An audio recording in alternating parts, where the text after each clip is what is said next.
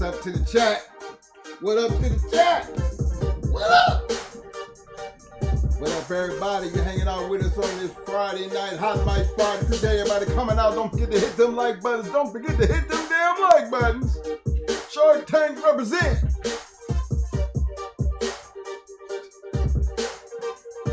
Shout out to my man. First one in the room tonight was my man, Old Smoke in the Hills. What up, fam? Big shout out to my main man, Mr. Michael For Good. What up, fam?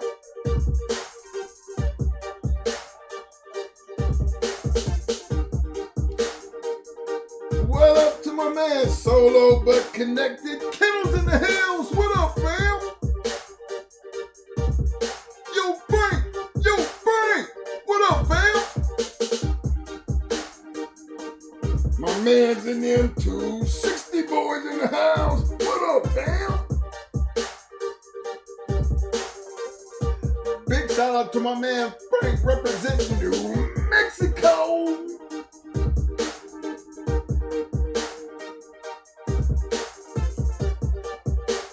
Shout out to my man Future Kennels in the house. What up, fam?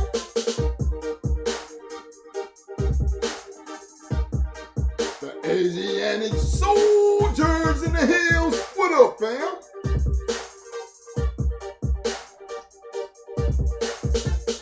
My man, ODG Bulldogs in the house. What's up, fam?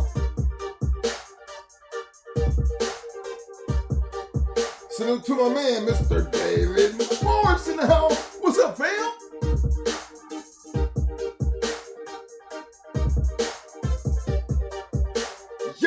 Yo, my man, Fat Farm Ray in the house. What up, fam?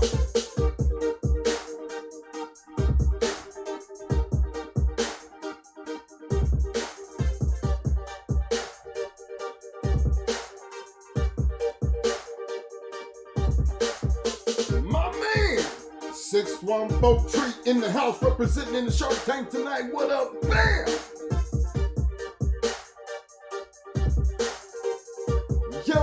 Yo, SBO Kennels in the house. What up, fam?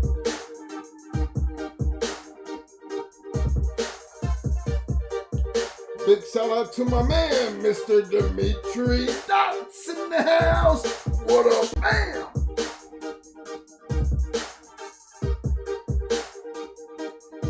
Yo, K-Walk. Yo, K-Walk. What up, fam? My man, Dreadlock in the house. What up, fam?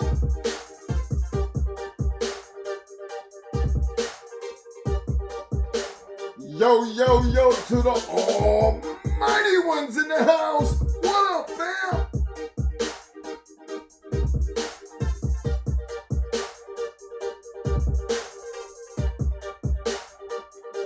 My man's in them. Self-made Kennels in the house. What up, fam?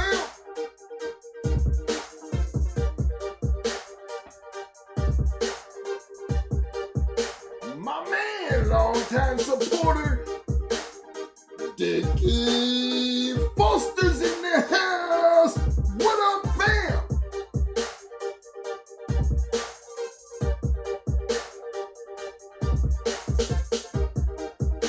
Big shout out to my man, Hellcat. The dog man's in the house. What up, Hellcat? What up, fam?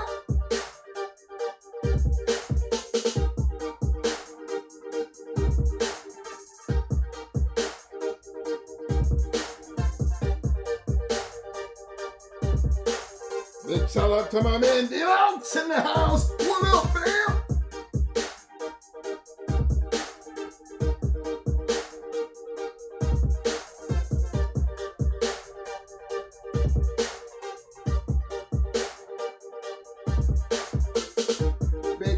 To my man, yo, Tony, my man, Tony Montana, American Pitbull Terriers in the house. What's up, fam?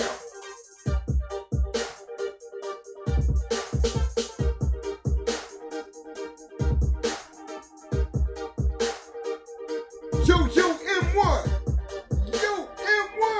what up, fam?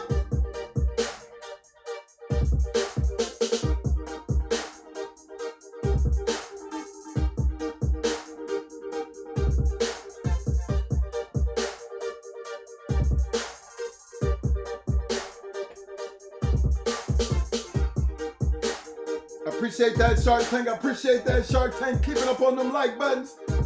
Keeping up on them like buttons. Appreciate the love, fam.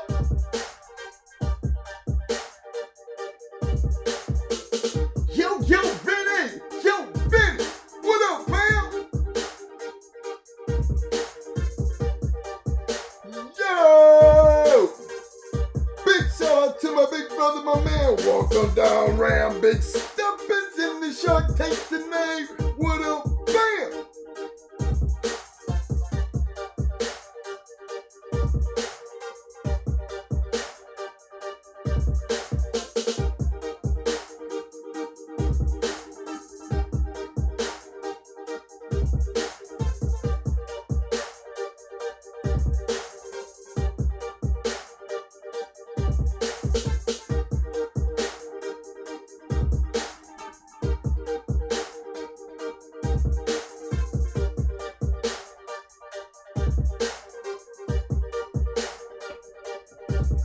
Shout out to my man, James Brown Sr. in the Shark Tank representing What's Up, fam.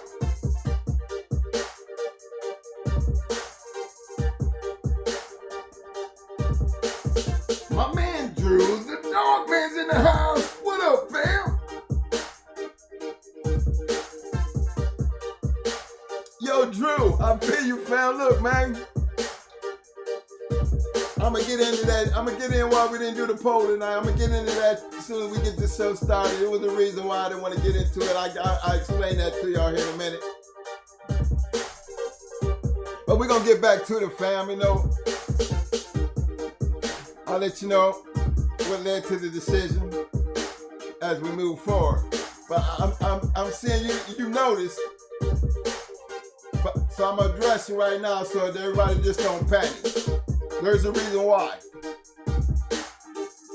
Big shout out to my main man, Lloyd Taylor in the house. What up, fam?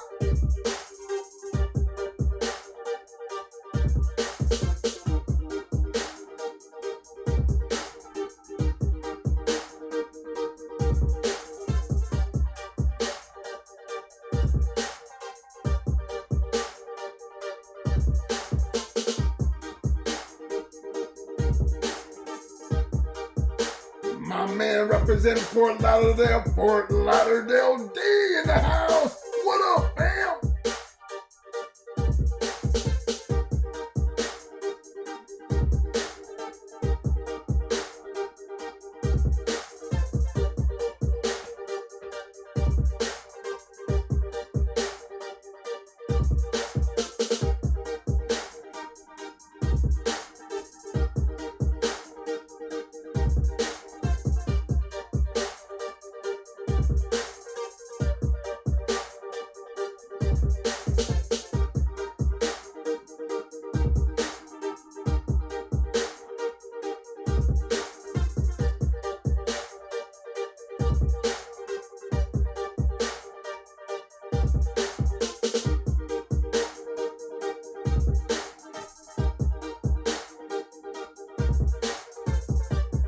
Appreciate everybody showing up tonight for this Hot Mic Friday. Appreciate that, Shark Tank. Appreciate that. For all you viewers sitting back there, just sitting back, chilling. Don't forget to hit that like button if you haven't already hit that like button. And if you have not subscribed, don't forget to hit that subscribe button. You know what I'm saying? Again, appreciate everybody showing up tonight. My man, Ethan Brown's in the house. What up, fam? My man, Mr. James Griffin in the house. What up, fam?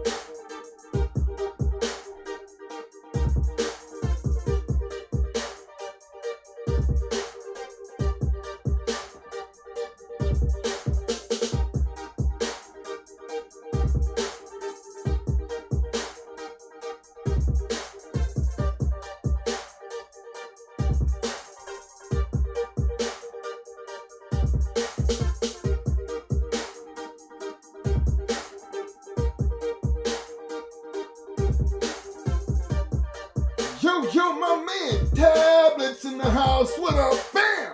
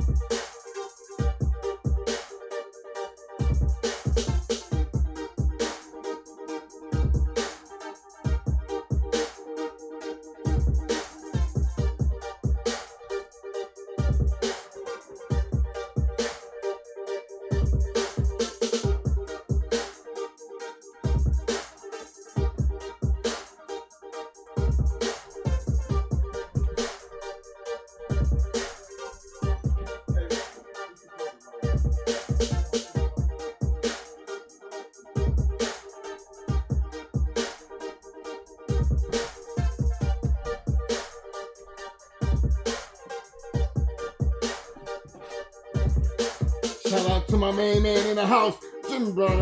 Brown representing 727 with a bam.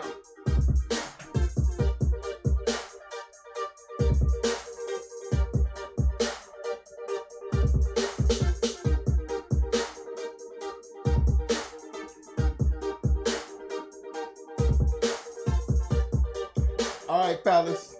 Y'all know we got that super chat and them super stickers working. You know what I'm saying?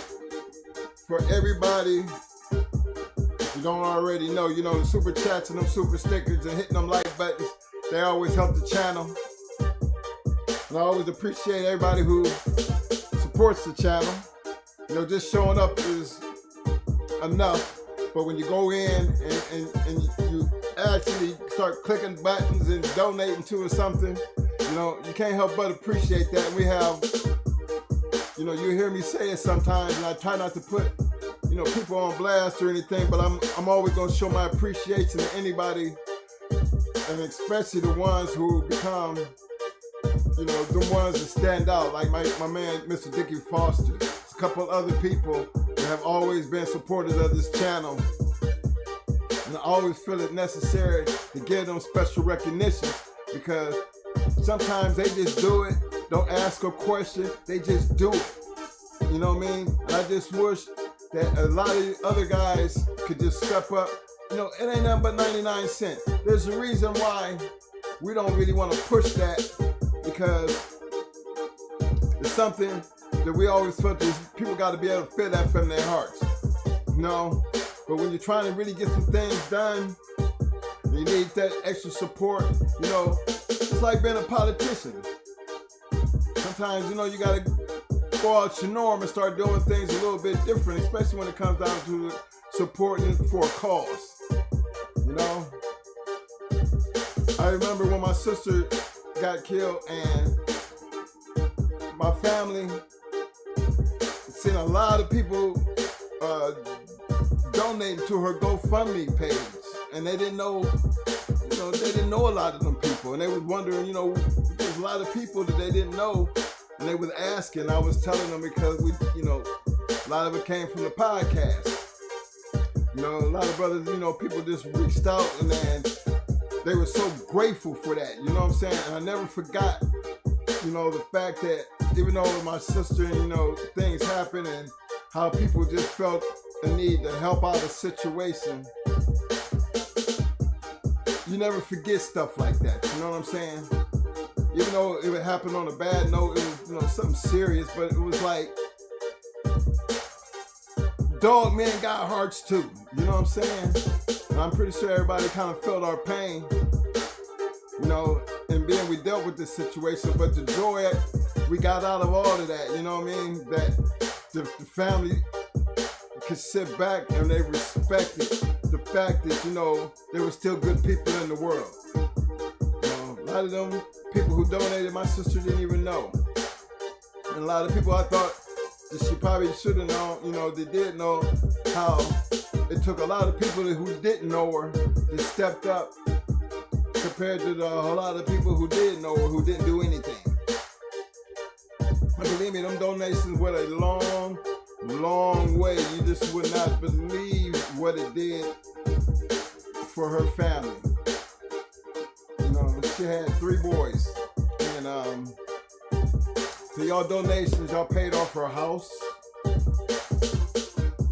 know, that was a must, because she was actually driving that Uber to get that house paid off, because she was going to move to Florida.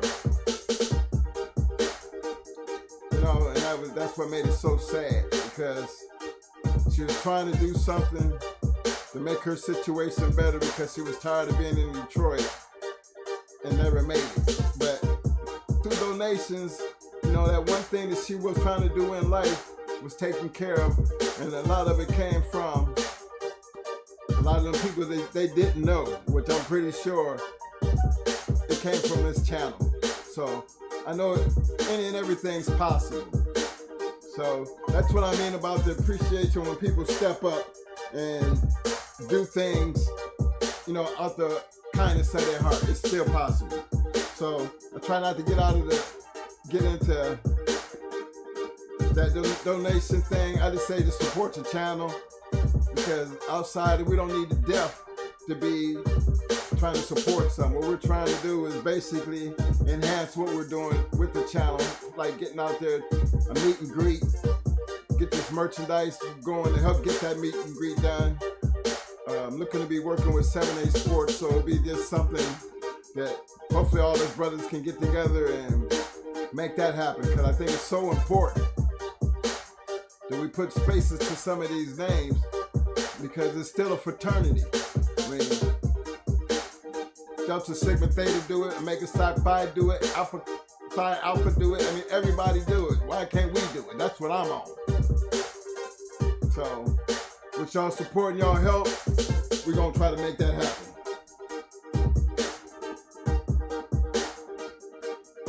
My man Solo Connected Kennels coming in with the 5-piece.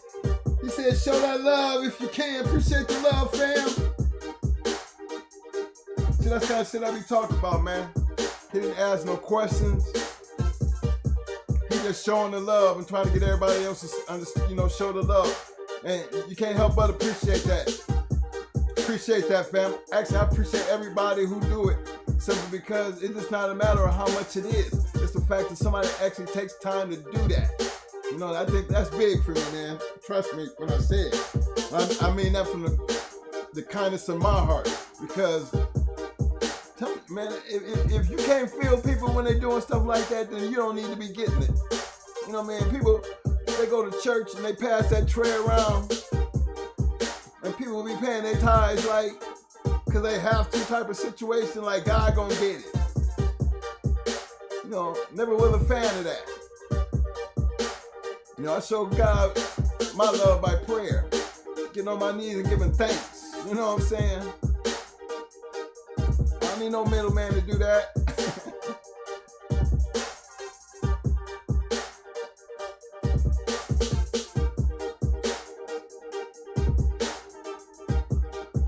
My man, Russell Shaw in the house. What up, fam? Yo, Mike Lee, what up, fam? My man, Flight 517 in the Shark Tank tonight. What up, fam? Red Rum, yo, Red Rum, what up, fam? My man, C. Rich in the house. What up, fam?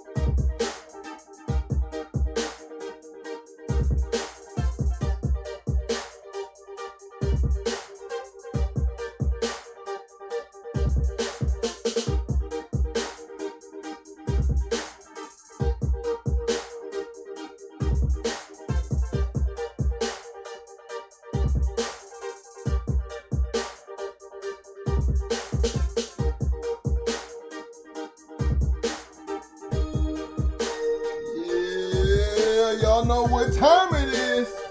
Yes, sir. Y'all know what time it is.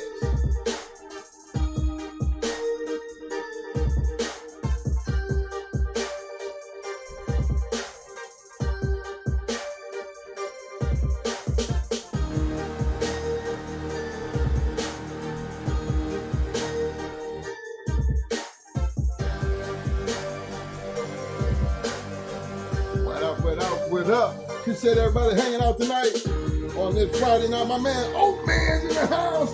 Yo, Brian, what up, fam?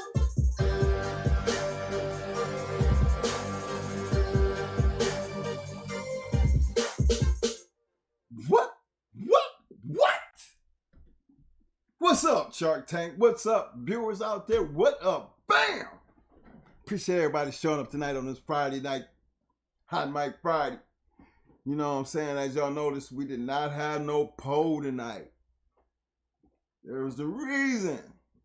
You know, based on the last couple polls, you know, it's getting a lot of, well, I'm not going to say a lot of kickback, but, you know, a lot of insight. Remember, every time we do a poll, we're trying to get, you know, our temperature checks on the game. But believe it or not, fellas, we also go back and we watch what goes on in the Shark Tank in the comments.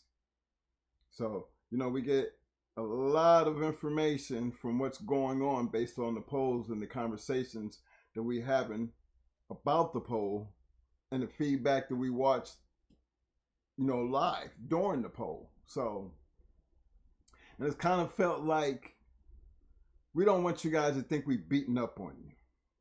You know what I mean? Or talking down on nobody. Because the polls were never meant to talk down or classify anything. Polls are meant to get people's personal opinion on how they feel about a certain issue. So when you start watching the poll and then you're watching the comments, you know, one thing we needed to get out of the way is, first of all, the poll is never meant to be personal. Anytime anybody takes the poll personal based off an answer they choose to give, or they voice their, you know, opinion on how they feel about the poll, you're entitled to have that opinion. But what you don't have the right to do is question or knock somebody else based on the way they feel about the way they feel. And we kind of been watching it go that way. And see, we're not trying to lose viewers. We're not trying to get guys to start sitting on the back street and not participate in the Shark Tank. We're not trying to get into that. You know, and before, you know, as we move forward in the polls, I needed to get that part addressed, because we got a lot of phone calls, you know, especially a lot of our peeps, you know, some of them call in, and everybody always giving us grades, and we always talk about what's going on the show. Hold on, fellas.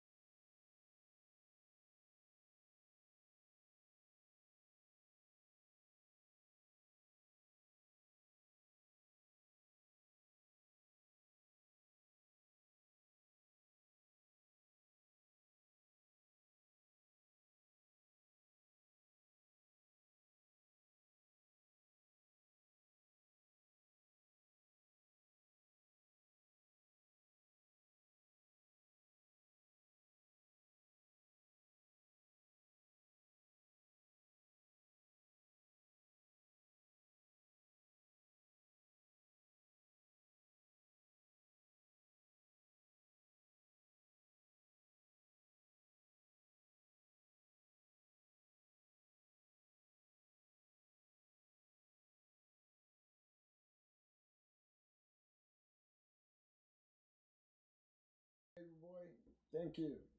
Okay, I don't know how long that thing been down like that. Thank you so much, bro. How long that thing just drop off? They said he hadn't heard nothing from the beginning of the show, man. Okay. All right, fellas. Look, fellas, we're gonna run this right back to you. I'm sorry.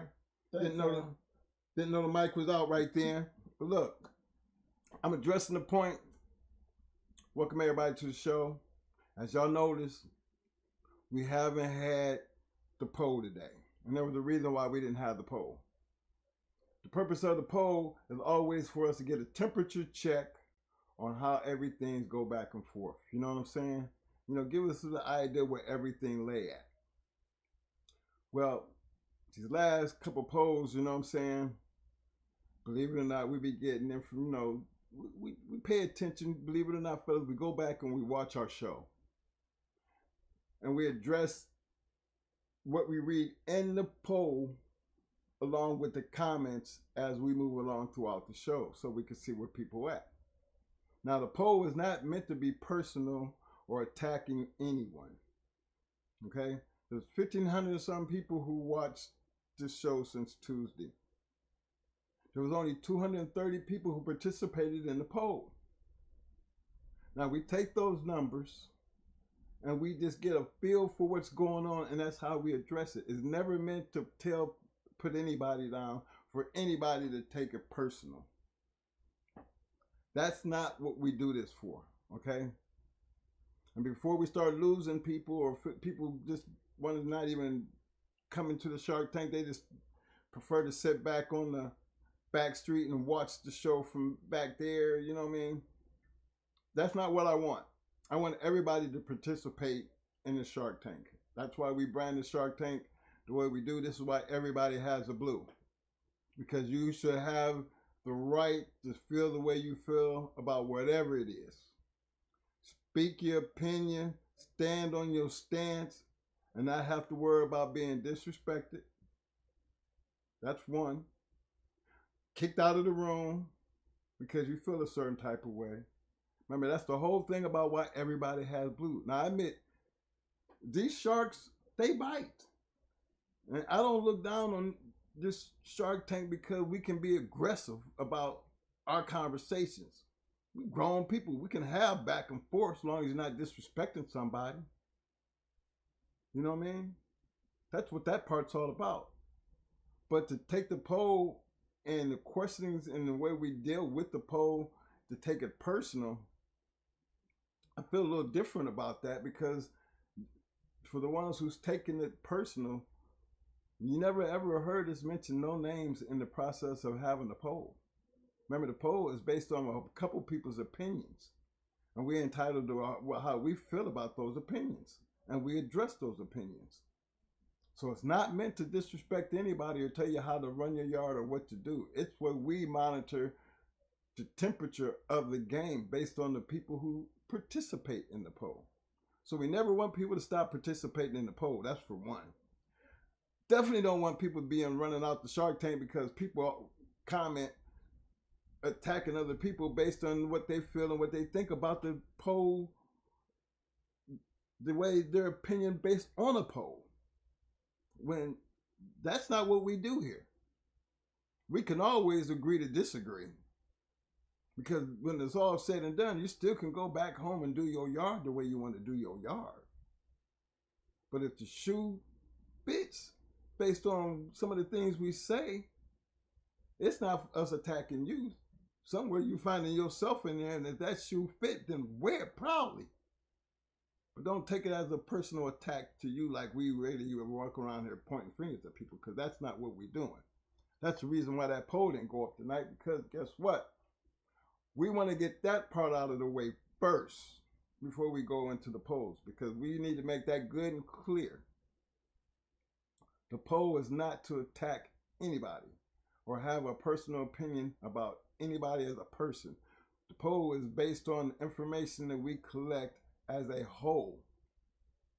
And that is it. If you're in the Shark Tank and you comment and you feel a certain type of way about an opinion and y'all going back and forth about opinions, that's okay. But there won't be no, I'm not a fan of the disrespect or, getting down on somebody because of their opinion. That's something that we clean up here in the Shark Tank. This is why when I see it, you know, if you want to really see me intervene in something, is when it gets disrespectful. Anything other than that, you see, I don't bother you guys when you're going back and forth, because again, that's the whole thing about debating. You know, the poll is meant to create a debate. What I don't like is when somebody takes, you know, participating in the poll, and then we don't get any comments based on those opinions. Now, I see a lot of guys in the Shark Tank, they have their opinions and they stand on them. But these last three, some of these outrageous, you know, like the none of the above and things like that, them odd ones, if you vote for that, then it is okay to stand up and explain why you voted. Those are the people that I want to hear from. Those are the ones that I want to be able to take a good look and discuss those situations, because they might be able to pull me into thinking like they thinking. But don't think that we don't want to know why you do that. And I noticed the last show, I didn't get not one person, and I know we had 7% of that none of the above. I can't think it was none of the above. Well, that was the show before, but I can't remember what the last one was about. But again, I didn't get no comment because I really wanted to know why you think the way you think. So as we move forward, fellas, I just want y'all to know the other thing that you might have missed from the beginning of the show is I had a shout out to my man. Hold on one second. My man, who was he? He came in here with a super chat, and I want to make sure I got him. Y'all, I'm out here just going off and with no mic or word going on, no whatsoever. I can't get back to that super chat, but who was that for the super chat? Oh, my man. I wanted to get that point across. Special shout out for everybody who do that super chat thing. I know my man gave up $5. And again, let me explain that part to you. On them super chats and them super stickers and them cash apps, really appreciate you guys who really do that, because again, so important to the channel, just like hitting them like buttons. I said earlier, and you probably didn't hear, but I'm gonna say it again. There was a point in time, we don't usually talk about donations and all the super chats. We just tell you guys, you know, support the channel. And you'll hear me say it sometimes. I put some of my guys on blast, them long time supporters. I don't have no choice but to reach out to them, because again, it's appreciated anytime that anybody does that, because they don't have to, you know. So I reach out to them people, you know, to show my appreciation back to them. So I want y'all to understand that point of the show, that we're trying to do a meet and greet, and we're trying to get everybody on board. And you know, I remember when my sister died, how everybody stepped up. You know, now when I say everybody stepped up, I don't know about those everybody's, but I knew my family was looking at the GoFundMe, and there was so many names of people that they didn't know that came through like a champ. You know what I'm saying? And it was one of them things to where they were so impressed, you know, and they were asking, who are these people? And I said, well, a lot of these people came from, you know, the channel. So I was reaching out, you know, everybody came through, and it was so much that helped her, because actually she was only working at Uber because she was trying to pay off her house and move to Florida. And that's the only reason she was out there, for the tragic thing that happened to her in that process. Believe it or not, thanks to y'all's donation and people stepping up, she got that situation taken care of in depth. You know, and I always took that to heart, because I knew a lot of those names that donated in that cause. You know what I mean? And it felt good to see, you know, my family don't know none of these people, but to see these people stand up for a good cause, you know what I mean, and had the love in their hearts to donate 10 and 15. Well, that money did add up. That money added up enough to where it actually did pay off her that what she had left one about $19,000, but that's still a lot of money that worked out in her favor, that her kids didn't, her 3 boys didn't have to worry about. Stuff. Yeah, you know what I'm saying? And there was so many other people that stood up, but then there was a whole lot of, like I said, when you know, a lot of those GoFundMe's came from a lot of people from this, you know, from the Pitbull fraternity. So I always take my hat off to that type of situation. I'm always going to take my hat off to everybody who donates to this channel. And I don't want y'all to stop. I just want y'all to, you know, keep doing what you're doing. I'm going to keep showing my appreciation. And I need to make sure we all on the same page as far as dealing with this poll situation.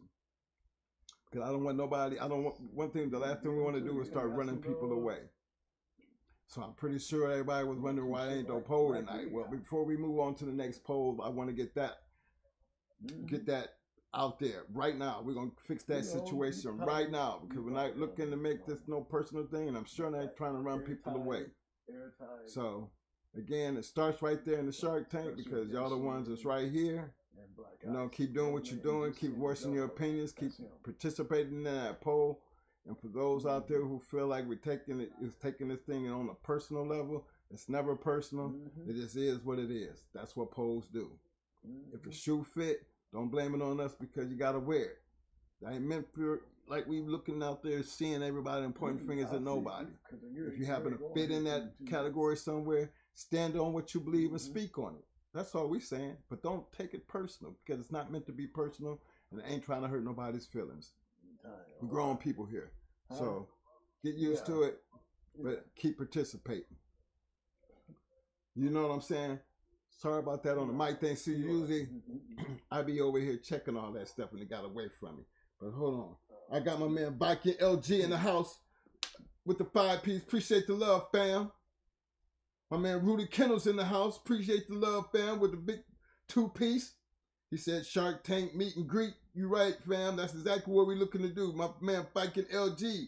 Team 1 and 2. Twin 1 and 2. Shark Tank love and everything. And that School's in the house. What up, fam? My man Wimune. What up, fam? Yeah, and that 5-piece. Special shout out to my man who actually got it started out right tonight was my man Solo but Connected. Kennels came in with the 5-piece. Appreciate the love, fam. I don't think y'all heard me when I said it, but just in case you missed it, that special shout out go to my man Solo but Connected Kennels, because he's the first one that got it started. Again, appreciate the love, fellas. Please understand where I'm coming from as far as this poll situation, so we can get right back and dive right back in there. And I still need to make sure that everybody's don't, you know, participate and don't take it personal. Feel free. That opinion matters here. That's why you wear that boot. And please understand, for those who don't understand, it's a shark.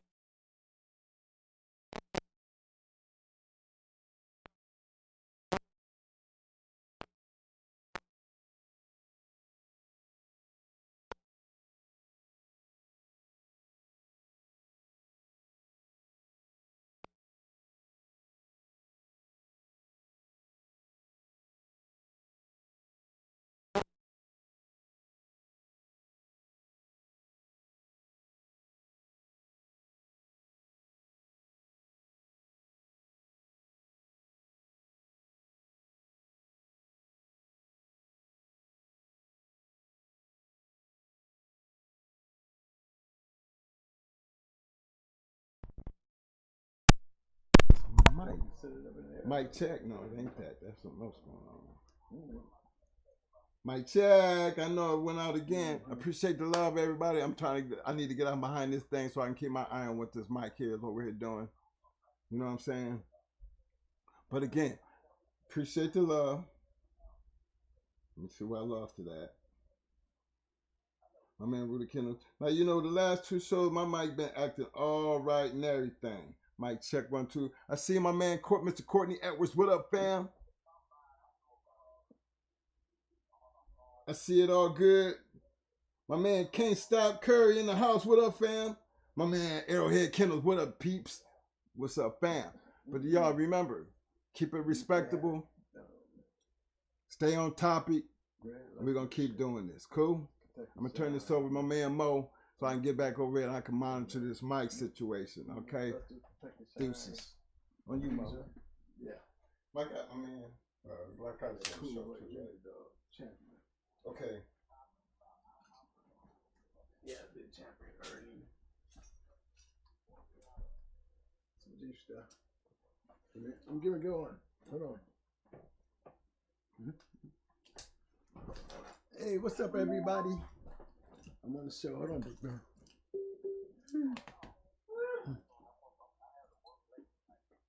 Oh, okay. Well, I'm talking to everybody here right now. I got Black Ice in the bullpen. I got M&M on the other line. Sitting here talking to me. How y'all doing? Okay, Ice, you there? Yeah. Okay, hold on 1 second. I got you plugged in and everything. Let Mo go ahead and get his tune in and everything, and we'll be right at it. Hey, you guys, we got my man Black Ice in the house tonight. Yes, sir. Can you hear him? Yeah.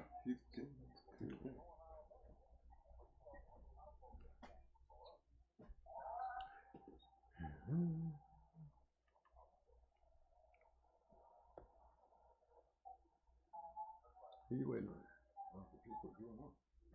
on? What's up, Ice? What's up, man? Man, I'm just here taking it easy, man, as I usually do. Okay, man. Go ahead. What's up for you tonight, bro? Man, you remember your anniversary? How long ago that was? February 28th. February 28th. Yeah. Okay, so February, April, May. That's what, 4 months ago? Yes, sir. Okay, we talked about the Cockney Shorty Cowboy Doctors. Right. Okay. After that show, a lot of people called me. A lot of people was questioning me about certain things, you know. And I'm not here to bash nobody for what they got, because what they got is what they got. That's their business. They ain't got nothing to do with it. I got a couple people on there. What's his name? Mongoose Kennel. Got other people up there. Vinny got about maybe like 10 people on the board right now. They asked me, you know, they called me and they asked me, how could I make those statements? You know, and I told them, I say, listen, when you start breeding them dogs and you start line breeding them dogs come white. And they said, well, you know, I've seen a lot of people with them dogs.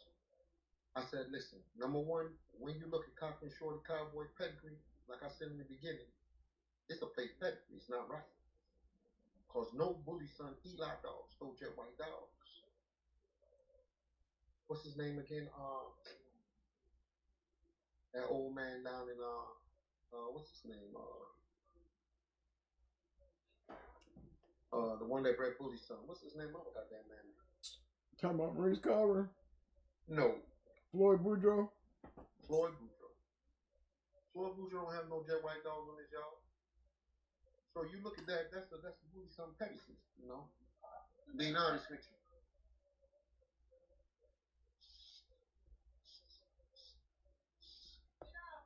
You know, that's the bully son pedigree, you know. So when you look at the pedigree, and I say the pedigree was a fake pedigree, because the dog is, you know, years ago, this is years ago, I heard that the dog was like 6-time boomerang, you know. Cochran Shorty Cowboy was 6-time boomerang.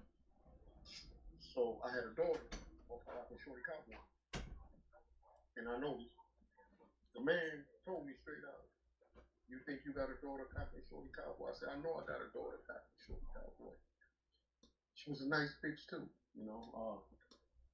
So as I took the bitch and I bred the bitch, he said, yo, once you start breeding that shit, they gonna throw you all white dogs. And that's when you know that a genetic pool, keep the white ones, start breeding them. The one that looks like Shorty, that's what you breed. So I was like, okay. But through the years, all the dogs start coming out looking like that. So I was like, with the white, look just like Shorty, look just like him, but they got a little bit more lax. When you start inbreeding them, that's when the legs start to go. Like right now, them dogs like 30 pounds, big head, muscular bodies, but they long, you know. And so you know what I'm saying? I'm telling people, so boom, the other day I had a lift. That's why I'm back on the show. Mm-hmm. So I told my man, I bet you anything in the world. I bet you $500 to $100. And my dogs are white dogs. And he said, how is that possible? The mother's black. I said, well, you know, it's Cocker and Shorty Cowboy, bred to Champion Peanut, took a picture off of that, bred it to Grand Champion Destroyer. But see, Grand Champion Destroyer, people talk about Destroyer, he was a hell of a dog. I don't know what people be talking about, you know what I'm saying? But it's like this. Once you hear something, you run your mouth like a parrot. You don't really know, was you there? Did you see the dog? No. So ain't every dog gonna throw with every dog. Look at that dog, Deacon. Everybody running Deacon. Yo, let me tell you something. Look at the litters he produced with. He was bred to that assassinated bit. That was a whole rhyme litter. Before that, he was bred by maybe 10, 20 times. What did he produce? Like I said, some dogs, you gotta take time and breed them, and you're gonna find out what's gonna click or what's not gonna click. And I learned that some dogs, you inbreed them so much, they're not worth nothing. But breed them out. You get something, just like the shorty dogs.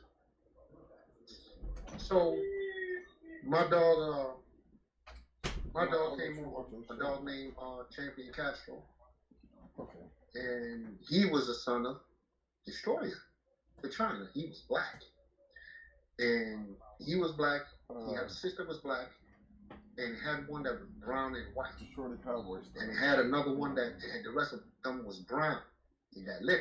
People will be so what I did, I took that and bred it to something else. Brought a bitch and took the bitch and bred the bitch Castro. So she came black. But I noticed every time I breed the bitch, no matter what I breed her to, she throw herself. So I turn around, but she always throw a white dog. And basically, it's true. She always used to eat her puppies.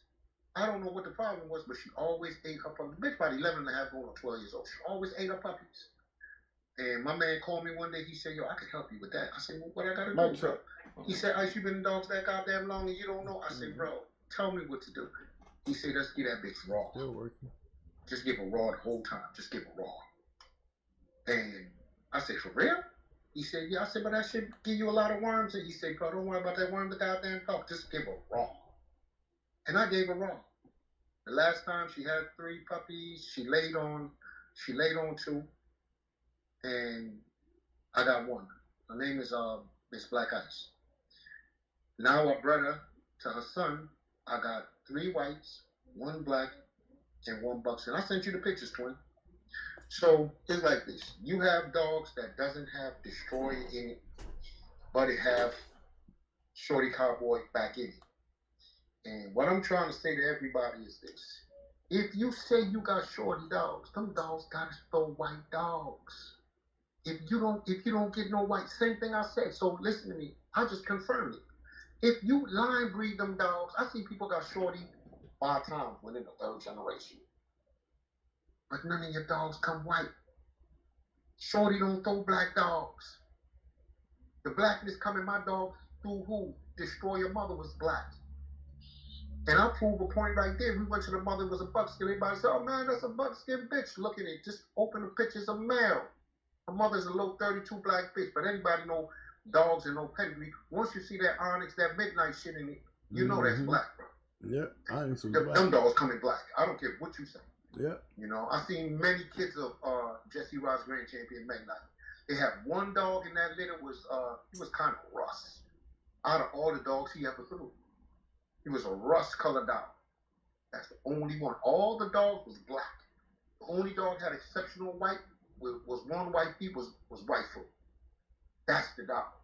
But all them other dogs, they all look alike. Them dogs can't hide. Can't hide it all. You'll know them dogs from a mile away. You know, that's if you know what you're looking at. You know,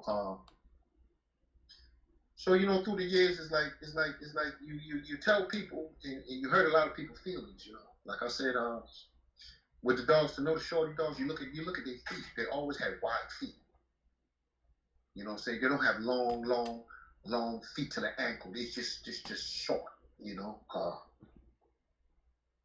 So you know, I just really called to just confirm it. You know, and so I said it, and I know for a fact I was gonna get it because I know the dogs. When you don't know the dogs, you don't know the dogs. You know what I'm saying? You taking a man word, a man telling you, oh man, like I have a lot of people like, oh man, but I'm telling you the dog.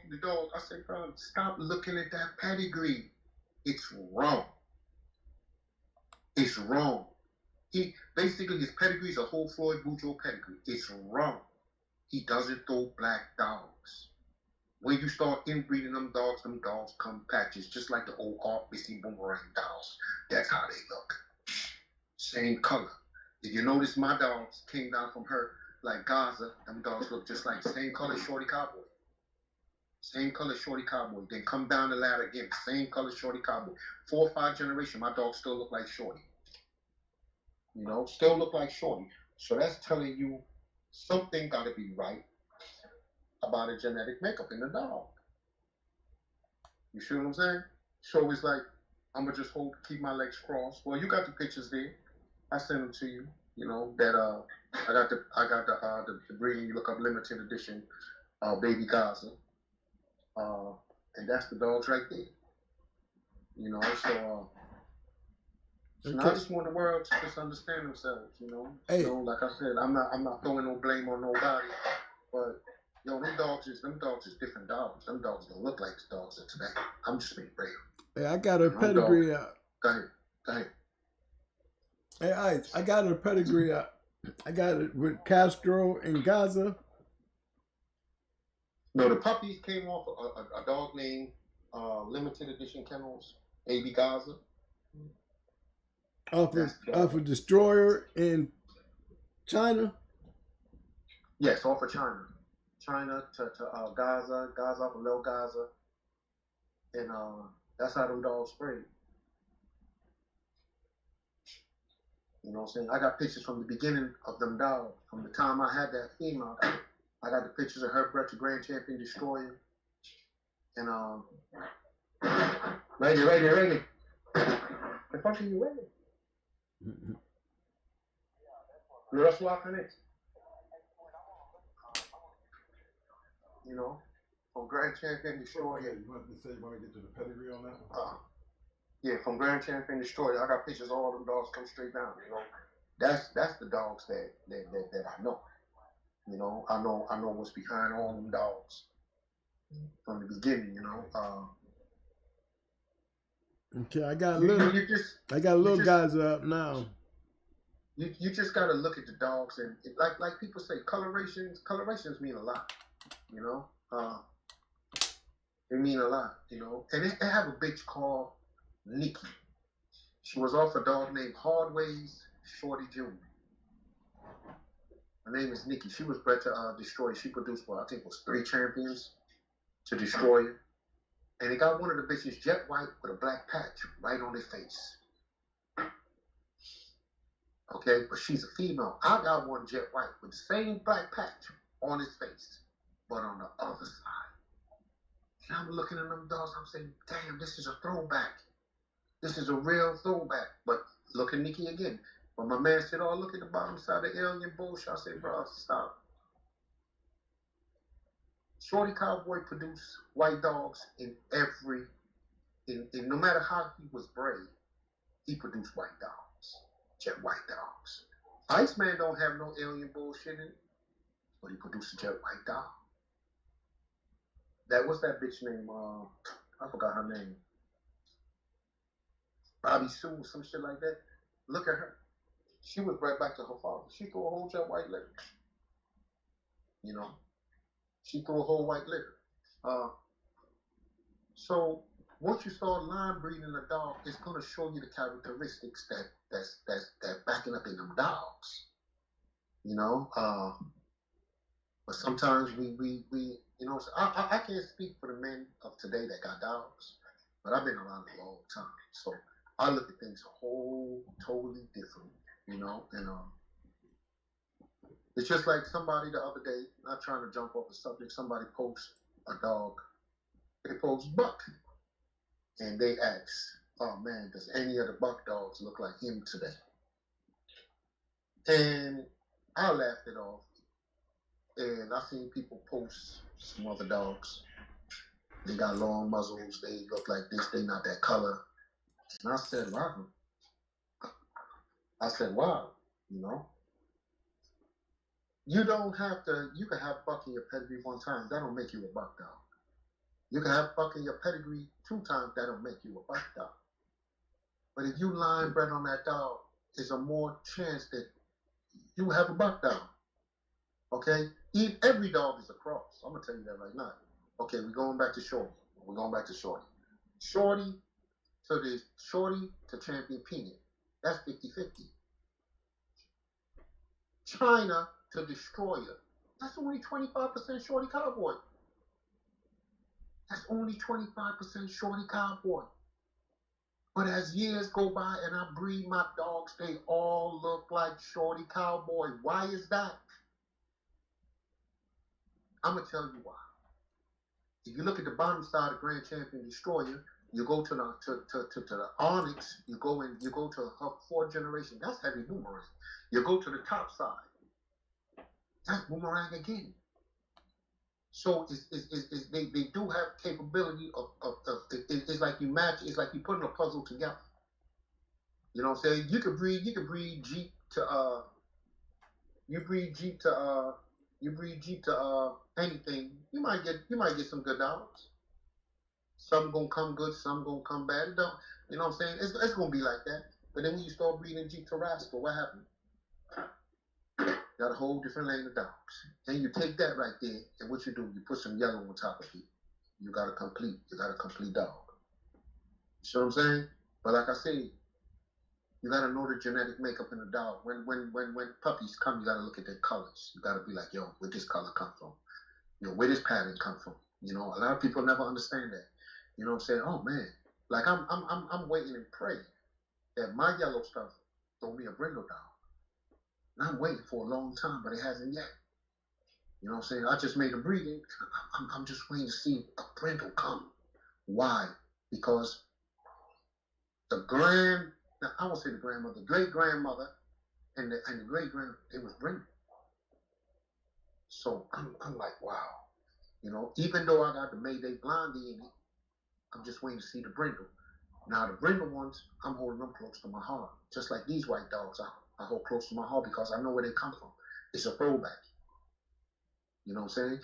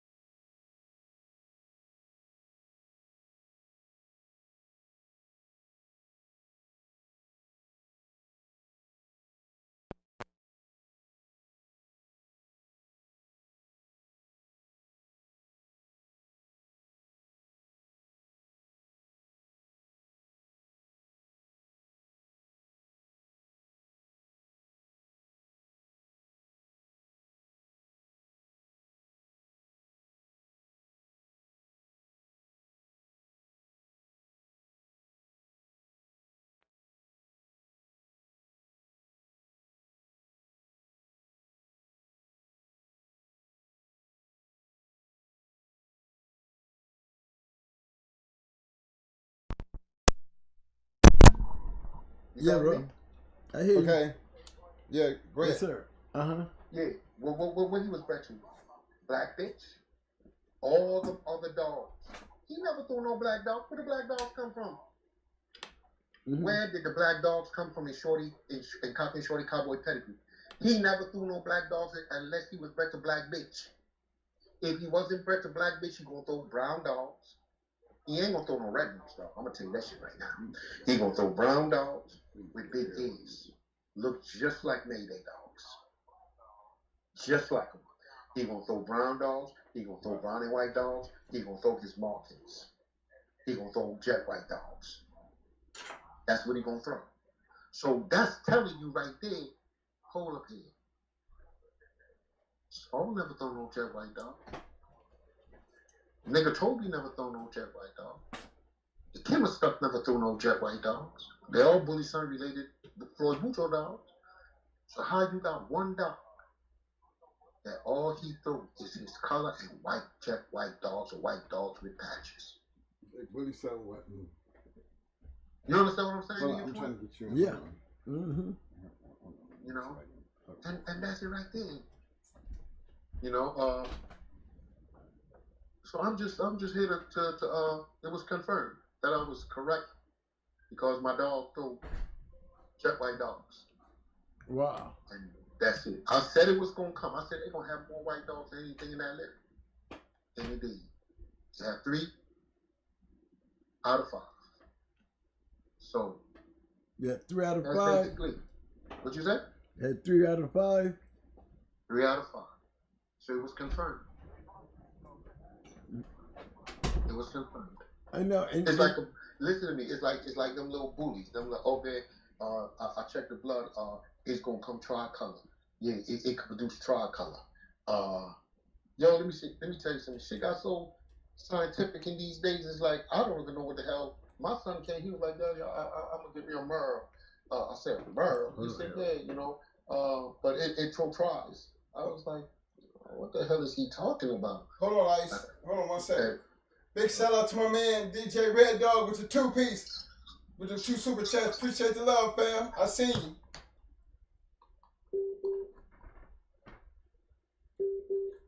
It's like. Hold on 1 second, Black Ice. All right. Hey, Harold, can you hear me? Yeah, I can hear you. Okay, so I got both of y'all in here. Hold on 1 second. Let me turn up the volume on these things. I got y'all both on. Now, y'all keep going at what you were saying because Harold was, Ice. M&M was confirming some stuff, and I wanted to bring him on because he's trying to tell me something I think everybody should hear. Hey. Okay, that's cool. Okay. Hey, go ahead and tell me what you want to. Go ahead, big bro. No, Bulletstorm was not Honey Bunch Fed. You know, I sent you some pictures of pet cows. You know, when she heard about us, they thought we was all white guys. And we went down there, she was laughing. And when she had supposed to come down, the guy took us down there. And she was laughing. They said, everybody think y'all white. You know, because what we was doing. But Crenshaw told me when they first went down there, him and Garrett went down. Garrett went down there. Boston Don from Chicago. So they came home. One of them quit in 15 minutes. So the other one jumped the box, ran in the woods, and they couldn't find him. He said he called Carl and he was laughing. He said, man, come on back down here. I got Irish Jerry went with him. When he went down there, he handed him $100. He said, take this puppy. Don't rush him. There's going to be some good stuff here. And they sitting right there and they said, man, this dog ain't off $100. Ain't off of what his son he did there. They figured that out when he dropped the finger. And later on, I went down there and talked to Roger Fee. Roger Fee was Maurice Carver's yard boy. And when he was talking to him, he said, man, I'm going to help you out. Come on back down here. He said, there's a guy down here that has a yard off of Little Major $100. He said, you can't say nothing about it. He said, but I know because I was his yard boy. And there's certain things he wouldn't tell when I was asking questions he wouldn't tell. But he told me that. Have you ever heard of a Little Major $100? Nope. You never heard no Little Major $100. It was a whole litter of them. But he got rid of those dogs to different people with different pedigrees on them. Pat said she don't know what was what on them dogs. She said, well, we took a lot of that stuff to his grave. You know. So he didn't tell nobody. So Ray Long told me, Ray Long and my dad was real good friends. Ray Long told my dad said he could come over there and breed his dog. And he come in and come pick out a couple of out of a litter. He said, and the yard boy said, hey, he didn't say he had 2 more litters on the other side of the yard, did he? After stuff. So shit, he was doing that shit all the time. But they made good dogs. So, you know, all you gotta do is you take them good dogs until you get what you want. When you breed them. Okay, well, I was gonna ask you when you were telling me about, you know, you said that Ice was right about certain colors and stuff like that. That's what I was trying to elaborate on. Yeah, yeah. It's just like when I bred the Jeep, I bred my little dog the Jeep. I ended up with Mungus. You see Mungus picture? I sent you a picture. He's a red nose dog. Those are dogs that he was getting when he inbred to his door, to his sister, stuff like that. He would get red nose dogs. Let me tell you something. When I went up there, he had some red nose dogs on his yard. You ever seen anybody with any those red nose dogs that come out of the Jeep? Have you ever seen anybody that got those red nose dogs? That was I had one. I had a triple bred Jeep bitch. Daughter off the Jeep. She was a red nosed bitch. Right off a Jeep? She was triple bred off a Jeep. Golden. Yeah. Yep. She was Jeep, bred to Jeep, off a Jeep. Yeah. Now when I bred him to my Donald dog, I ended up with that big red nose. Man, you see that stuff, there's no way that I thought I'd bred to this big alligator dog and come up with a red nose dog like I'm inbreed. And Mungus threw a lot of, he had old genes in it. He threw a lot of funky colored dogs. Red dog, red nose, white spots all on, half white, half this and that. Yeah, she was buckskin. She was buckskin and white. She was buckskin and red nose. Yo, I want to ask a question. This M&M Mason? Yes, sir. Yeah. Man, I used to speak to your father all the time on the phone, man. Real good old timer. Taught me a lot too. Father was a good man, bro. Yeah. He used to tell me all about it. He used to tell me, man, they used to call and they'll pass my house to breed to that other dog. As soon as I gave that dog up, everybody want to breed to him. I understand, bro, and it's still the same to this day, you know. Yeah. That's for real. Hey, that's why I used to stick to the back door and get Buffalo every time he stuck his nose out. I love him though. Hey, I love Buffalo. Tell you the truth, I do. We offered him dogs because he was a good guy. And Buffalo was a good position. I don't care what nobody say. Buffalo was a good position. But we tried to give him dogs because he was in a spot that we wasn't in. We tried to make deals with him. He just would not come to us and get dogs. You know, I had 2-time winners and everything. 1-time winners couldn't do nothing with him. And we offered him to him, man. He wouldn't come down to us. But shit, he would go to a white dude in the midget and it's $15,000-$20,000. We wasn't asking nothing like that. No. At all. Not so. Told you.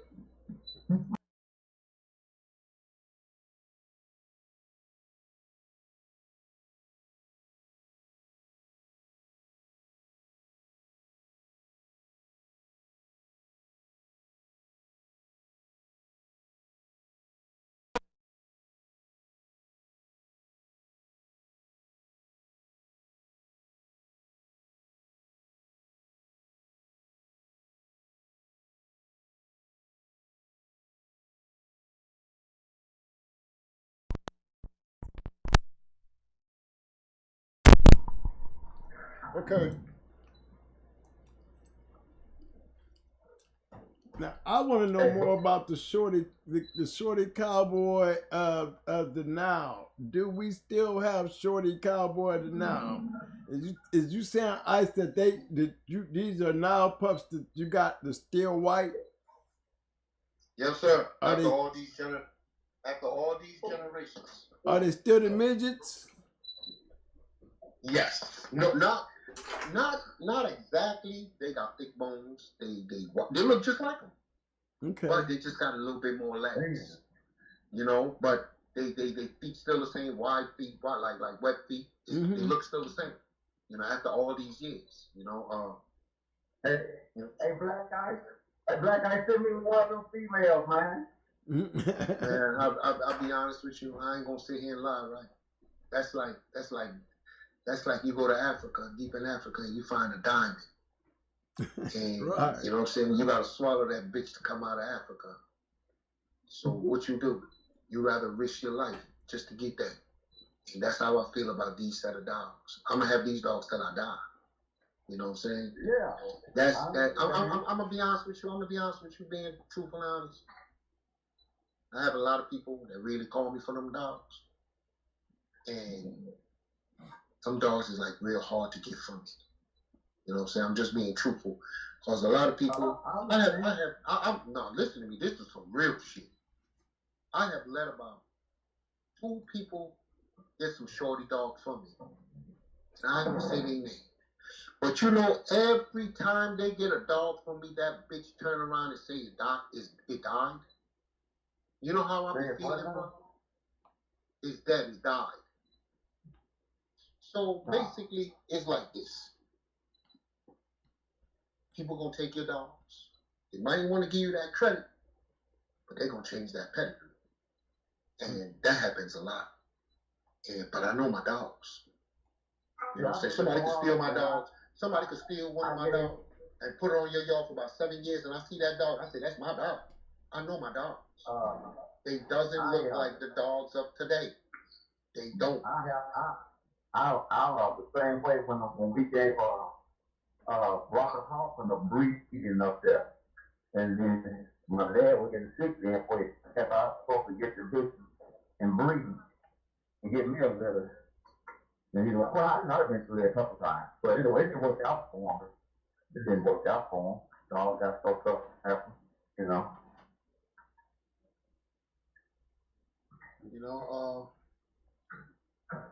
The dogs is like, is like, I don't even know what to say, man. They don't have too many old timers around anymore to really teach anybody, show them about dogs, because everybody got their own vision and their own way they think. Oh man, how you gonna tell me? Honey Bunch was off Bully Son. I said, hell fucking no, that bitch threw white dogs. Ain't no way in the world she was off no Bully Son. She basically was an Ed Crenshaw dog. Oh man, how you gonna tell me? I'm looking at the paperwork. Don't stop listening to people when they tell you about these paperwork, bro.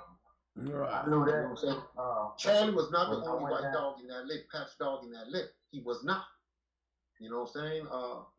But a lot of people, M&M, you know what the problem is? We was way back, bro.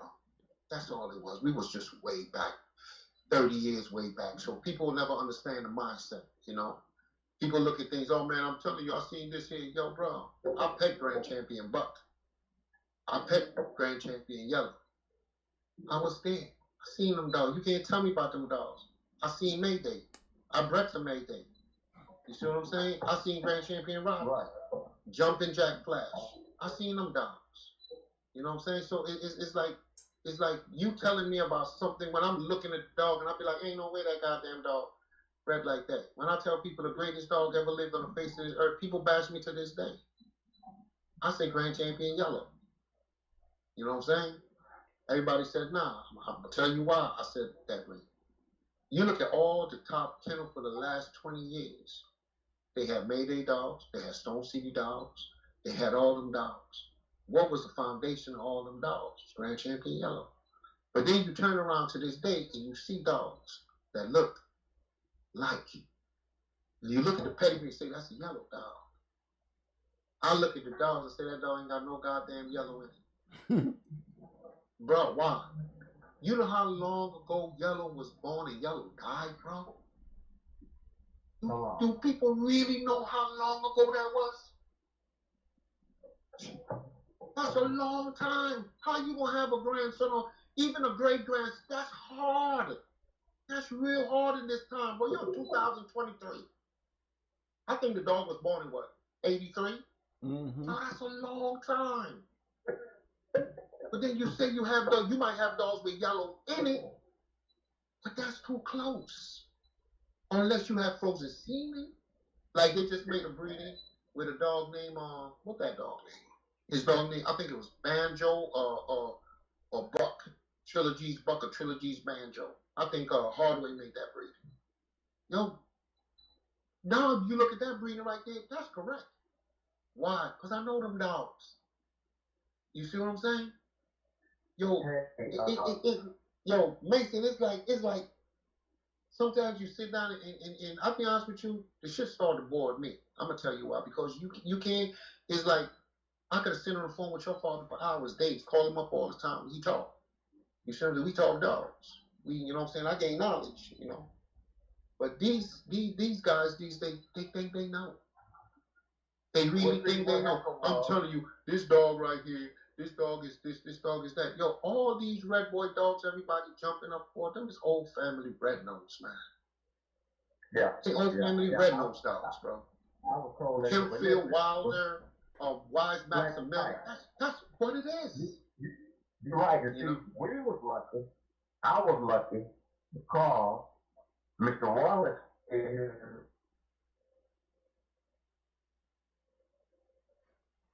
So when you tell people, so Mason, when you tell people that, people be like, "Oh man, I'm telling you, I'm looking at the pedigree."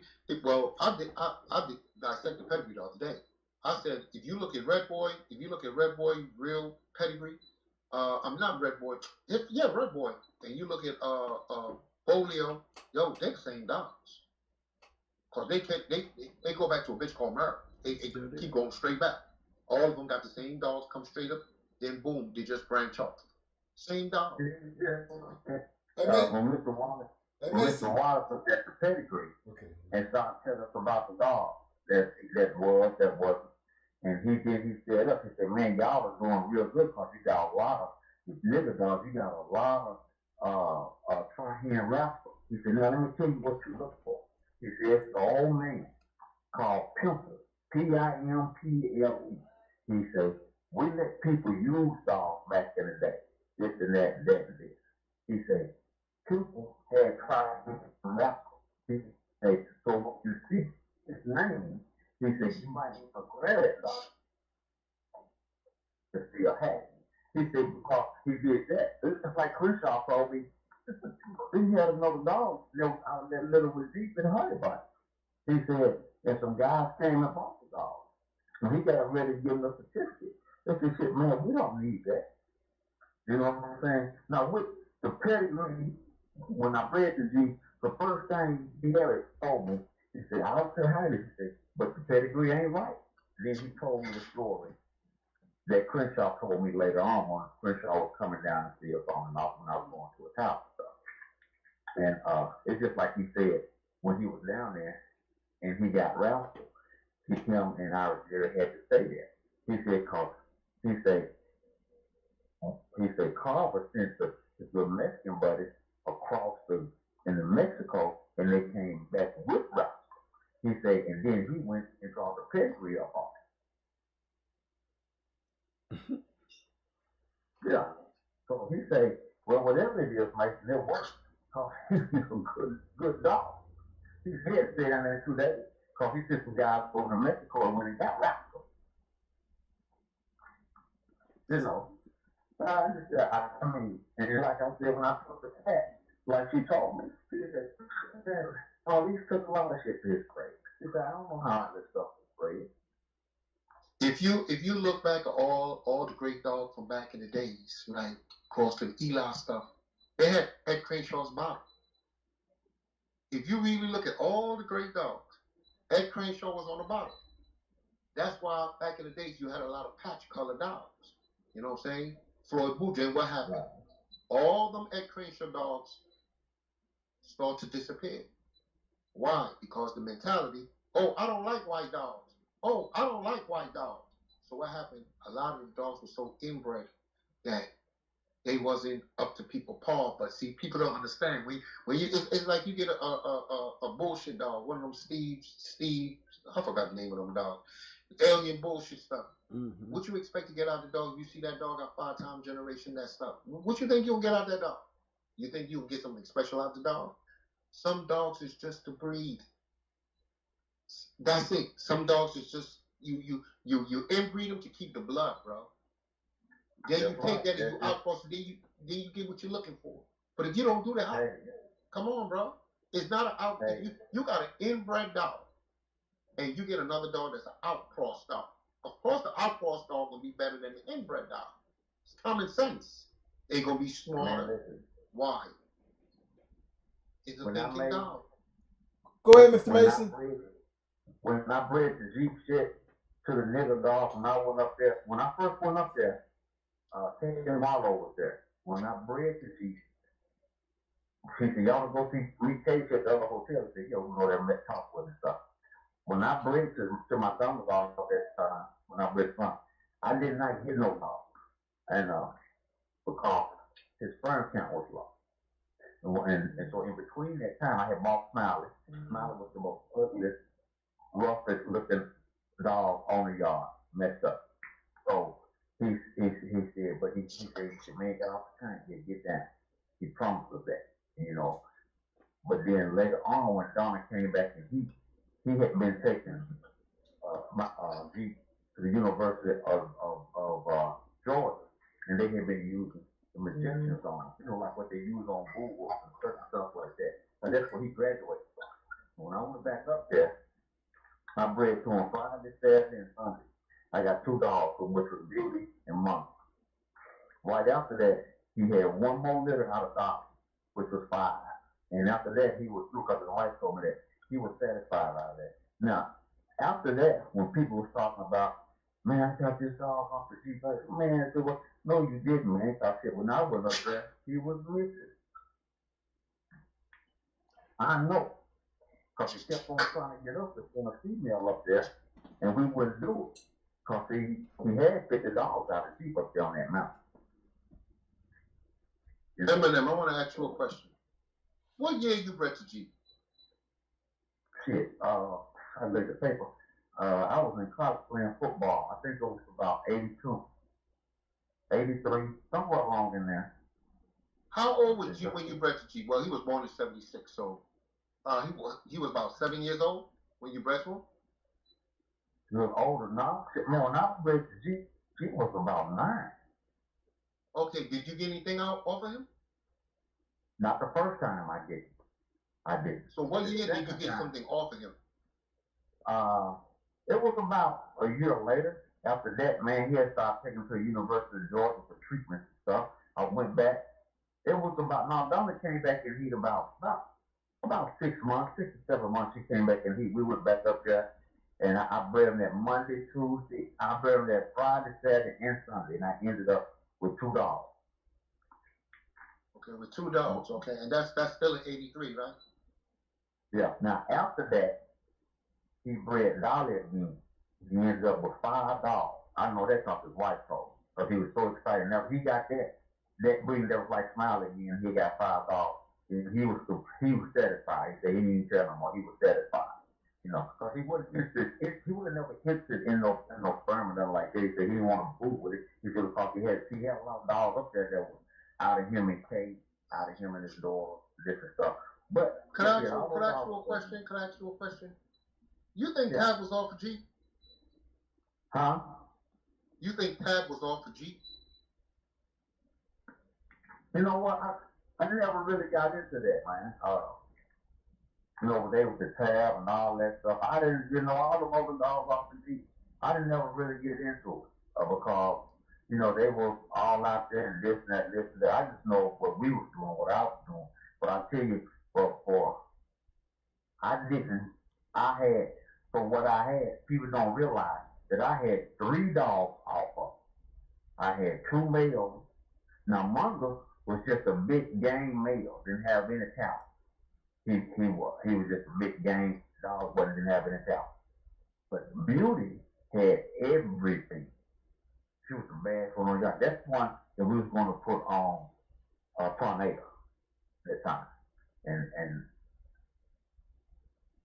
so but anyway, I don't know about the rest of them, man. I hear certain stuff. I couldn't really tell you because I know you had about $40 up there on that mountain. But he didn't have a nigger breed dog. So he was really interested in that breed when we did it. Because we had bred our stuff that was pure. You know, like I told people, Hellcat and them mama and those dogs, when I bred those dogs, I got them champions out of cold dogs. But the dogs behind them were 100% animal. Hey, you Yo, got. I want to ask you a question. Somebody just texted me something, right? And he said back in the days, if a ref does a ref get 10% of the pop, I told him I have never heard of that. I have never ever heard of that. Back in the days, no. Like I said, I don't know about now, but I know back in the days, a ref cannot get 10% of the pop. That doesn't make any goddamn sense. Never heard of it. I never heard of it. Never heard of it. Hold on, you guys. Ben, I got you guys, both of y'all on the show tonight. In the past, and this is in the past, I consider all of us hunters. Now, when we hunted, how important was the journal and some of the publications that was out there that helped us find who we was looking for? How much? Let me start with you, M&M.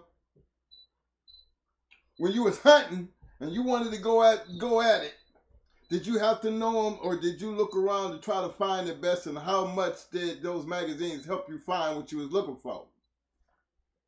Well, here was the thing. After we ran like we ran, and like I told you, a lot of people thought we were white. We finally met Jack Kelly. And when I met Jack Kelly, when I met him, we talked, and he put Gator on the front page as Dog of the Year. And we tried to go in the Gator. And Rodriguez we tried to get Jack to sanction it and everything. You know, it's just like I told you. I collected forfeits from Tant. I collected forfeits from Bob Boyle. You know, I got forfeits that's still out there that never quit. You know, when we went down, when I whooped that dog out of Yellow John for 45 minutes, and in that spring by the holler, and he's still alive. He'll tell you. He set it up. He wouldn't tell nobody. He set it up to see. When we got there, and we was going against Sam. Okay. And got a paid up forfeit. Yo, M&M. Yeah. M&M. You get me? Yeah, I mean, a lot of people had this thing that Chief died years ago, but you saying that you seen Jeep in '83? Yeah, man. When I go and look at my face, man, when I bred to him, I was about my second year. Like I went to college in '81 playing football. So I think it's about '82 or so. But we went up there and bred to him. And he was Katie Marlowe bred to him. You got her there. I bred to him for 3 days. I didn't see anything. Okay. Okay, because you know you hear a lot of stories. Jeep died after Homer, and you know. No. Man, he gave me. I got pictures of him at home. Now all of his left lip was gone. The left side. He only take pictures on the right side. He said when Homer got through with him, man, he said the man went on the inside and put about 100 stitches on the inside. Then he went from there. He went to the outside of his face and started stitching him up. So they said it was just he was just lucky to leave behind that.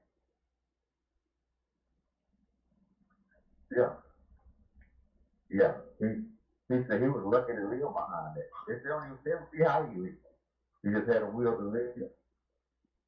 Well, Mr. Mason, I got you on here, M&M. When you hunted, how did you go about it, though? That's what I'm looking for. That's for what? Hooked up. Right. I mean, you always try to go into the most and we met out there on the road plenty of times. Yeah. Our association was basically built around hooking up. Now you was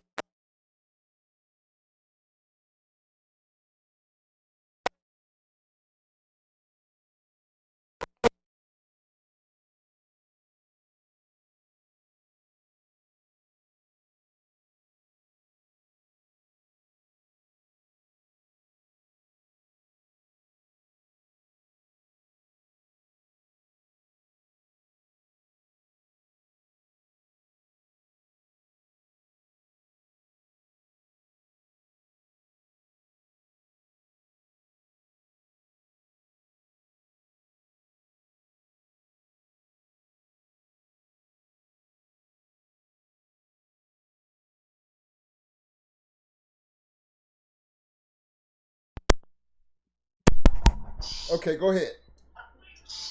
Yeah, we a guy had some Mr. Wallace off in West Northern Arkansas. He brought him down and we broke it. And Hellcat Mill was 16 months old. Matter of fact, that's when he broke one of his cutters. And the boy had something that he thought that was Max Wallace. And we ate him up. And we went back to the house. He said, he got the car. He said, man, let me see it. Let me see it. Let me see the face. Let me see these dogs. Let me see what's going on with it. And he right there, he took a light. And he told us, and I hate I didn't have tape, man. So he was telling me about King Todd and all that. But he told us, he said, let me tell you what to do. He said, go against the baddest dog. He said, go against the baddest dog when you can with these dogs. He said, cause what you gonna find out. He said, oh, it's some good ones out there. There's some freaks out there. There's some bad ones out there. He said, they are out there. He said, go against the baddest one. He said, because what you gonna find out, you gonna find out some of the baddest ones ain't that bad. And that's the advice we took on that. So when we lived real good locally, and then we started going out there, that's what we started doing. We had people that was helping us, some old timers. We had a few old timers that was helping us, that took a liking to us, and we was, that was out there. And that's how we ended up with that rep. Okay. Now I'm gonna get the same question to you, Black Ice. When you was out there hunting back in the day, in the past, how did you pick your opponent? It was like this. Somebody making noise, somebody got to take his place. That's all it was. You know what I'm saying? When you get that phone call, you got to answer that phone call. You know, and like I said, back in the days, it wasn't all about the money. It was real dog. Yes, sir. You know? Now today is more of a gamblers than anything. You know, back in the days was not. It was dog men. You know, I used to go up to Sonny Penny Gusto boys, and I'll be honest with you, I think it was like, oh my God, this is like mid-80s. I was doing them for $300, bro. Just being honest, you know. It was $300. You know, I went into, I told that story before. I went into TKO with a grandson of Rascal. His name was Money. And went 3 hours and 1 minute. Pizza Man turned around. I sold to Pizza Man, I think it was $500. And he sold them overseas. He was double Toro. He sold them overseas and he became Ron overseas. You know, it was like I said, it was more classier set of people, you know. And it was like, yo, it's like you bring a dog, then we want to see the pedigree. It wasn't here go the pedigree before the dog. No. It was nothing like that. You know, it was just love. You know, you've seen a lot of great dogs. I'm gonna tell you, had a lot of great dogs. Hardcore. You know, Hardcore had a lot of great dogs. You know, I agree. Yeah, he had a lot of good dogs. I ain't gonna sit here and lie. I had dogs off of Bozak. I had a couple dogs down from his dog, but it had yellow in it because I like yellow dogs. I like that yellow shit in it. Yep, me too. Yep. I like yellow dogs. I like yellow buck dogs. I like yellow. I like the dogs. I like that whole once it's cross. yellow in it, I like it. Yep, I like the whole cross. I like that Mayday cross, the cross with that Stone City cross, the cross with that hardcore cross. Well, you know something. Everybody likes the Mayday dog, but I'm gonna ask M&M on the phone. What did you ever heard? Nobody never really heard of what's his name, Mr. Holloway. He was like, nobody really liked them dogs was 60, 70 pounds. You know what I'm saying? So when people say his name got famous through Mayday, you know, that's how his name got famous. But other than that, no. Nobody. Them dogs was just big dogs. Well, that's all it was, big dogs. Holly and what? Dolly and Polly. Yeah. That's it. That's all it takes. Yeah. But the other dogs, no, he wasn't famous for no other dogs. Just those dogs. Well, but Yellow was a yellow. I'm gonna tell you something about Yellow. He was real special. He was just that. I don't give a shit what you breed that dog to. He's gonna throw you dogs. You know, and them dogs was different dogs. Them dogs ain't had no big tails. M&M, you remember them yellow dogs? Yeah, I remember them, man. We looked up with our smaller dog. Let me tell you something, man. I bred him, and Garrett told me to do this. He said, "This is what you do." He said, "When you go find one that's a curse, or somebody has something that's quick, and you find one that's a curse, he said, breed him to it. You want to know if you got a cub dog? He said, breed this cub dog to a 30 minute dog. Let somebody get it, put the puppy somewhere." He said, "Monitor and see how they do." There was a guy who had a dog that was deep on the top.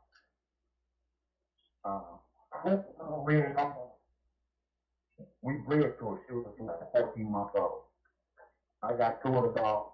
He got a couple of them. He had a dog called Fire Club. He was 14 months breaking legs. This was the guy that I told you that Mr. Ray Long gave last his yard to when I was sending you them pictures and stuff like that.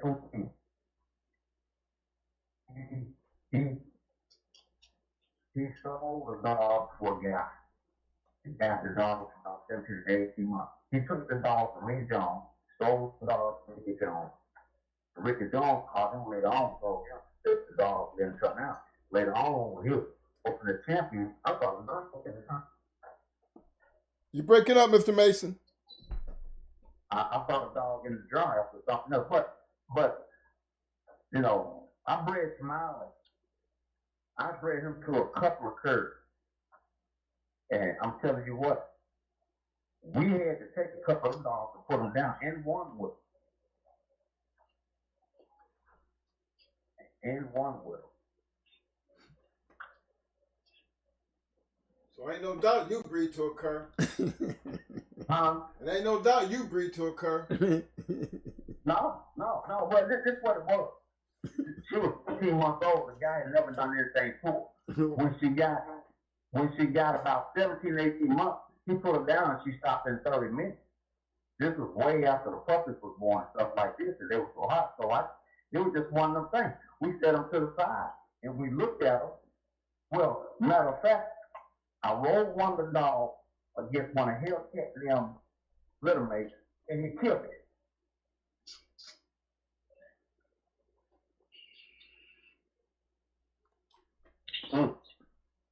You there? Yeah. That's it. That's the twin. Go ahead, baby. Go ahead, Ice. When you have a litter of 5, and all 5 is good. When you have a litter of 9, all 9 is good. That dog right there changed the whole era of time. If you look at all the dogs today, just look at all the dogs today. Ain't too many people talk about Jeep dogs. They might talk about weirdo dogs, smiley dogs, but even Tab. Ain't nobody talk about Tab dogs like that no more. What they talk about? Yellow Macho Macho. Yellow buck. Yeah. Made it a blondie. Mm-hmm. Barracuda. Barracuda, I tell everybody this. Barracuda is not a son of Mayday. He's the last son of Deathlift. Look at Deathlift and look at him. What color dog does Mayday show? Red dog. I mean, his What mama color? was off of Deadlift. He's supposed to look like him. Come on, Barracuda's mama was off of Deadlift, man. So he's gonna look like Deadlift. He was a double Deathlift dog. His father was not made. Okay, I'm gonna ask you a question. Okay, fine. Just hear me out. You ask 100 people on that board if they ever seen a son of Barracuda. You know what they gonna say? He don't look nothing like Mayday. He's not even the same color as Mayday. But he is. I seen him. I mean, come on. Who's the same color as Mayday? He is the same color. He's not the same because he don't got that red in him, but he looks like Mayday. He just got a hound dog look. Bro, listen to me. Now let me tell you this. I seen Barracuda in person. What you trying to tell me? Hey, Mr. Mason, can you let him know? Can you help him? Yeah. Person, I seen him in action. If Victor would have gave us a rematch, they wouldn't even be. And he lost to Barracuda that night. So you know. Well, hold on. You know the funny part about it? I lost to Barracuda his last one out. I just told Mr. Mason that. I said, you lost to Barracuda too. It took him 2 hours to whoop a son, a Cruise Rocky, that did not have any mouth, that they gave me the condition because they just wanted to do something.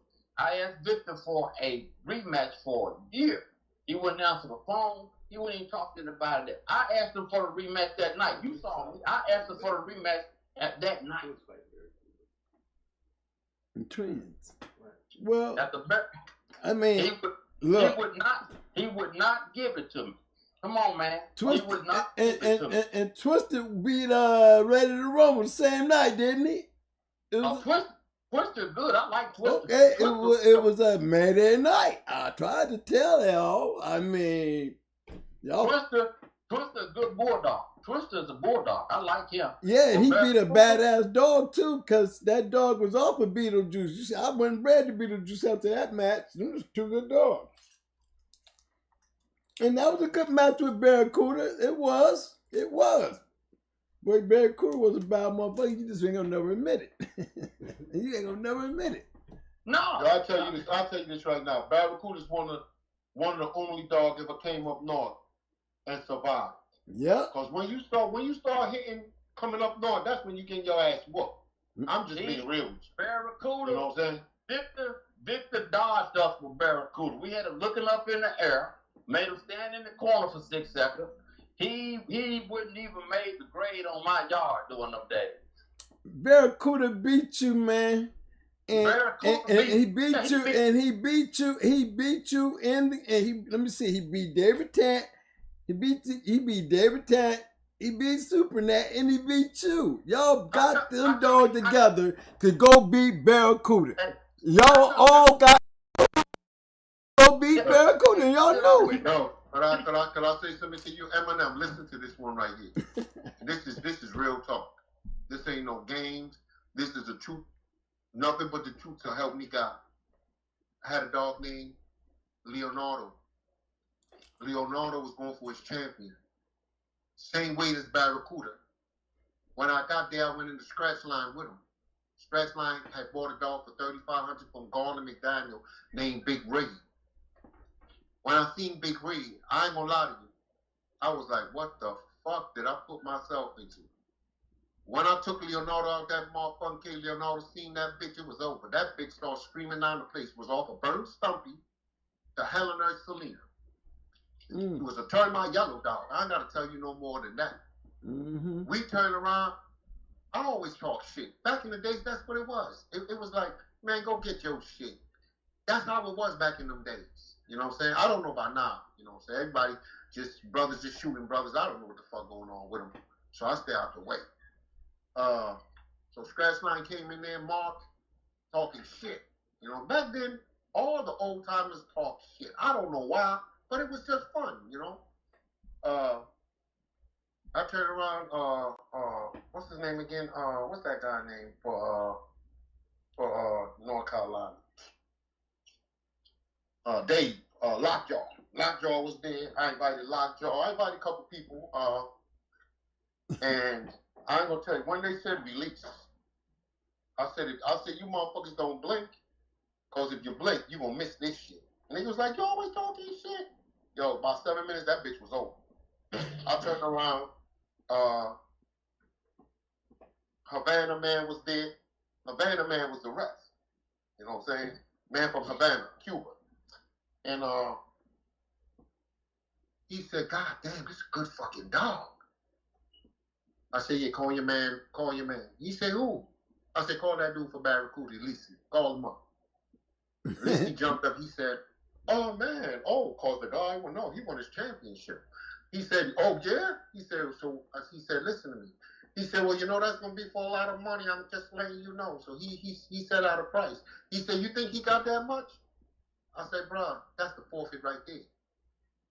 Yo, that's why they came back at me with Barracuda, because I sold STP Leonardo. Yes, you did.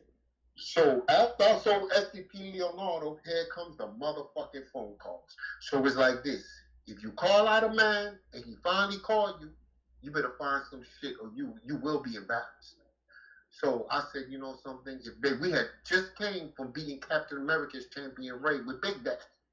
But I know Big Daddy was not the dog for Barracuda. Leonardo would have killed him in about 10 minutes. He was out there for sure. Okay, hold on. Wait a minute. While you talking now, because you could have went right back over there and you know, sold Leonardo, and you could have went right over there, because when you were calling for that rematch, who was you trying to bring? Right. Who was you trying to bring? Leonardo. So you were gonna actually go back and get Leonardo after you done sold him, but you right? No. Listen to me. I didn't sell him till about 3 months later. I didn't have nothing off of him.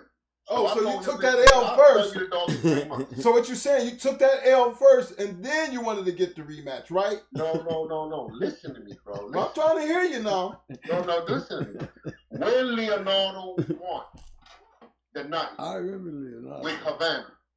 Okay. I called up to go in the Barracuda. He started asking all kind of questions. Well, he just made champion, boom, whatever. So the man turned around and said, oh, well, you think they're going to go for this much? Because this is, I said, yo, that could be the forfeit. He said, what? Yo, you couldn't hear from that man for 5. Oh, no, I swear to God, they retired him. That's what they said. Oh, no, he retired.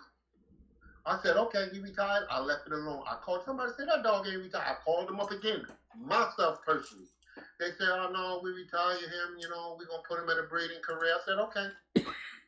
They wouldn't even five. Hold on. About 5, 6 months later. They wouldn't even called. They called. Well, and hold on, because Mr. Mason, M&M, now, you know, after you got your head kicked in, you know, we was there, we watched it, and you learned something that night. You tried to get... Didn't nobody get their head kicked in. Come on, man. Listen. Come on, now. Oh, man, tell me we didn't lose him. Damn, bro. We didn't lose. Did it die? I don't know. See if it died. No. Okay, we're gonna try to get him back because I want him to finish it. I need to finish that. Yeah, we had to get. Yeah, but while I got you on here, Ice. Now I understood you got rid of Leonardo and you got the call. And I used Big Daddy. Okay, and you got your head kicked in, but then you wanted some get back, didn't you? Again, right? I don't remember them giving nobody else no.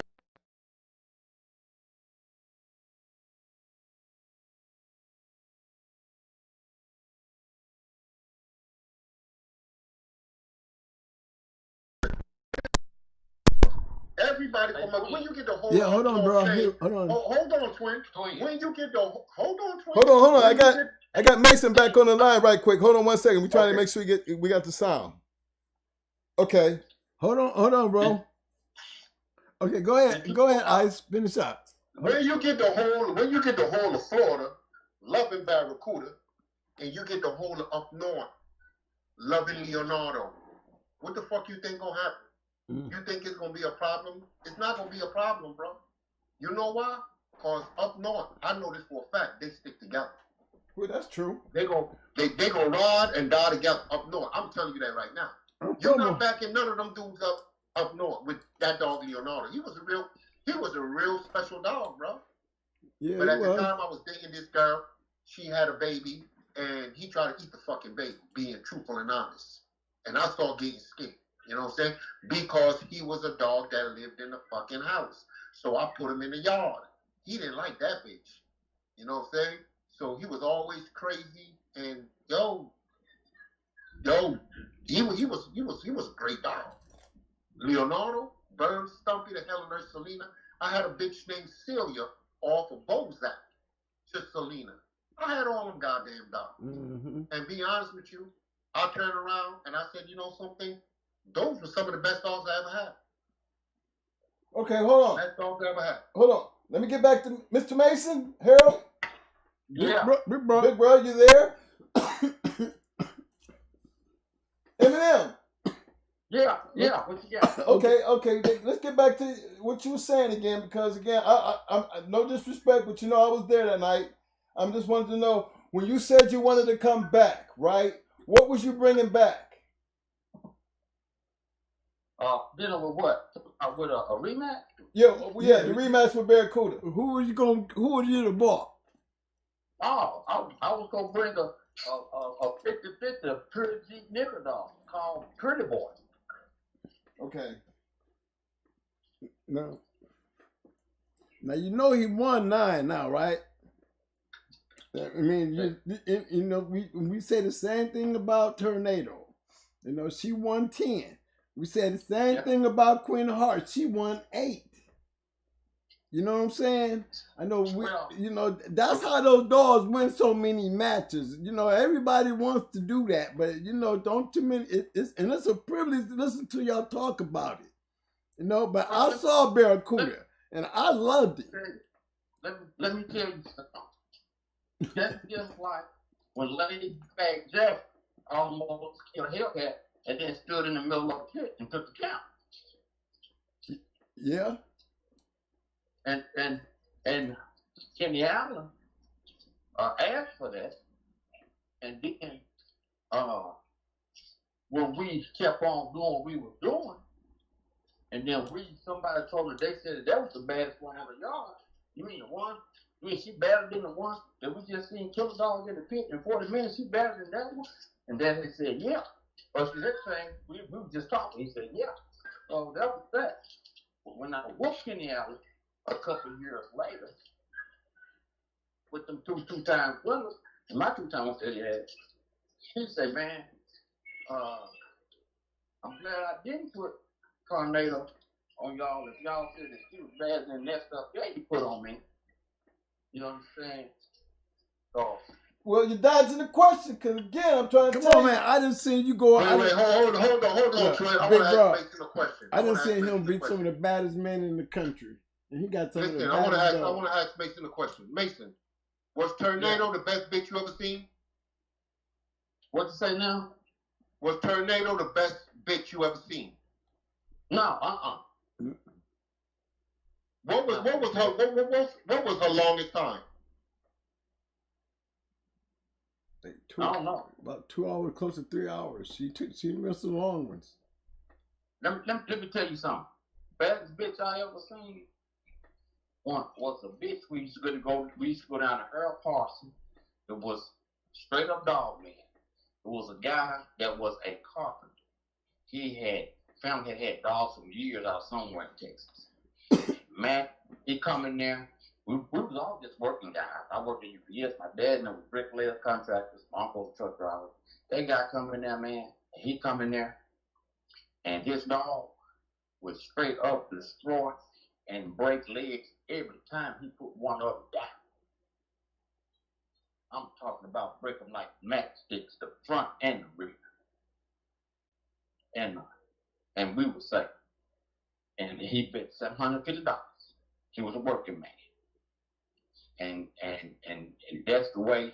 And we would sit back and look at that man, and just our mouth would just flop open. I don't know what he had. He didn't really talk about it, this and that. But one of the guys said, just got some old stuff that's been breeding for years, this and that, some old this and that, and that's what he would do every time he showed up. He'd break you up like matchstick. You know when it's going. He'd break you up like matchstick. $750. $750. Yo, did you ever seen Queen of Hearts go? Yeah. Yeah, I did. I seen her against Pepper. How was she? Was she a good dog? Destroyer. I seen Pepper. First of all, I seen Pepper destroy the Abraham's 2-time winner. Destroyed her. And I thought that, when they went out to talking about Queen, they locked up after they lost. So I heard a lot about different females that was real good. Mm-hmm. I had a couple myself, but it you got different lanes, bro. Yeah. But the baddest, all Tornado and Queen of Hearts and all them dogs, if them dogs have meet a bitch called Pandy. That's the one. That's the number one for me. You got it, bro. Pandy is the baddest one. Yes, she is. Pandy, yo, Mason, Pandy was like, she was like a fucking dream. And then you wake the fuck up and it's over. Mm-hmm. You know what I'm saying? Buzzsaw, fast as hell. Did not play at all. Well, I seen Queen do the Pepper. Yeah. That was amazing. Because Pepper was almost like a Pandy. Sure was. She was bad. She was. I think her and Shady Lady would have came up. That would have been a good one. Her Mason, I want to ask you a question. You got any frozen semen? You ever kept any?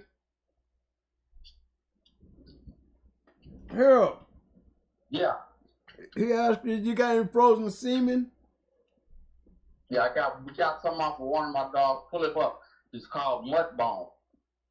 Mud Bone. I had 2 of them. I didn't do Smile or nothing like that. But, that's after Daddy died, and we kind of got into it. Who he was off of? Huh? Who he's off of? Did we lose him? Hold on, we're going to get him right back.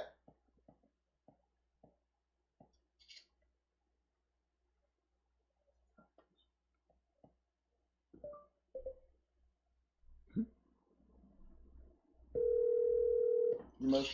Hello? Okay, you back. Okay. Hey, we were talking about the dog. Your spine. What'd you say, twins? The semen.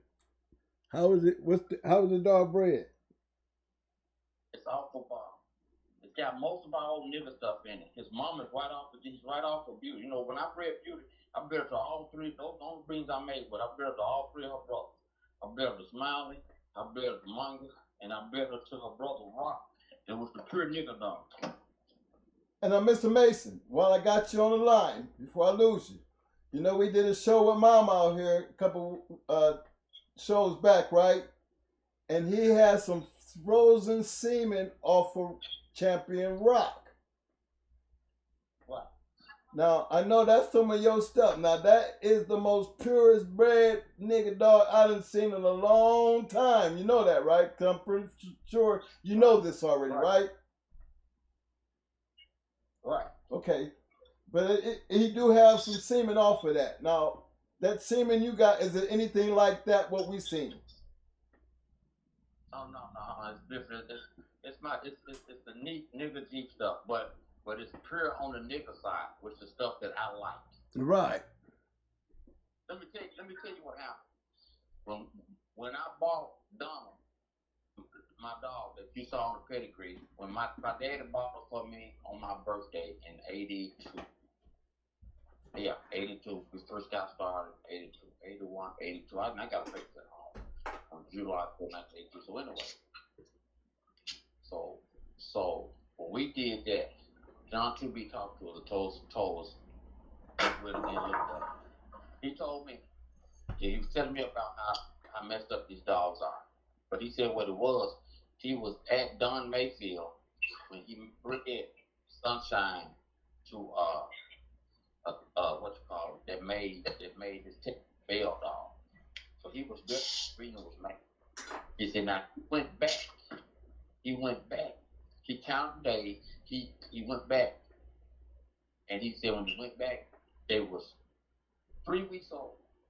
And he said, told Don, said, man, come on. He said, he knows how Don made it for. He get the mix. Harold, big bro, don't forget us. Don't forget us. Getting too busy, can't hear you. Hey, well anyway. Uh-huh. He said he took the dog off the litter, put it in his pocket, and took her home and bottle fed. You know,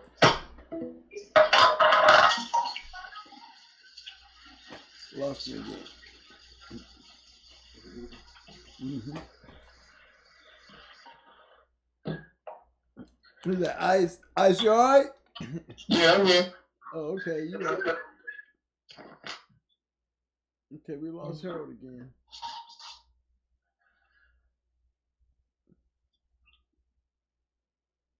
Yes, sir. Oh, okay. Hey, big bro. Okay, now I'm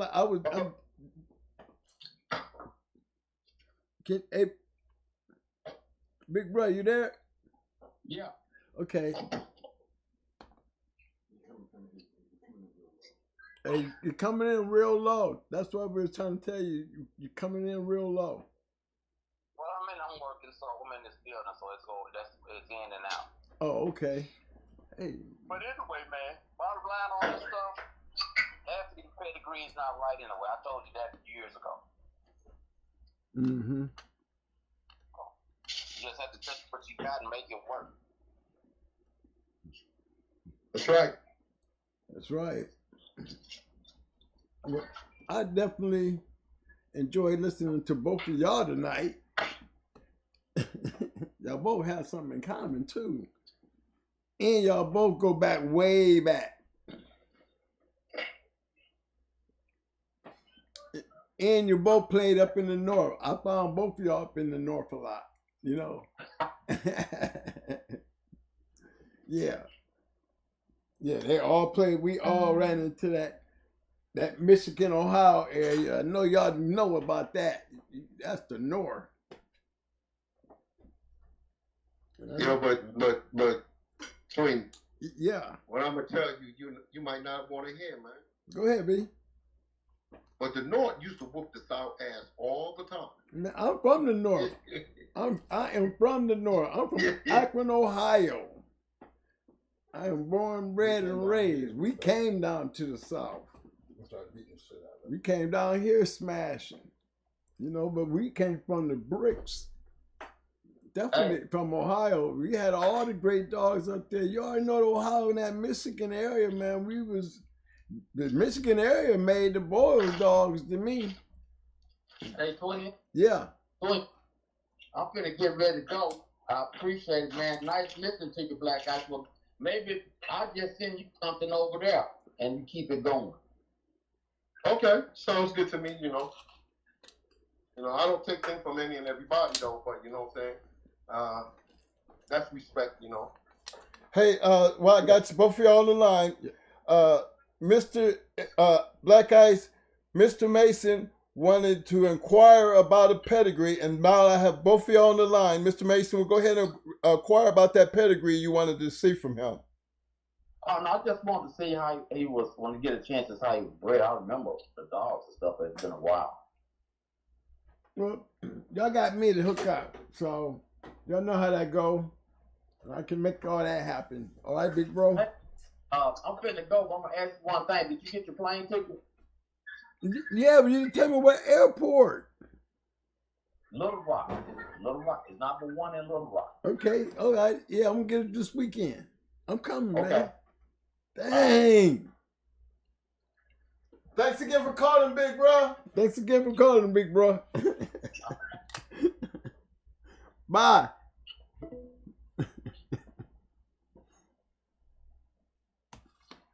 Okay, Ice. Yes, sir. I appreciated everything, man, that you do, man. You know that. Again, you know, it's been a while since you've been on, so I kind of didn't hear from you today. I didn't know if you were going to pop up or not, but I'm glad to see you pop up, bro. Well, you know, I just wanted to make confirmation that, somebody put on the group that they met Tom Ratliff in North Carolina. Dude named Eli Monster. Yeah. Tom Ratliff was real fucking special. I'm gonna tell you that shit right now. I'm gonna tell you what he did to me. I was young. Young. I seen Daisy May on the yard, so I went to him. You know, I went with a dude named Desmond from Head On Kennel, Chapel Hill, North Carolina. And we went over there, you know. He talking to another guy, and he said, "Oh man, I can't believe this dog's a real fucking killer." You know? So I was like, I heard killer? I was like, what the fuck? So he sold me the dog. Sold me the dog, big money, bought the dog. I turned around, I said, okay, I got this dog, you know. But like I said, my eyes, I can see, my mind, I can think, you know. And I went up to Philly with him. Them dudes in Philly were like, what the fuck you doing with our dog? I said, bro, don't start that bullshit, man. I ain't no dog thief, man. He said, no, I ain't that. That dog came from Rattler. We just sent him back. I said, what do you mean? He said, listen to me. If that bitch scratch, we give you $1 million. Said so, he was talking right. I called Tom Rattler. You know what Tom Rattler said to me? Oh man, I just thought you wanted a dog to walk. And it rubbed me the wrong fucking way. And ever since, I don't fuck with him, bro. All you gotta do is do me some bullshit like that. Nah. I bought a dog, a Stompanato bitch. I think it was a granddaughter of Stompanato. Might be a Dorado. I bought it from Tom. This is years ago. I took that bitch home. She was white patches. Another fucking garbage. Yo, all you could do with that bitch, the bitch wanted a cat eat out her fucking bowl. I had another one off of Coach Cremator. Man, let me tell you something, man. If you're not breeding a family of dogs, anything is possible, bro. And that's how I honestly look at it. You gotta breed a family of dogs to know. And you gotta know your place and stay in your lane. If you can't do that, something wrong. You gotta know your place and stay in your lane. You know, a lot of people talk about, oh man, I got this, do you know where it came from? I've seen so many pedigrees that them dogs, it's like you showing me a pedigree when I ain't had no kids. Bro, how the fuck you get a grandkid of that dog now? Or you had, come on, bro. It's like, but then you willing to argue. So you know what I do? I just shut my mouth. It ain't got nothing to do with me. Straight up, you know.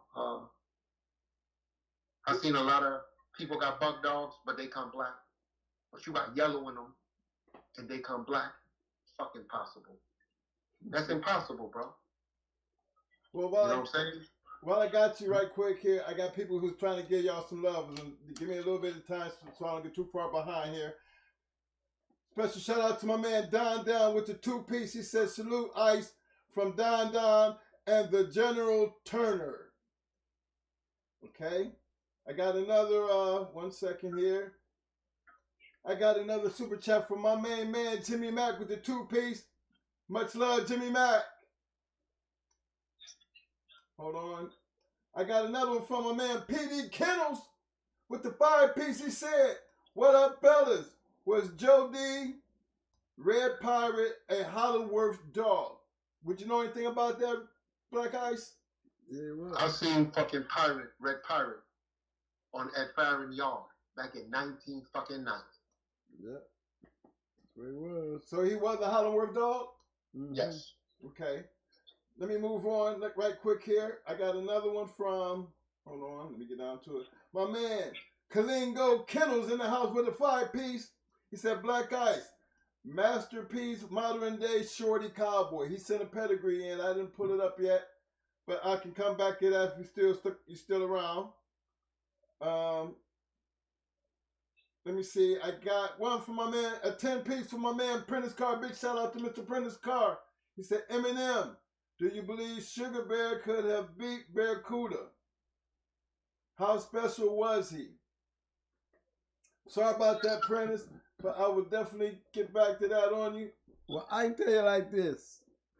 I seen 3 of the baddest dog men get together.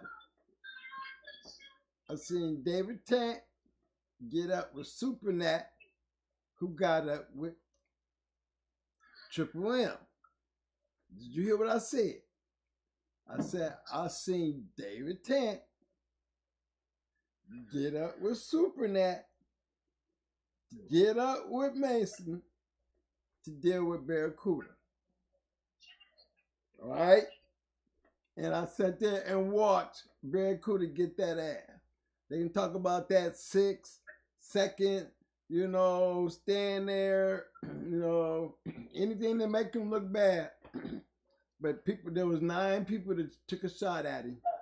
9 people. Yeah, but something, Barracuda ducked people too. He ducked people, bro. I'm gonna tell you that shit right now.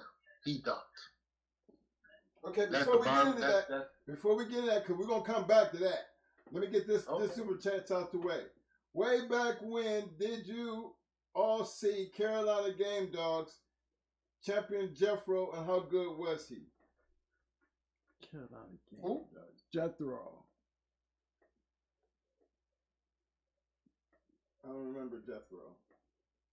I kind of remember him, but he was. I kind of remember him. Yeah. I know he threw some good dogs. Yeah. I'll be honest. He threw some good dogs. Yep. I think all his wins came out of Carolina though too. Yeah. He threw some good dogs. Mm-hmm. He threw some freaks. Put it that way. Yeah. Okay. That was a special shout out to my man Ethan Brown with the 5-piece. Appreciate the love, Mr. Brown. I have another one from my man Michael Schrader, 5-piece. Appreciate the love. Super sticker. Appreciate that for everybody who donated to the channel. Appreciate the love, fellas. You know how these men get to talking. Don't get a chance to get in there and stop them because I don't want to interrupt them, but we will acknowledge it. Your super chats, and we really appreciate that. Now let's get back to that Barracuda situation because Black Ice, I know your story. And I know you had some good dogs, but even you felt like you could get Barracuda, didn't you? Listen to me. The dog that I had for Barracuda, and he got that phone call from Havana, and he gave the price, and I said let it be the forfeit. 6 months later, he come calling. Leonardo was already sold to SDP. So all we had was Big Daddy, and we used Big Daddy. See, I felt in my heart it would have been a run for his money, but every dog that Barracuda went to, there was twice his size in height. Yeah, that's a whole different game.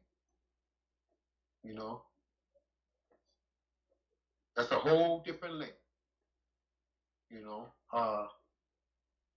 But he was a decent dog. I'll be honest with you. He took some good dogs. He was just methodical. He wasn't all that great, but he was a good dog.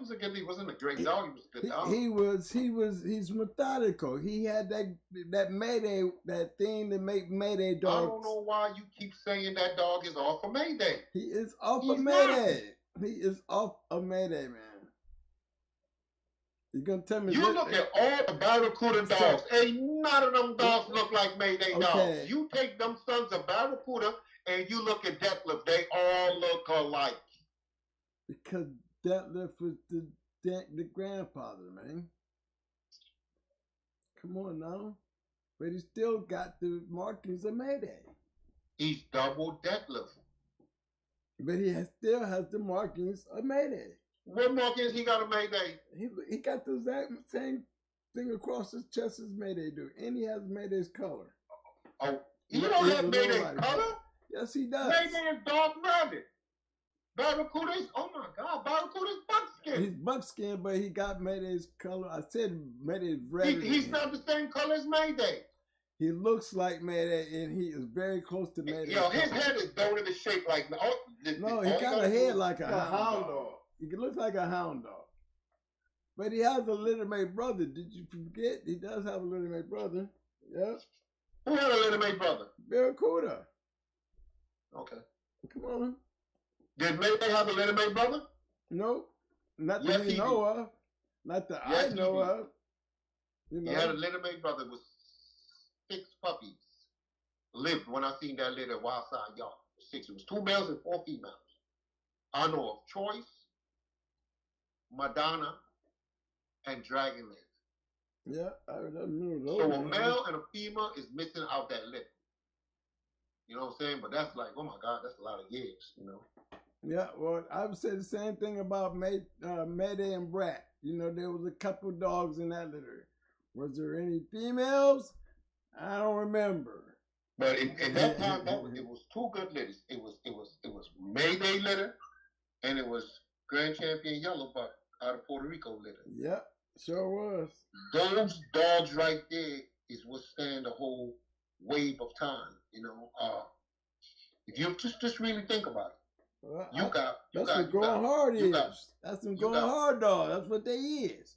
All you got that. Hollywood. You got Hollywood dogs. Yellow. Cross the yellow. Cross and the you yellow. got I mean Hollywood dogs cross the yellow. With the you got G. Buck cross the yellow. With the G. So think about it. When they made that breeding together, that was a hell of a fucking breeding. Mayday the Blondie. Yeah, I had to tell them though. I told you, better look back. Do I need to break my shit out and show you who did it first? I got an ROM out the deal. Sure did. Mayday the Blondie produced some of the best dogs that any money in the world could have ever bought. Mayday the Blondie only produced Matcha and Macho. No. Hell no. What else? Oh wait, hold on. What else? How many dogs was in that litter? Macho litter. What else? No, how many dogs was in that litter? Anything we're talking about wasn't but 2, Matcha and Macho. Man, you crazy as hell. It was 4 dogs in that litter. Well, who? I mean, come on. I said, who else? It was Macho, Matey, yeah, Macho, I forgot about, yeah, and Comeback. Listen, hold on, listen to me. Comeback was the one-time winner. Yeah, he was the one-time winner. And Comeback, it was 4 dogs in that litter. Macho, he won one. The next breeding, that's where that dog for what's his name again? Chico Lopez. What Damien. Yeah. They had a call Sweet Tooth. I have no idea her name. It was another 3 or 4 dogs in that litter. But I know in that litter with Macho, it was Matcha, Matey, Macho, and Comeback. Comeback is what beat Destroyer's brother. See, people don't know Destroyer had a You can't compare that to my baby. You can't compare that to my baby. And baby was actually the first Mayday Stone City Cross. And like I said, I got the ROM. It wasn't directly off, but that even made it sweeter. You know what I'm saying? Because if it don't be for them being done anyway, they wouldn't have never done it. The only reason they did it because they saw what the fuck I did, what I had. They seen them puppies go. They was there. Jesse and Big Mike. I'll tell you this right now. Even Victor talked shit. Even Victor talked shit about that. To the Stone City, that was not really the first cross to them dogs. I'm gonna tell you what's the first cross. When they put the Buck dogs to the Stone City. Remember when they bred what the fuck that dog named? 357, brung a bitch named Lil Rat. Yeah, I remember Rat. I refereed a couple of matches. Yeah, I know her. She had a sister named Baby Ray. Yeah. That was my dog. That was your dog. Yeah. And remember, I had Little Buck. She beat 3 2-time winners. I had Little Buck. They were all litter mates. Just what litter would the drawers come out of? Mine was right off the Yellow Buck and Miss Nico. Later on in Baby Rat Pedigrees, only 3 bitches. Later on, here goes a male. What the fuck is it? Jesse James. I said, where the fuck that dog come from? I say, no wonder the color of that dog doesn't make fucking sense, bro. You at the 3rd fucking generation. It doesn't make sense. 4th generation. Buck dogs don't bring the dogs. It's still starting. Look at the fucking bottom. Yellow Buck was that color because of his mother. Okay? Yeah. What was his mother? Double yellow. She's supposed to go fucking brindle. That's what see the dogs of today, like I said earlier when I got on, I said I just made a heavy yellow breed and you know I haven't seen it. But in the fourth and third generation it was brindle dogs. But even though I threw the Mayday Blondie stuff on top, I'm still searching for the brindle dog. Now, if this bitch dropped that lid, it's a brindle dog. Church over. Game over, bro. You know what I'm saying? Cause that's throwback, bro. You know what I'm saying? Like I said, coloration in dogs means a lot. You know, people might not think it, but it does. You know, so, oh shit, I remember her aunt looked just like this. Oh shit, remember her granddaddy? This was this granddaddy color. Dog got same characteristics, same look, everything like the granddaddy. Just to throw back. Once you start inbreeding them dogs, they throw back to the original family of dogs that they came from. But a lot of people will never understand it. Because now you get this red boy dog, you breed it to that red boy dog, you breed it to that red boy dog, you take it to a Jeep dog, you breed it to that red boy dog. But think about just come back home. People don't keep dogs around long enough to come back home. So they don't have old dogs. You know what I'm saying? That bitch dropped me that puppy. That bitch going on 12 years old. Going on 12 years old. I take care of my dogs. That's it. You know, you want that original look. You know, back in the days, them dogs had big heads, big bones. Now they got skinny pin heads. You know what I'm saying? They got skinny feet. You know, that's why I said it's the difference when you look at Cochran Shorty Cowboy. Not Midnight Cowboy, not no. Cochran Shorty Cowboy. You look at the dog's feet. Okay? You look at his paws. Them dogs, that's throwback dogs. That's you can look at the dog and see it's a fucking inbred dog. Y'all, you can't see this pedigree sitting up here. You know what I'm saying? You see, baby. Look at baby. Look like a fucking bully, if you ask me. He's just a different color than the bully. You know, and you don't see dogs like that anymore. You know, I had one of my friends came to see my yard. He was like, "Yo, what the fuck? Yo, this." I said, "Yes, it is." He said, "God damn, them dogs look just like them dogs." I said, "Well, how else they gonna look? They can't look no other way. They gotta only look that way." And that's how I look at the dogs. I don't look at the dogs no other way. So. Now I know you see this pedigree up, right? No, I ain't looking at no pedigree. How the pedigree? What's the pedigree? Okay. It's Bebe's pedigree. Bebe's pedigree. No, it had to do when you said about the first cross. The first Mayday Stone City cross is that cross right there. Right in the mix. Ask Jesse. Ask Big Mike and ask Victor. They will tell you.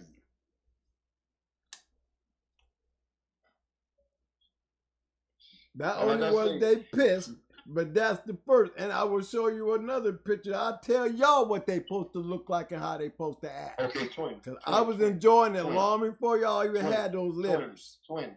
That was the first Stone City cross, right? No, I didn't say that was the Stone. I said the first Stone City Mayday cross. Okay, I want to ask you one question. I said the first Stone City Mayday cross. Go ahead. What was one of the greatest dogs? Grand Champion Buck, right? Correct? Go ahead. When you give Mayday and breed Mayday to a daughter of Grand Champion Buck, do you know what that did? That paved the way for so many great dogs even to this day. I'm gonna tell you another story. Buck and Mayday mother. Buck got a call. Mayday mother got a call Buck uncle. If anybody really know that. Lady in Red and Buck are littermates. They are littermates. Yeah, all potato. Don't forget that factory potato. Okay. I know the deal. They turn around. They look at. Oh man, this is this and this is that, bro. Come on. If you there back in them times, you'll understand. You know what I'm saying? Everybody back in them days, what they used to do. Once that dog started making noise, that's that dog. You know what I'm saying? But Patrick wanted the dog back, but what happened? He couldn't get it back, so he put a bunch of pedigrees on the dog. You know what I'm saying? And You know what I'm saying? Oh, I'm gonna breed to that dog, or he producing. But then you find another one. Oh man, he producing. Oh man, you find but them dogs don't even look alike. Them dogs not even littermates. Some dogs not even have brothers, have sisters. But it's just to make a, you know what I'm saying? It's just to make a dollar. That's basically what it is. You know, somebody told me the other day that Ronald Boyle's not breeding dogs no more. You heard about that, Twin? I thought he was sick. That's what I heard. I thought he got rid of all his dogs. Yeah, but the best of that stuff right there, they been up north. I'm telling you. Oh yeah, they was up north. Yeah, I was from Ohio, man. I told you I saw when they started losing. I'm from Ohio. Right hand man. I know. I'm. Florida had their handful of them dogs. Yeah, they was. That's where Quentin Hart came from. That's so far from up north, so you're not really. Well, I saw when the Yellow John dogs start beating them. I seen the Red Boy dogs. They wasn't even called Yellow John. They was called Red Boy. Yeah, them dogs start coming up there in the Detroit area. At these shows, we start seeing these Red Boy dogs beating these Boyles dogs. A lot of those Boyles dogs. You talking about? Huh? Which Red Boy dogs you talking about? Shit, they was coming up there from a couple of them off of Little John and Rodney. All of them was coming up through there. They wasn't doing that. Up north dogs. Up north, them yellow dogs was up north. They wasn't doing those dogs I up thought you there. said Red Boy dogs. That's what they were. They wasn't called Yellow John. The Yellow John wasn't even a word then until we started throwing yellow. Yo, I'm gonna ask you a question. What dogs did Yellow John really produce? Other than them two ladies, Brett the Jocko bitches. What other he produced? He produced some pretty good dogs. He did. I mean, he was a champion, and he did produce some good dogs. Don't forget the Wrangler bloodline. Wrangler was one of them. I understand. Wrangler was one of them. Wrangler was a good dog. He didn't come directly off champion Wrangler, Bluegrass Wrangler. Come on, you talking about yellow? Let's go. You should know that one. No, but I'm saying Yellow John. I said Yellow John. I didn't say yellow. I didn't say yellow. I said Yellow John. You're supposed to know who that is. Okay, I personally feel that when he bred them two bitches, them two sisters, he made history. I'm talking about them green bitches, apples and them. They made history crossing with the Jocko, but all they did is helped it. They didn't make it. You know, gotta remember that. Molly B smashed one at the same night. She beat Apple, she beat her daughter. With Red Lady. Well, I'll tell you this right now. Yeah, that's basically what happened. Yellow was the shit though. Yellow was Yellow. That's a whole different layer. See, everybody keep understanding. It's the Yellow John, the Jocko cross. It is the Jocko, but I still believe it's not just the Jocko. I think the Red Boy had a lot to do with that. I mean, Jocko ain't shit on his own. It ain't. It's added spice. It ain't the man. I'm saying now, let me get up a minute. Let me just get up off this couch. Right. Show me some great Jocko stuff. Show me some great Jocko stuff to compare to anything that I'm talking about. Amuse me. Amuse me. Termite was one he won. I bred the termite personally. I didn't have many couple litters off of termite. How was that? Didn't make it through the camp.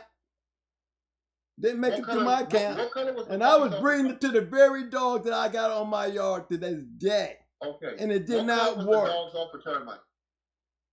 They was Red and Brindle because we were breeding a Yellow John dog to him. It was what? We bred Amber to termite. You can't get no better than that. And what color was the dogs? Ooh. The puppies was Brindle and Red. We had red dogs and a Brindle dog. Brindle brown dogs like termite. Didn't have no red Brindle, nothing. Either it was red nose, or Brindle like him. They had two of them. We bred Amber to him. I'm not, man, come on now. You ain't talking to one of them. We knew Tony. We knew him, man. We were Marines. And I bred, not only did we breed that one, we had a couple more coming off of termite. They just didn't, the good ones got stolen. But outside of that, yeah, we had our day with termite directly off of termite. You know, it didn't fit for us. It did not work for us. It was bred straight to. And I can say a lot about Jocko. I can say a lot about Red Boy. But my dogs, I bred my shit. I got my line too. You can run right through it and tell you why I feel like why my shit can get out there with 55 dogs and produce 11 champions, 1 grand champion, 101 wins out of 55 dogs. It was 13 losses. I'm gonna talk shit. Okay? So I can tell you, this is what you call bloodline. That's what you call a working line. Twin. You made a statement, and I'm gonna correct the statement. What's the statement that you correcting? When you said that Yellow John was the shit, and I said Jocko. No, I didn't. You said no, and I said termite. And you said. And I said no. I said it again. I'm gonna keep on saying it. It didn't work for me. You tell me a great termite line of dogs to compare to Red Boy. Listen to me. If you none of them. If you breed to termite, listen, hear me out. If you breed to termite, you're not gonna get shit. You gotta breed to his offspring. Only one. Period. Listen, if you breed to termite, you're not getting no red dogs. Okay, you gonna tell me? You're not getting. You're gonna tell me? Are you gonna tell me though? Listen. Did you ever breed the termite? Yes. Then how you gonna tell me what I got out of that breed? Listen to me. You're gonna tell me that. And remember, keep in mind though. But keep in mind now. Keep in mind now. We still bred Amber to Grand Champion H and got brindle dogs. Okay, what's Red Ace? What's her daughter? We're not talking about Red Ace and okay, then we talking about termite. I got a couple brindle shits looking like his ass out that litter. With a red. Listen to me. I'll tell you. Chocolate too. Listen, just hear me out, twin. I'll tell you this for a fact. All of us curves. Listen, hear me out. Ain't nobody ever bred the termite and got any other color dog but a black or black brindle dog. That's a lie. That's a lie. That's a lie. That's a lie. We bred the termite. What you don't think we did? What you telling me? Calling me a liar? You know, I said we bred the termite. And guess what? We have puppies. We have puppies and we ADBA. We ADBA. The ADBA.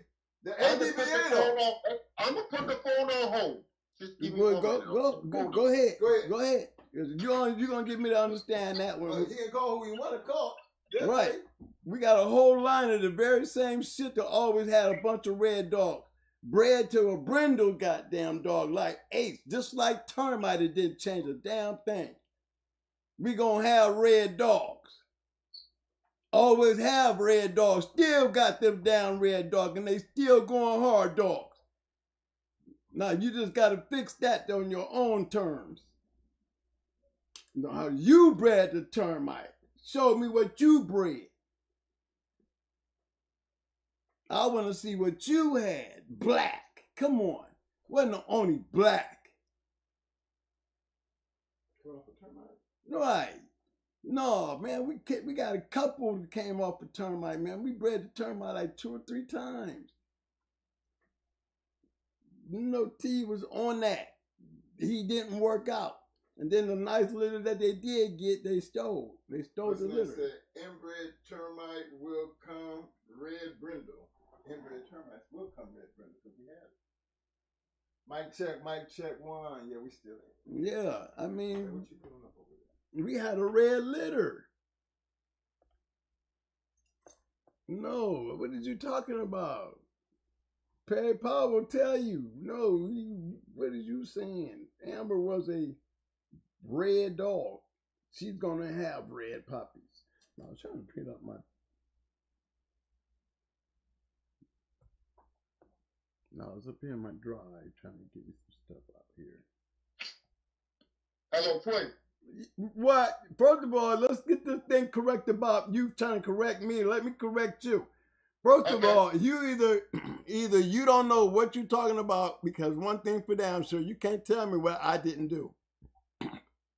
All right, I got a line of dogs. I got a line. Here, let me pull up her pedigree. Hold on, let me pull up her. Hold on, let me pull up the bits that I bred the termite pedigree. Let me put up the bitch whose pedigree that I bred to. Let me put up her pedigree, then you tell me why. Okay, You gonna try to tell me that this bitch didn't have no all red litter. Twin is no reason to get mad, bro. I'm not getting mad. You don't tell me what. You was wrong. You was wrong. You don't tell me what I didn't have. You can't tell me that. I'm telling you, you must don't know what you're talking about. But Twin, hold on, Twin. I'm gonna ask a question. Mister on the phone. What color dogs does termite grow? To who? Hold on. What you mean black and brindles? Black, red brindles? What color brindles? Black brindles. But I don't have. He didn't give me that when I bred to him. You do that directly, or what do you I do? bred directly to termite. Directly, not once, twice. Now I'm gonna put up my bitch's pedigree, and you tell me how she's supposed to have that. And I got a whole line of these dogs coming off of her, and they all was red, and they was all red. We bred. Remember, we bred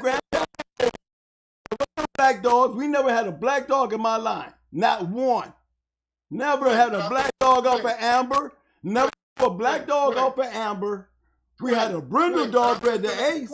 We had a brindle dog bred to Termite, but we didn't have no black dogs, and we didn't have no black and red. I would tell you that we asked him if we didn't breed the Amber, a daughter off a Wrangler. Ask him. No, you ask him. Ask the man. We bred Amber, a daughter off a Wrangler, to Termite. Ask him. The man just didn't want to. I was Did you had a chance to ask him? Then you said I said you had a chance to ask him. Listen to me. And I'm telling you what I had. And I'm telling you. And I'm telling you what I had. I'm telling you what I had. Listen to me. He heard when you said Amber. But I'm telling you, I know the man. The man is my personal friend. Okay. Well, I'm telling you. Listen to me. I've seen about 60, 70 dogs off a termite. You only gonna find a black or black brindle. There was no. That's why he asked you, did you breed to a son? But no. Your father, you're not gonna get that. Them red dog. Get him on the line. Then get him on the line and ask him again. Cause I know what I'm talking about, and he know what I'm talking about too. I'm gonna see if he come back on. Hold on, see if he come back on. Okay. Hold up. You gotta take. He's an old man. You gotta take it easy, bro. Hey, well, you already know, man. Come on, man. I'm an old man. Man, I'm a Marine. Right along with him, down there with him. I know where the fuck he was.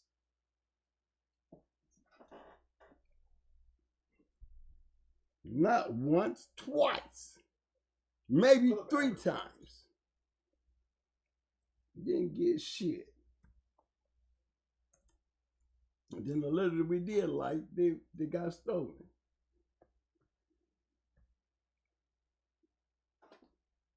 Where's she at? There's fuck.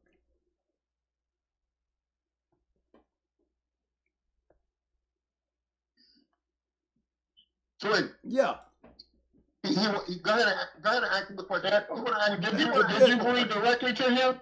Mr. Paul, yes we did. We bred Amber off a Wrangler's, Champion Wrangler. It was a daughter of Wrangler. Okay. Yes, it did. It was a red female. Thank you. And I can tell you what kind of puppies we had in that litter, Mr. Black Ice. Yeah. We did it twice. It had Kentucky Shine and something else on it. Yes, sir. Thank you, Mr. Powell. Yeah, that was a long time ago. A long time ago. Wait, hold on. What color you say your puppies were? I told you what they were. They was red. I don't know what red nose. I never saw any of them, so I don't know. They was red nose. The very Mr. Powell. The very line that we bred into this Mayday stuff is the same thing that came off of Amber. The dog we bred to him. Our whole line is based off of that dog. Perry, could I ask you a question? How many times you bred that? Powell, how many times you bred that dog? Well, I didn't breed him but a few times, but there was some breeding stolen off of him with them. But that dog, I did breed that for that fella there. Twice. That's right. Hold on. Twice. How long since you had that dog? What color color dogs did you see come off that dog? Black and Bengals. That's all I ever got off of. And guess what? Now, let me tell you what I got off of him, being you know I bred to him, like I said. Twice. Red and Brendo. I bred that. I know I bred that red dog. I remember that. Red and Brendo. They was red, just like amber and dark like termite, just like the daddy. But we had red noses just like amber. Most of the litter when they had two Brendos. Whatever became of them. That was a long time ago. Tell them a very long time ago. Thank you. Yeah, a long time ago. So twin, this is what I'm trying to say to you, bro. Well, I'm just trying to tell you. I'm gonna do something else, man. I don't want to. Thank you, Mr. Powell. Good hearing from you. Good hearing from you, Mr. Powell. Hold on, Powell. Don't forget to hit it with Simple 5. Don't forget to hit it with Simple 5. Simplify, brother. You said you had different colors, but I'm telling you, every dog that I have ever seen off of termite was black or black brindle. Well, I'm the first. I'm the first. Now you know. I am the first in many things, and I know that's one of them. You know, I never knew what became of that litter. I don't know, but I know I did. I know. Thank you, and I don't have no reason to lie. I told him to call you. What do you think? You didn't know? You don't remember that long ago? If I can, he did remember. Thank you, Mr. Bob. Listen to me. Nobody not saying that you didn't agree to him. Well, that's why you called to make sure. Now that you know I did. Now you know that I did. I had a bunch of red nose puppies. I have to do something else, man. You know, I don't want to play on the phone, you know. Go ahead, sir. Okay. We can. All right, Paul. Thank you. So you see what I'm trying to say? Yeah. You bred to the dog. I'm not saying you ain't bring to the dog, but it's like you can't now. You can't say that now. You can't say that now, but you did. You didn't think I did. So now you know. Now you know. Every dog that I have ever seen off that dog was black or black. Well, I'm the first to tell you that we had something a little different. Couple times, bro. Okay. We like the termite. Why you think we were down there in North Carolina with the man? This is when we was young in the game. Now I respect that. So we was young in the game, fucking around in the Carolinas. Man, okay, so I'm gonna ask you a question. So we going back to what we spoke about. Okay. Well, a different direction, though. Hold on. The Jocko dogs. It was great dogs, bro. But I didn't say they weren't. And that's what made Yellow such a great dog. It's the Jocko dog. The Jocko was hard, bro. Jocko didn't make those dogs. The Jocko Red Boy cross made that shit work. Just like Mayday cross with that Hollandsworth shit. Yellow cross with that Hollandsworth shit. They all got a niche. They all carry a niche. Just like my own shit. I got a chance to play with a line. This is what I'm trying to tell you. The red dog, the Yellow John dog, he was just a game dog, bro. It was nothing special about him. Let's be real. When you add the Yellow John to the Jocko, what it did, it gave him height, it gave him length. Yeah, but okay, I didn't say that. Termite, he's a short, stocky dog, look just like a Bully Son dog. Why? Because he's an Eli dog. But I didn't say nothing. I didn't say that. I said when we came out in my time. Before there was even a yellow, there was a Yellow John, and it was a Yellow John line of dogs out there called Red Boy dogs, not Yellow John yet. They were Red Boy. Yellow John was one of them. Some of them dogs came up through the Detroit area, man, in the Michigan area, and start winning. That's how we knew about Red Boy. They was decent dogs. They was decent dogs. They was beating them. They was beating them, killing Boyle's dogs.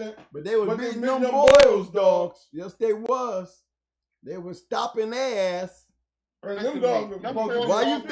you think we jumped on them? That's why we jumped on them. Stopped by yellow dogs, yellow kids, yellow grandkids, bro. What we were saying, there wasn't yellow dogs. How you think we got Amber, bro? We got a Yellow John bitch. You better check out that pedigree on Amber. I understand. Because so you know I know what I'm talking about when I'm telling you how how we inquired and what we like. You saying Red Boy and I'm saying Jocko. So basically I'm saying yellow, you saying Yellow John. That's what you say. You saying Yellow John, and I'm saying yellow. I'm saying Jocko. I'm saying termite. That's what I'm saying. Listen to me. Don't mean that to agree. Yellow John, they was My all numbers right dogs. don't. My numbers just don't feel that. And I had a chance to play in it with the shit that I still made something out of it. So it wasn't me. It No, sure as hell but- wasn't me. But listen, It sure as hell wasn't okay. me because So- it's still she still went out we with gonna you. skip this. We gonna skip this, and we gonna go straight to what we talking about. Okay. So now you telling me, hold on, you telling me when they crossed the yellow I like to the the crazy. cheap rascal, it was great dogs. Am I correct? Definitely. I mean, I call it great because I see kennels that use it. When you bred yellow to the boils, great dogs again. Yeah, you got some good ones. I wouldn't call them great. When you bred yellow to the frisk, but see, now we talk. All them dogs that Tom had down from Frisco, them dogs had the white paws and the white stripe. Don't Gardner had a son of yellow breeding, saying it was Frisco dogs. Yeah, I'm telling you that. That's I a know fact. he had yellow Because dogs. ain't none of them dogs Tom had was head hunters. None of them. All of a sudden they became. But see, you guys remember, Okay. Black Ice, we already had the purest Eli dogs you could have when we came out of the Carolinas. Yeah, we was all up in the Carolinas, man. We came out of there with Atlas Brewer and shit, man. We came out with dogs. Man, we had a damn grandson of Molly B, double bred. He's a two-time winner. Listen, I had a son of Molly B from a man named Kenny Gupton in Henderson, North Carolina. Yep. Well, we was right there. That's way back. That's that's how like far. 80, Yes. That's how far back we was. 88, some shit like that. No, Oh, we talking about 82, 81, 82. 81, 82. Yeah, that's how far back we at right now. Listen, I'm some telling you. yellow dogs paved You the will way. find. I tell you, man. There's a breeding that. Oh, we talked about this sheriff on this show, and there's a breeding. When I got done talking about the guy that bought me in the dogs, it's funny, but you can go and you can find him when you look up Tornado. Look at that bottom half, and go back to that dude named Powell. That's the same Powell that bought me in the dogs, and he was a sheriff. That's the same Powell you're gonna find out there. That he got that double bred brother sister breeding in Tornado's pedigree. Me and him stood there. Me, him, and Mike made that damn breeding, and he sent a bunch of those dogs up to San Lambert, up in PA, Pittsburgh, where he was from. What you think about Patterson? Patterson? I don't know, man. I mean, he was a good dog. I know he was a good match dog. I mean, I can't really say because the numbers, I never really seen some, paddling dogs. I can speak on the dogs that I've seen far as, I like speaking on ones that I know who's winning. You know what I'm saying? And the way they bred speaks for what I see. You know what I'm saying? I mean, I've seen a lot of those Jeep, like he was saying, he knew about the Kentucky Sign Weezer shit. That's the same Kentucky Sign Weezer shit that the boys down there in the Arkansas, Louisiana combine playing with. That same old Kentucky Sign Weezer shit that we crossed with Amber. We tried to breed Amber back into that shit. And then in the long run, took the same shit, right, and bred it into the Satan shit, and we came up with Champion BJ and Champion Charlie. So it's like, it's not even the yellow, it's the ones that are winning. It don't really matter to me. If it's a winning line, we'll see. Because I'm not stuck to a pedigree. I'm stuck to winning. You know what I mean? Whatever work. And all the names that I just rattled off back in the day, we all bumped into each other, looking on the same plate. You know what I'm saying? Looking on the same plate. And I see our stuff out here to this day is still prominent. And I haven't been around in this shit over 20 years. Yeah, I can look in there and say that for the dogs that I've seen that got going hard in it, I'm happy because they were able to do what they done with it. And they ain't just come for me. So I say it's just more to more to the Jocko, because then I see Buck. I said it's the top 5 dogs. Because every one of our dogs, every one of them is about anything that got going hard behind it. You're going to find Jeep, Awesome Baby, Grand Champion Buck, Grand Champion Yellow, and Grand Champion Mayday. And Jeep, and Honey Bunch. Yes, you are. That's exactly what you're going to find. And I found like 55 titles, whether they was a one-time winner, two-time winner, grand champion, or some losers. I found 55 dogs, and every one of them was bred just like I just told you. And if they bred those bitches right, they got champions out of them. You know, they just motherfuckers just got that shit right, man, that I see it, I can say, yep, that's me. They did the same thing that I was doing, that y'all was doing. You know, you had Baby and I had Little Buck. Little Buck is off of Yellow Buck and Miss Nico. I was probably the first ones that came out of there with a male. He was a brindle male. Just so happened that I lost a Tommy boy that night. And that's how I got a chance to get one of them puppies. But yeah, man, he was, when we made that breeding, they were all mad. Jesse was mad, Victor was mad, and Big Mike was mad because Jesse was mad. And I didn't give a damn. But I invited them once they hit the ground. I invited them over. Matter of fact, they went in, Jesse and them went into us with one of the dogs off of May 2 and a Satan dog. Grand Champion Satan on the bottom. May 2 on the top, Satan on the bottom. He won best in show. But by the way, before we started playing with that day, we took 6 little puppies. The first, Mayday, Stone City Cross. They had everybody pissy. I had them, all 3 of us were sitting out here and we rode all 6 of those puppies. And I said we rode them, I meant we rode them. Put them in a box, not no puppy shit. Just stick them in the corners and they'll be all right. And cut them loose. That's why they put that truce down. Because what they saw that night, they saw some badass little dogs. And what they have in them, Mayday. And then had Grand Champion Yellow Buck, Champion Miss Nico. That's what they had. That's why they went and did what they did. You know how I know? Because Victor called cussing. Victor called cussing at me at first, talking about, why would I do that? No, they don't get along. They're gonna shit all over Mayday. They're gonna shit all over Mayday. And then they saying the same thing. Fuck Victor. Man, don't cross our shit with that shit. If I knew you were gonna do this with that shit, I wouldn't even let you get it, twin. And yeah, I heard all that.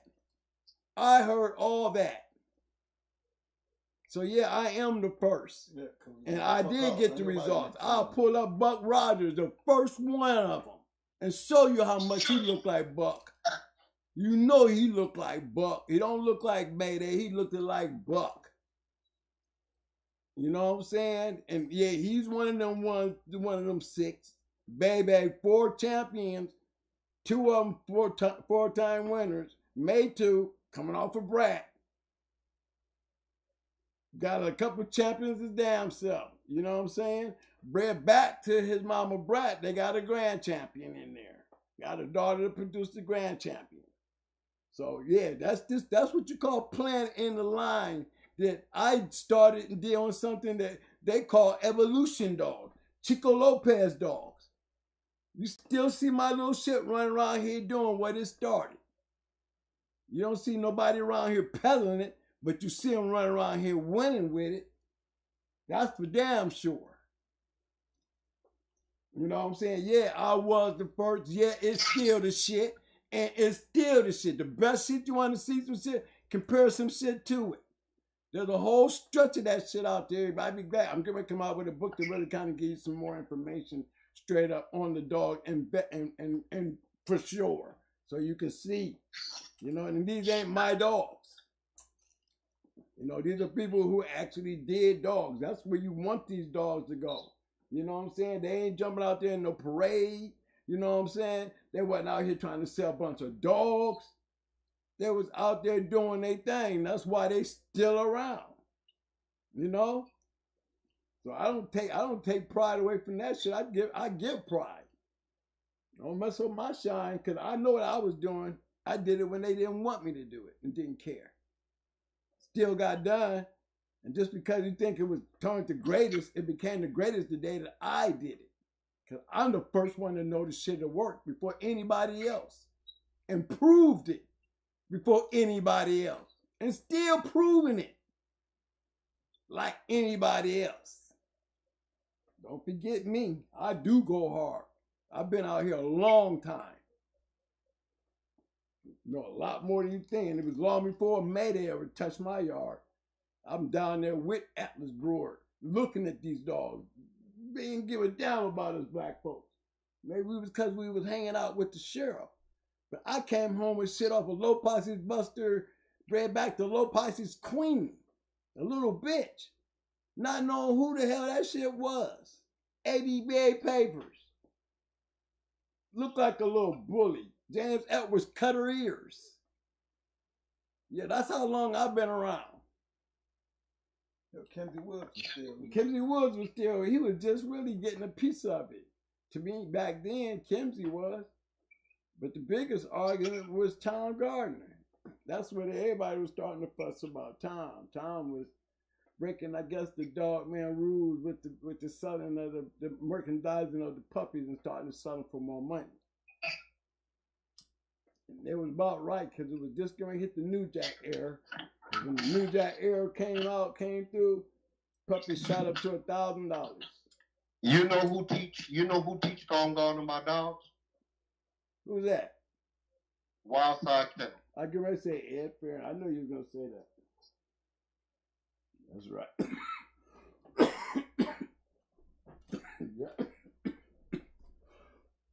Excuse me.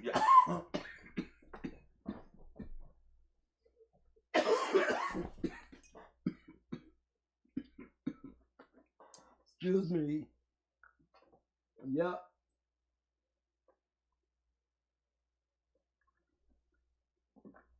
Ed Farron been around. Ed Farron say that cowboy stuff. They say that Calamity Jane stuff. They was able to keep those dogs with dignity. And them dogs was able to continue to make, you know, the good lines of dogs. You know, and through the years, I guess it then wore off. Well, a lot of us don't know, you know, why y'all got that stuff in your bloodline, the controversy that came behind it. You know, Wildside respectfully literally help those dogs. You know, Trent, I want to ask you a question. Mm-hmm. Could you name me 2 red boy dogs that beat boy dogs? 2 of them? Yeah. Wasn't King David a bull dog? Yeah, King David was a Bulls dog. And that's who he lost to that day. Mm-hmm. I'm trying to remember who it was, because he was definitely a champion too. Hold on, let me see if I can find that pedigree. But King David was one. Abraham's King David.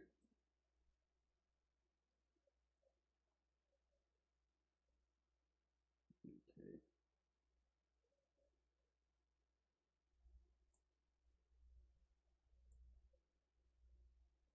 Yeah, I'm going to put up Yellow John's offsprings right quick, because he was definitely a son off of Yellow John.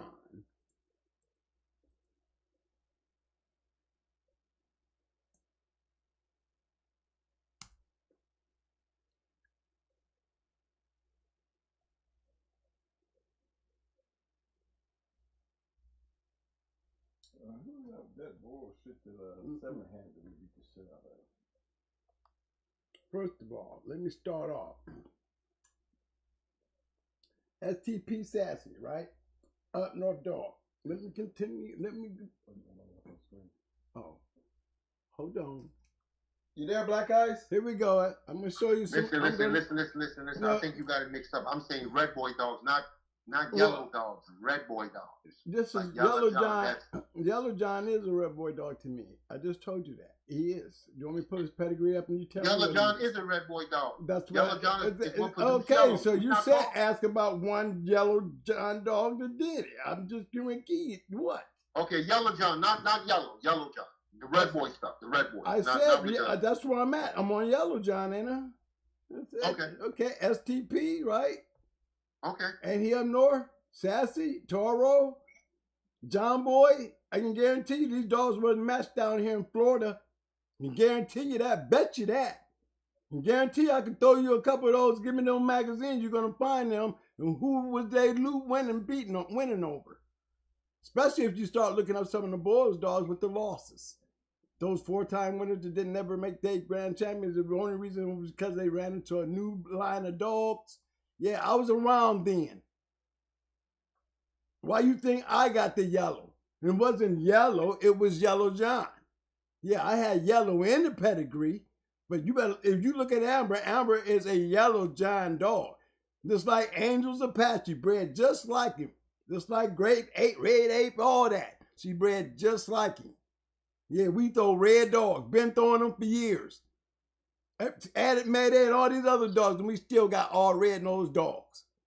To this day, we still throw red-nosed dogs. To this day. To this day. I see. Grand Champion Marvin. I mean, these are, I can, if I had the adrenaline, I would show y'all where these dogs was losing to. Games GR, 5-time winner. There's a whole bunch of them was kicking ass. That's where they was. They was up north. That's how I knew about the Yellow John dogs. I knew about the Yellow John dogs because at first there was nothing but Boyle's dogs. Everybody had them. Then all of a sudden something happened. These must start losing. 45, 50 minutes, they losing. These dogs is not indestructible. All yellow. John. Long before. Black guys, you see all the dogs that came out of that Yellow John?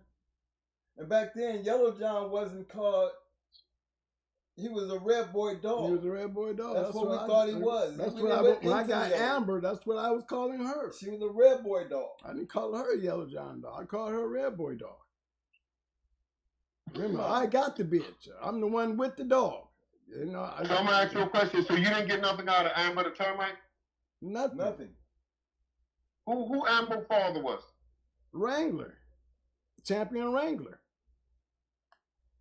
From North Carolina? No, Lester. Greg Lester, Bluegrass Kennels. And she was a red boy dog. She was a red boy dog. She was Yellow John all over the place. I know when they bred termite.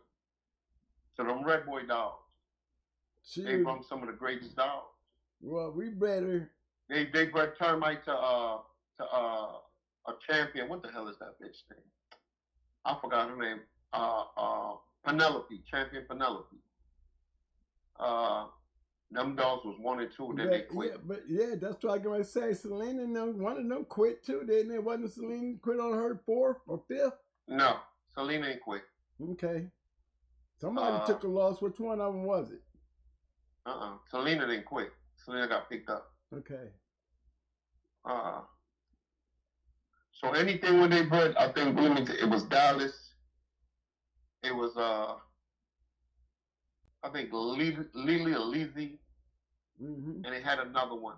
It was 3 bitches came from Old Man Robinson. And that's what made them dogs famous. Them dogs, right? Selena was a bad bitch. I'll tell you that. Yeah, Millbuster had her up there. Millbuster had her up there in Maryland. Selena? No, he was a homie. Was off of her. Remember Champion? No, homie ain't had nothing to do with that. And no termite. Then Selena was up there. Then Dave Millbuster and the ones that had Selena then. No. Champion No, Selena. Buster had Homie. He had Homie. He didn't have Selena. A guy named Dog Boy Yep. I had remember Selena. Dog Boy. Bought Selena. And he was partners with Helen Earth Mike. Yep. So that dog was there the whole time. That's it. She lost to a bitch called Orangutan. Orangutan? Yeah, I think it's Orangutan. Mm-mm. Yeah. Was it a male? What'd you say? Was it a male? No. It was a female. Her name was a Orangutan. Orangutan bitch. She was a Frisco bitch. Mm-hmm. See, it's like this. You put something bad about a dog, everybody will look for bad.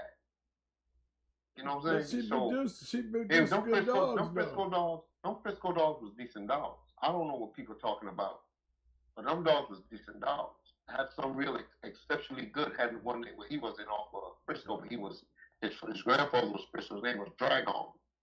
He was real good. Mm-hmm. A lot of dogs was good dogs. You know what I'm saying? Every family of dogs got its good and bad. I don't give a fuck what it is. Every family of dogs got its good and bad. That's no doubt. Every family. That's no doubt. But high percentage, them goddamn yellow dogs. I believe that. I agree. And them yellow dogs look way different. The yellow dogs that people have today, no. Hell no. Them dogs is dark red, heavy black muzzle up to the eye. That's how them dogs look. Them dogs don't have big tails. They have little tails. Mm-hmm. Regular size, not no big tails.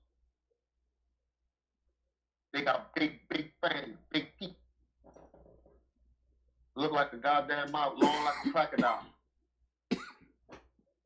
Wide muzzles, not skinny muzzles, wide muzzles. Wide mouth. Yeah. Like I said, I tell everybody this.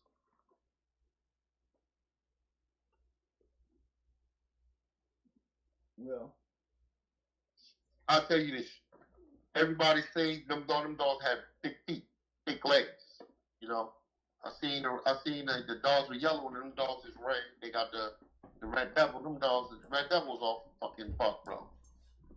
So I think if he wasn't off buck, he was a brother to Jedi.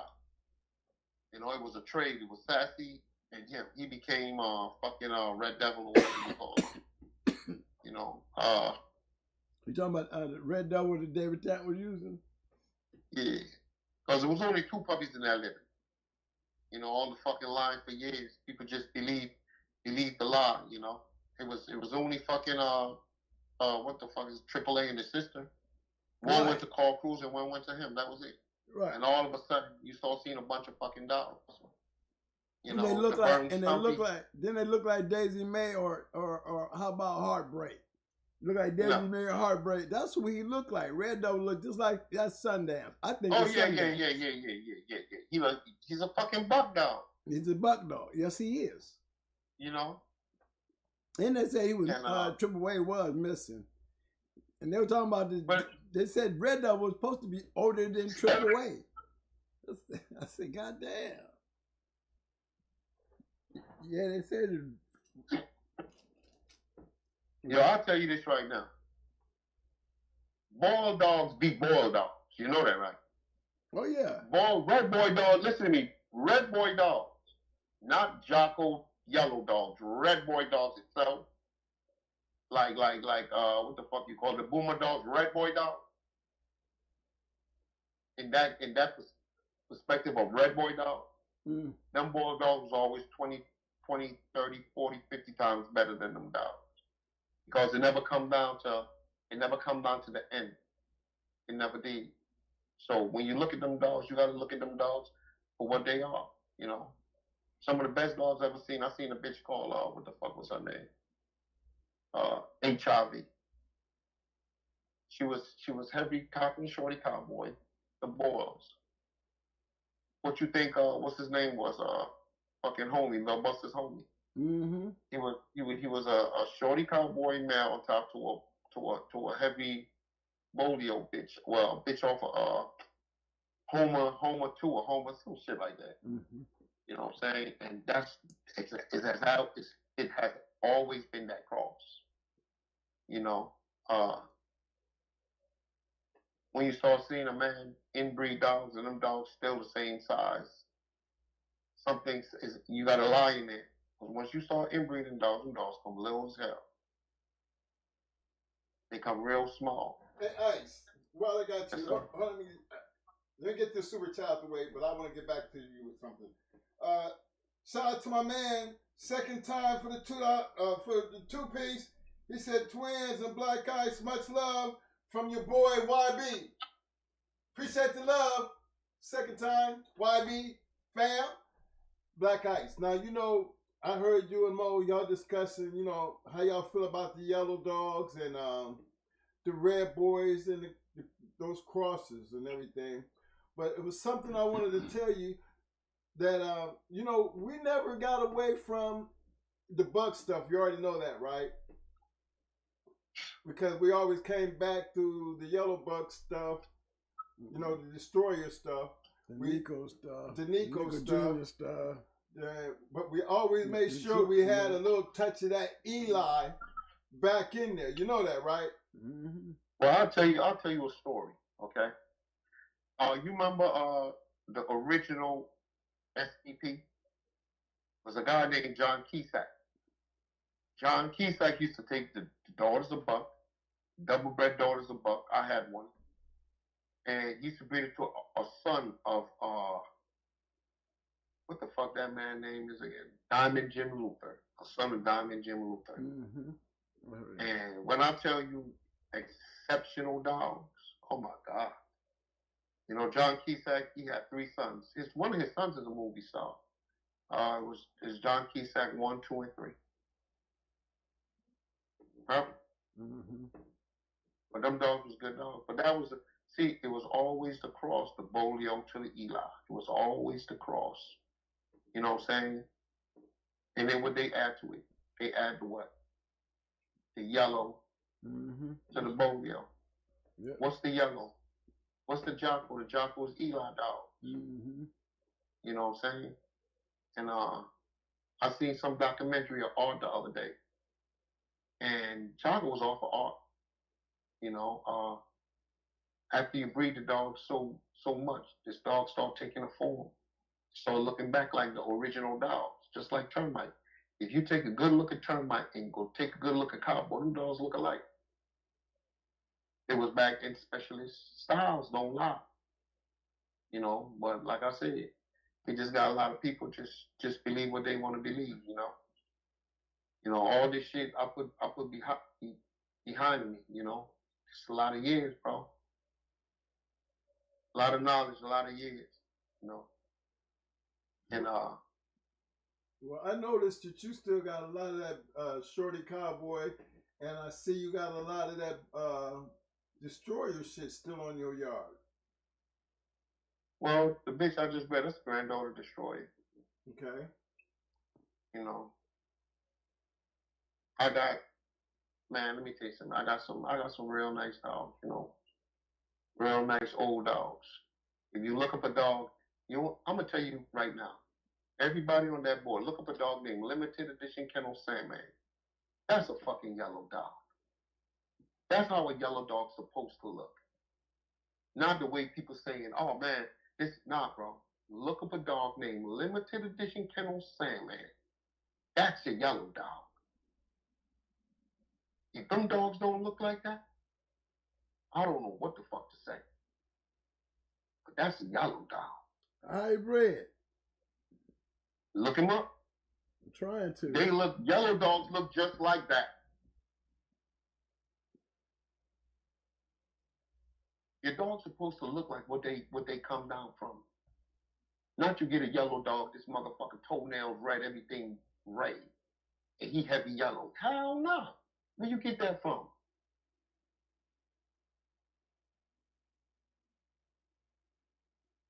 That's red. Where you get it from? It's just gonna pop up in the air and be like, oh man, that's a dog. Like, fuck out here. Gotta know these dogs, man.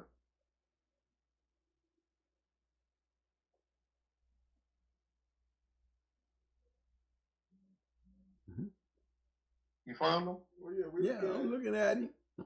Yeah, that's how a yellow dog's supposed to look. Yeah, but I'm still seeing that AAA up in there, so I know that's Jeep shit. What you mean, Jeep? Jeep. That's AAA, Mike. Oh, yellow. AAA, that's yellow. That's right. Okay. I see that shorty cowboy up in there. Okay, I'm gonna show you something, right? I want you to really think about what I'm just gonna say.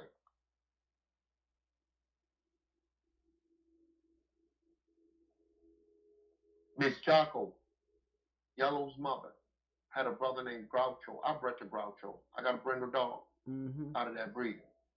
Just years ago. It's over 30 years ago. Right. I remember Groucho. Now you take Yellow, but if you ask yourself, I want you to ask yourself one question. Yellow, two brindle dogs. Sassy, two brindle dogs. You bred them two dogs together. You get a black brindle. You get another black brindle. Well, you gonna get a pure red-nosed dog from him with that conformation and his ears look like that. It's not the fucking dog, bro. I remember when that litter was born. I was trying to get one off that litter when it was born. It was only two. And the reason why SPP is supposed to got something off that litter. And that's where the fallout came. So when people sit down and people talk, they got to know what they're talking about. Don't work like that. So that's why I said earlier, I made a breeding. I'm going to see if a breed will come out. You know what I'm saying? Because the breed that I made is kind of tightly bred. Them dogs old dogs. Them dogs 9 years old. You know what I'm saying? So them dogs on they, you know what I'm saying? I just keep my dogs to keep my dogs. That's all it is. When they get old, that's when I breed them. Right. You know, just to keep it around. You know, so when you look at them dogs today, you see dogs that don't look like that. Just look at his fucking muzzle. Bitch had teeth like a fucking silver-tooth tiger. And then you see the dogs, they look, nah, bro. Well, see, like I said, I don't know about these new dogs. I know about the old dogs. And I know how them old dogs look. Even my shorty stuff, they look like shorty. I have never got a fucking chocolate dog out my dogs. Never. Never. Not my shorty cowboy stuff. Even though it got a quarter of Mayday Blondie the buck. I don't get that. Now, when I took the Amos stuff, and bred Amos, I bred Champion Baby Red, the Bam. Took that, bred it to Amos, who's off of Bam, to make it. There was only 2 red nose in that litter. And the rest of them dogs come down through generations. Them dogs all black nose. Then I took 1 red nose one and bred it to Amos. I mean to Bull. The 2 of them was red nose. Then they produced that male, legendary buck. When you look at that dog, he looks like a fucking buck dog. You know what I'm saying? He got some age on him. I bred him what? Twice. You know? Certain dogs is like family. You know, you just got to keep them around. Certain dogs, so that do me part. Them dogs is old right now. You know, I'm getting old myself. But when you look upon a dog and a man say that's a dog, dog's supposed to look like the original dogs. And you argue with people so much. It's like a dude turn around and send me a fucking pedigree of a granddaughter's CD. She's 6 years old. I said, bro, what the fuck did you get that from? I seen CD. I seen all them dogs. I got pictures with all them dogs. I don't have them dogs today. I got pictures of him. I got pictures of him too. when I Unless it's I read frozen a sample semen. to him. If it ain't frozen, how you? Let's be real. How you gonna get them dogs? How you get pictures of them dogs? How you gonna get grandkids of them dogs? Them dogs was around when I started. My oldest is like what, 32? Come on, bro. You know, I remember taking my son to a party one time, and when I took my son to the party one time, there was a lot of people. He was young. Back then, it was different. You know, he was young. He was about no more than 7 years old, 6 years old. So I gave him a whole bag to hold. When he opened the bag, he looked at me. He said, "Daddy," I said, "You good, bro?" Let me tell you something. Back then, it was different. Back then, it was more respect. It was more like, yo, a man ain't gonna argue with you. 5 niggas say the same thing, shut your fucking mouth, because it's the truth, bro. That's why I asked Mason earlier, what year did he breed to G? Mm-hmm. What year, you know? I was never no fan of G. One of my mentors' name was a man named Don Hughes. He had dogs on. He was the first person to make the G Black Boy Cross. Yeah, black dude. All them dogs over there, the Jimbo dogs, came from a dude named TJ. TJ got all his dogs from Don Hughes. You know what I'm saying? I bred to Jimbo had a brother, I think it was a brother named Groucho.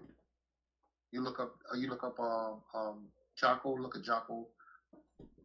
Australia got a dog named something Groucho. Mm-hmm. I bred to him. I bred to a bitch called what the hell was her name? Tank. You know what I'm saying? She was off of Gardner Buster to 3C2. You know, Gardner Buster was off I think it was off like a studio. One of them fucking. You talking about over 30 years ago. And them dogs was nice dogs, you know. I remember the other day, hearing Fat Bill talk, and Fat Bill said that Leverett had quit. And I went on Tom Yard and I bought one for $800. That was his pick of the litter. $800. Them puppies was selling for $250 back then. And I had to leave with him because he had looked real good. But then later on in the years, you telling me, oh, he had quit. Let me tell you something. He was a good dog until he seen a yellow dog, and that was it. But he was raised right. He used to sleep in my house, on the floor, next to my bed. He was raised right. And, you know, when you listen to people, oh man, yeah, he was a cur, he quit, you know. And I remember when his father, Leverett, went into Bad Boy. You know, Bad Boy, I think was the son of Patch Out Pete. It was, bro. It was like you wanted something. See, your eyes ain't gonna never lie to you. That's the whole thing about life. Your eyes ain't gonna never lie to you. Other things will lie to you, though, but not your eyes. You know. So that cross was always a good cross. You know, just the Eli to the Bolio, the Eli to the Red Boy. It always been, but like I said, Bolio and Red Boy are the same dogs. It just come down from different families, different twists. That's all it is. You know, you just gotta look back in the pedigree and look deep enough, you'll see. You know, but that's how the dogs is, you know. Like you got it mixed up with Selena earlier, and you said homie, yeah. You know. Right, my fault. Homie basically was a Homer, a Patrick Bolio dog. You know.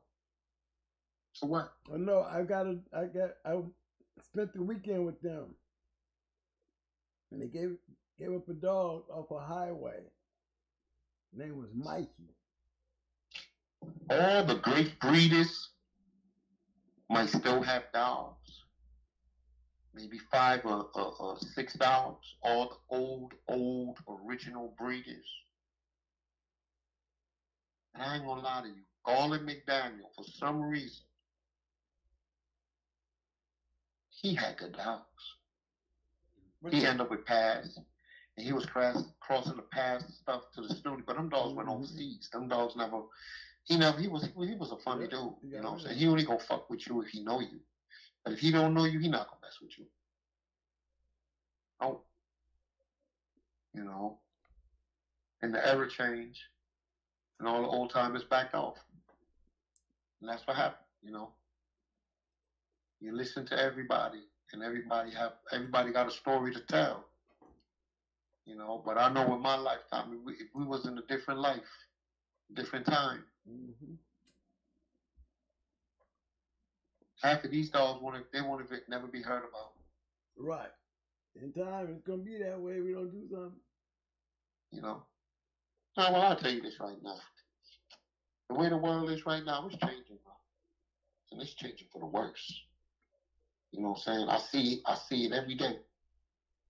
You know, we still blind, especially black brothers. We still blind, bro. We'll pick and we'll buy a fucking pair of sneakers for $2,000. We'll take some money and we'll buy a fucking car for $100,000. But then we have 3, 4 children. But then when you have 3, 4 children, not because you got it good, you think they're gonna have it good. At the end of the day, I've been around a lot of ballers, a lot of millionaires in my life.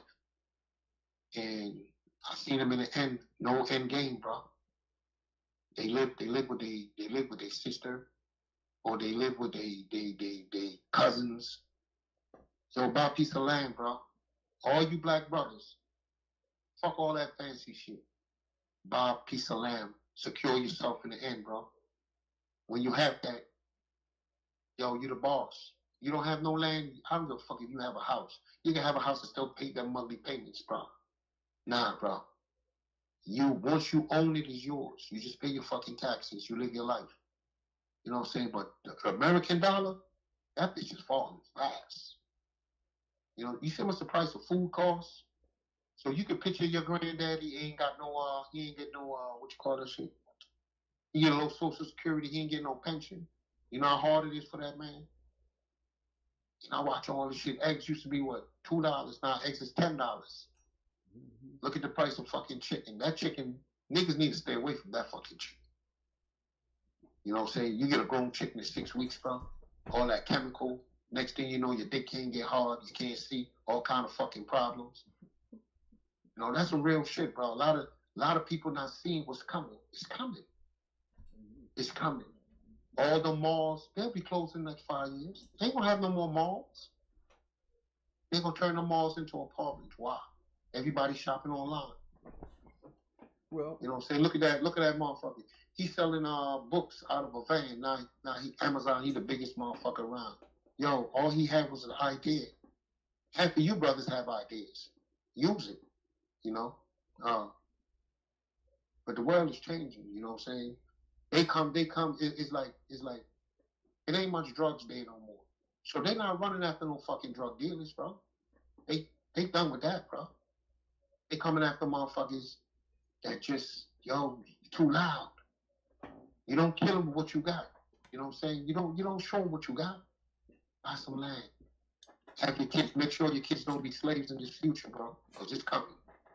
You know what I'm saying? I'm gonna give you a little story. I want you to think about this. You grew up in a house, 3 people in the house. Your mother got 1 house. 3 of you, your mother, father passed away. What happened? You leave the house to her kids. What you think them 3 guys, you doing good, your brother all right, your other brother in and out of jail. What you think gonna happen? That fucking house gonna sell. So now what you do? One of you gonna take that money and go buy a piece of land. The other one gonna take money and buy a car. The other one gonna party, the money done. So what happened? What you doing with yourself now? You out there working a job. You out there working a fucking job just to pay bills, bro. Just to pay bills. And you had it from the beginning, but you just never thought about it. You never say, you know something, mommy, work hard for this house. Daddy, work hard for this house. Fucking, we'll just put that bitch up. Give it to a company and let them pay us every month. And keep it in the family. We don't do that. What we do? Oh man, I'm gonna buy this. Oh, I'm gonna buy that. Nah, bro. Buy a piece of land. I tell everybody, buy something for your kids. You can have kids. Oh yeah, I gave them an education. What the fuck is education? Let's be real now. We talking some real shit. What's education? That are you smarter than the next man? I tell everybody this. I'm telling you all this right now. Fuck the world. I'm being real. I came out of 8th grade, bro. 8th grade, I dropped out. They kicked my ass out of 8th grade, bro. And I ain't no bum nigga, bro. At all. That's why I could talk like this. I ain't no bum. Listen to me. You might have more fucking books now, whatever the fuck you call it. But if you ain't doing nothing for yourself, you're doing something for everybody else, what the fuck that mean? You know what I'm saying?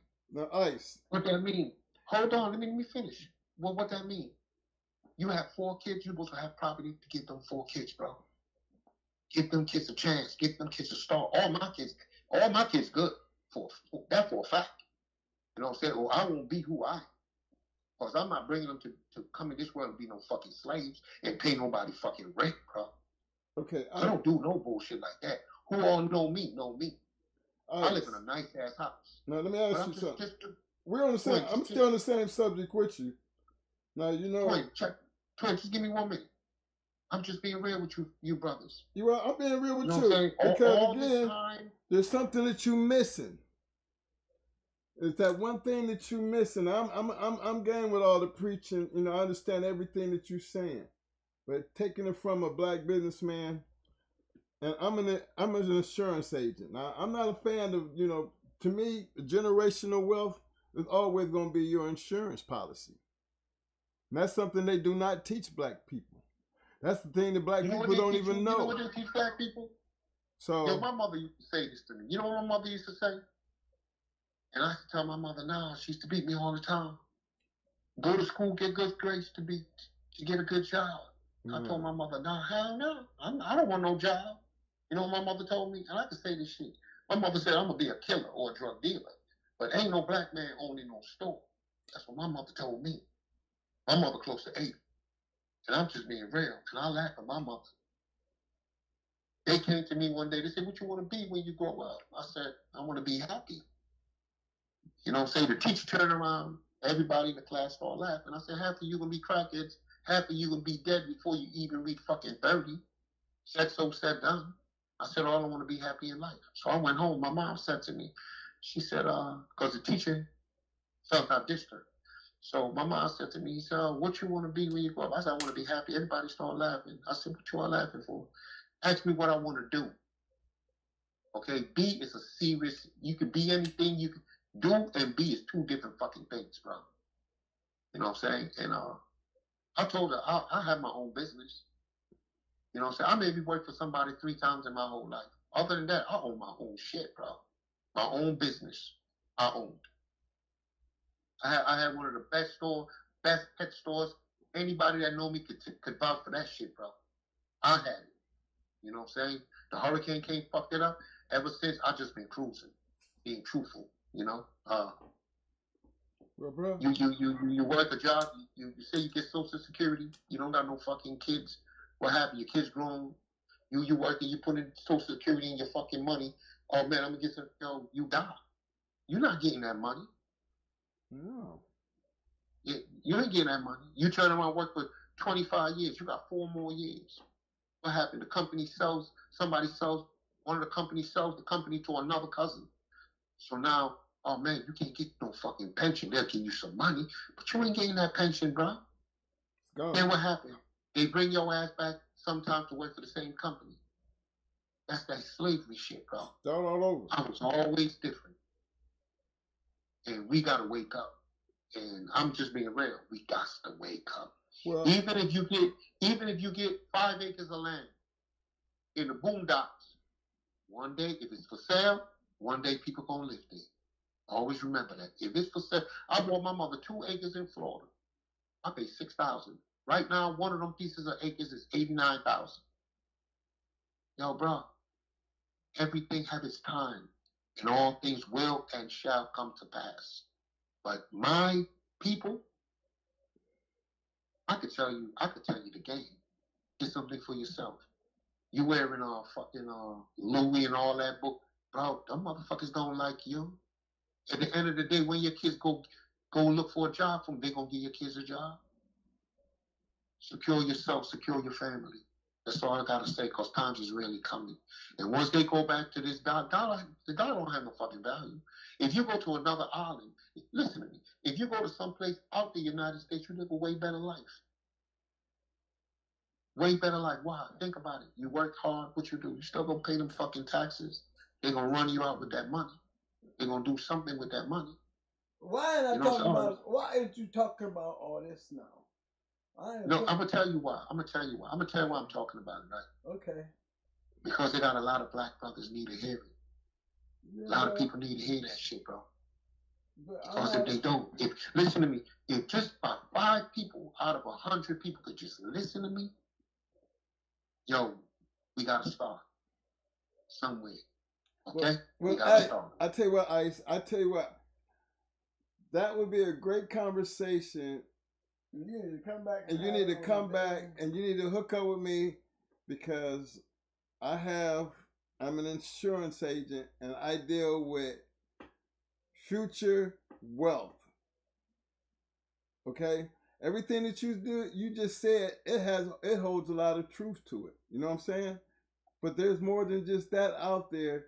If you really want to get on a platform and you really want to have this conversation, I need you to join me doing that other part of my life, because that's what I do for a living also. I show people how to deal with generational wealth, and it all starts at a young age. Okay, I want to ask you a question. What's generational wealth? I'm just asking you that. I just want to really know from your perspective. That means anything that I have now is supposed to last a couple generations that I left forward for my children. And I guarantee that generational wealth at least 2 generations.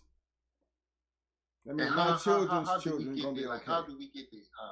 I'm just... how do we get it from your perspective? From my perspective? Mm-hmm. If I was to try to sell you an insurance policy right now at the age of 18, I could sell you $1 million insurance policy right now at the age of 18 that would guarantee you 4 generational years of 4 generational wealth. Okay, because how much is the monthly payments? An insurance agency, I mean, as a whole life insurance policy, and I'm just going to give you a couple numbers. I'm not trying to get anybody on this, but I'm going to get you a better understanding of what it means. If I had bought my insurance policy at the age of 18 years old, I probably would have been spending something like $30, $40 for $1 million policy. See, yeah. The older you get, the more you're going to spend. Because at the age of 18, I'm a young man. I don't have any health issues. Probably got good credit. I don't have any bills. I just have an insurance policy that I'll be paying $30. It will not increase for the rest until I get 70, 80 years old. But in the same token, that same $30 I'm putting out there has an annuity on it, which for every year that I hold on to that policy that I paid for it, right? Guess what? The money that I got invested into that policy is also making money.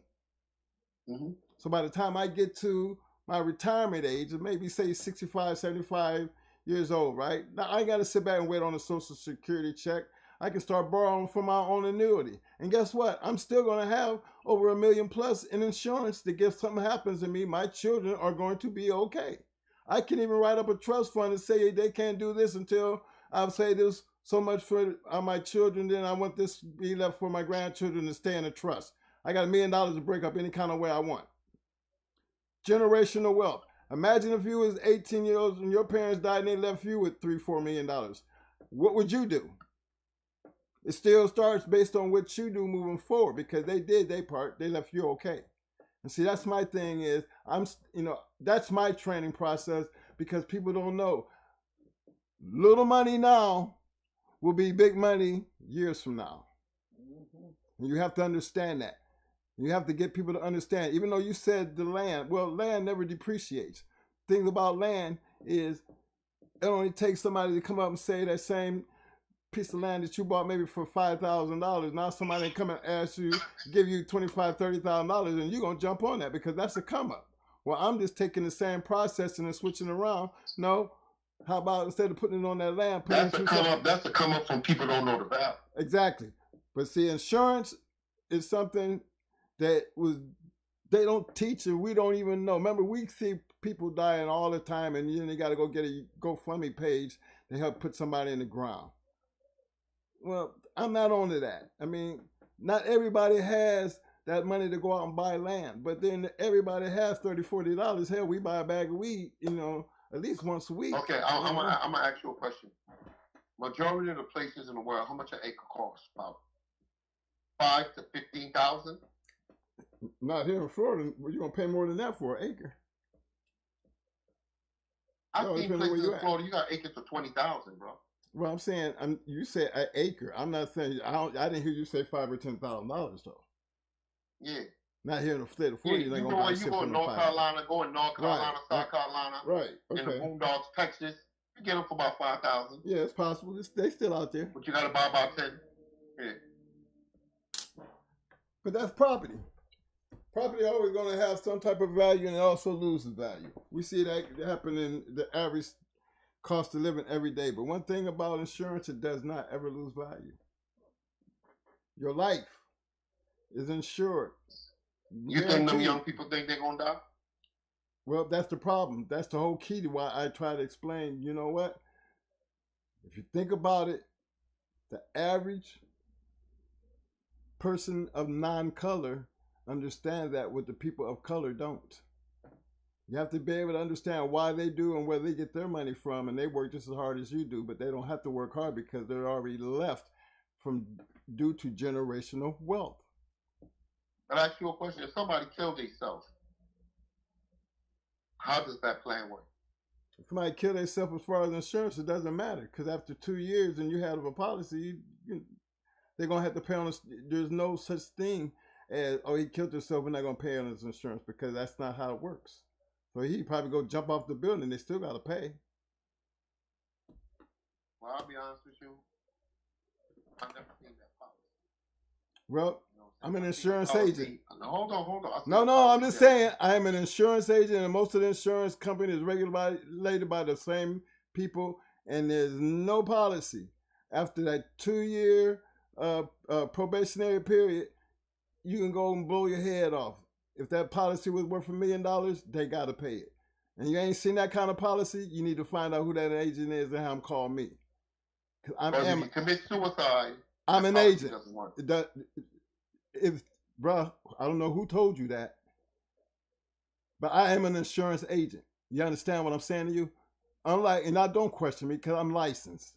So if I'm sitting here telling you something, if I'm sitting here telling you something, trust and believe what I'm saying because I'm licensed here in the state of Florida. Okay. Okay, so trust when I tell you. You ain't never seen it, then maybe you know me now. So now you know me, let me show you something that you don't know. Okay? Take that word.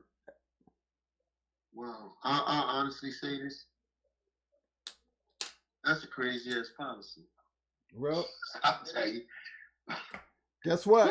They're all like that. Guess what? There's a whole lot about these policies that you probably be shocked about because, again, who's out there teaching you? Who's out there telling you? Who's out there giving you the insights? But it's done. Look, the insurance business has gotten so big now, you're going out buying insurance for your refrigerators, washers, and dryers. I mean, remember, insurance is nothing but an administrative business. They don't do no work. It's all administrative. So if you understand that part of what I'm trying to say to you, then you should understand they don't really care about you. You go blow your head off, they don't care. The fact is, how many people out there blowing their heads off that they got to pay a policy on? Not many. Everybody's trying to always live a good life. So who's really taking the risk? Them or the people who buying the policy? Keep that part in mind. That's just another part of business that where you can take advantage of that's going to help you in the long run and quit letting bad information get you by. Yeah, it's true enough. You can't buy a whole life insurance policy due to you have some kind of medical issue, right? But why do people wait until they get up in age to start talking about, I need to prepare for if something happened to me in life? Me, I'm trying to reach out to the young people who is going to benefit. Because as old people, people like my age, what is the purpose of buying a $1 million insurance policy now at the age of 60-something years old?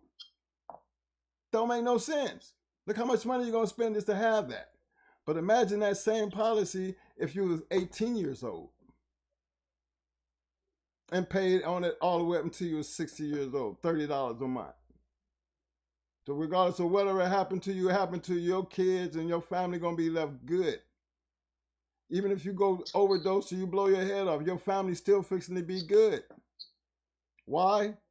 Because you have a life insurance policy and it guaranteed you're gonna be good. I ain't seen a policy yet that didn't have that clause. It's called a 2-year probationary period. Anything after 2 years, bro, is non-contestable. You know what that means? You cannot fight it. Check it out. Non-contestable. So I'm gonna ask you a question. So you telling me that somebody 18, 19 years ago on the insurance and they died a year and a half. And they got $1 million policy. Okay. Say they died 2.5 years later. And they got $1 million policy. Okay. They're gonna get that. Whoever that policy is beneficiary to, they're finna get $1 million. Yeah, that's what I'm telling you.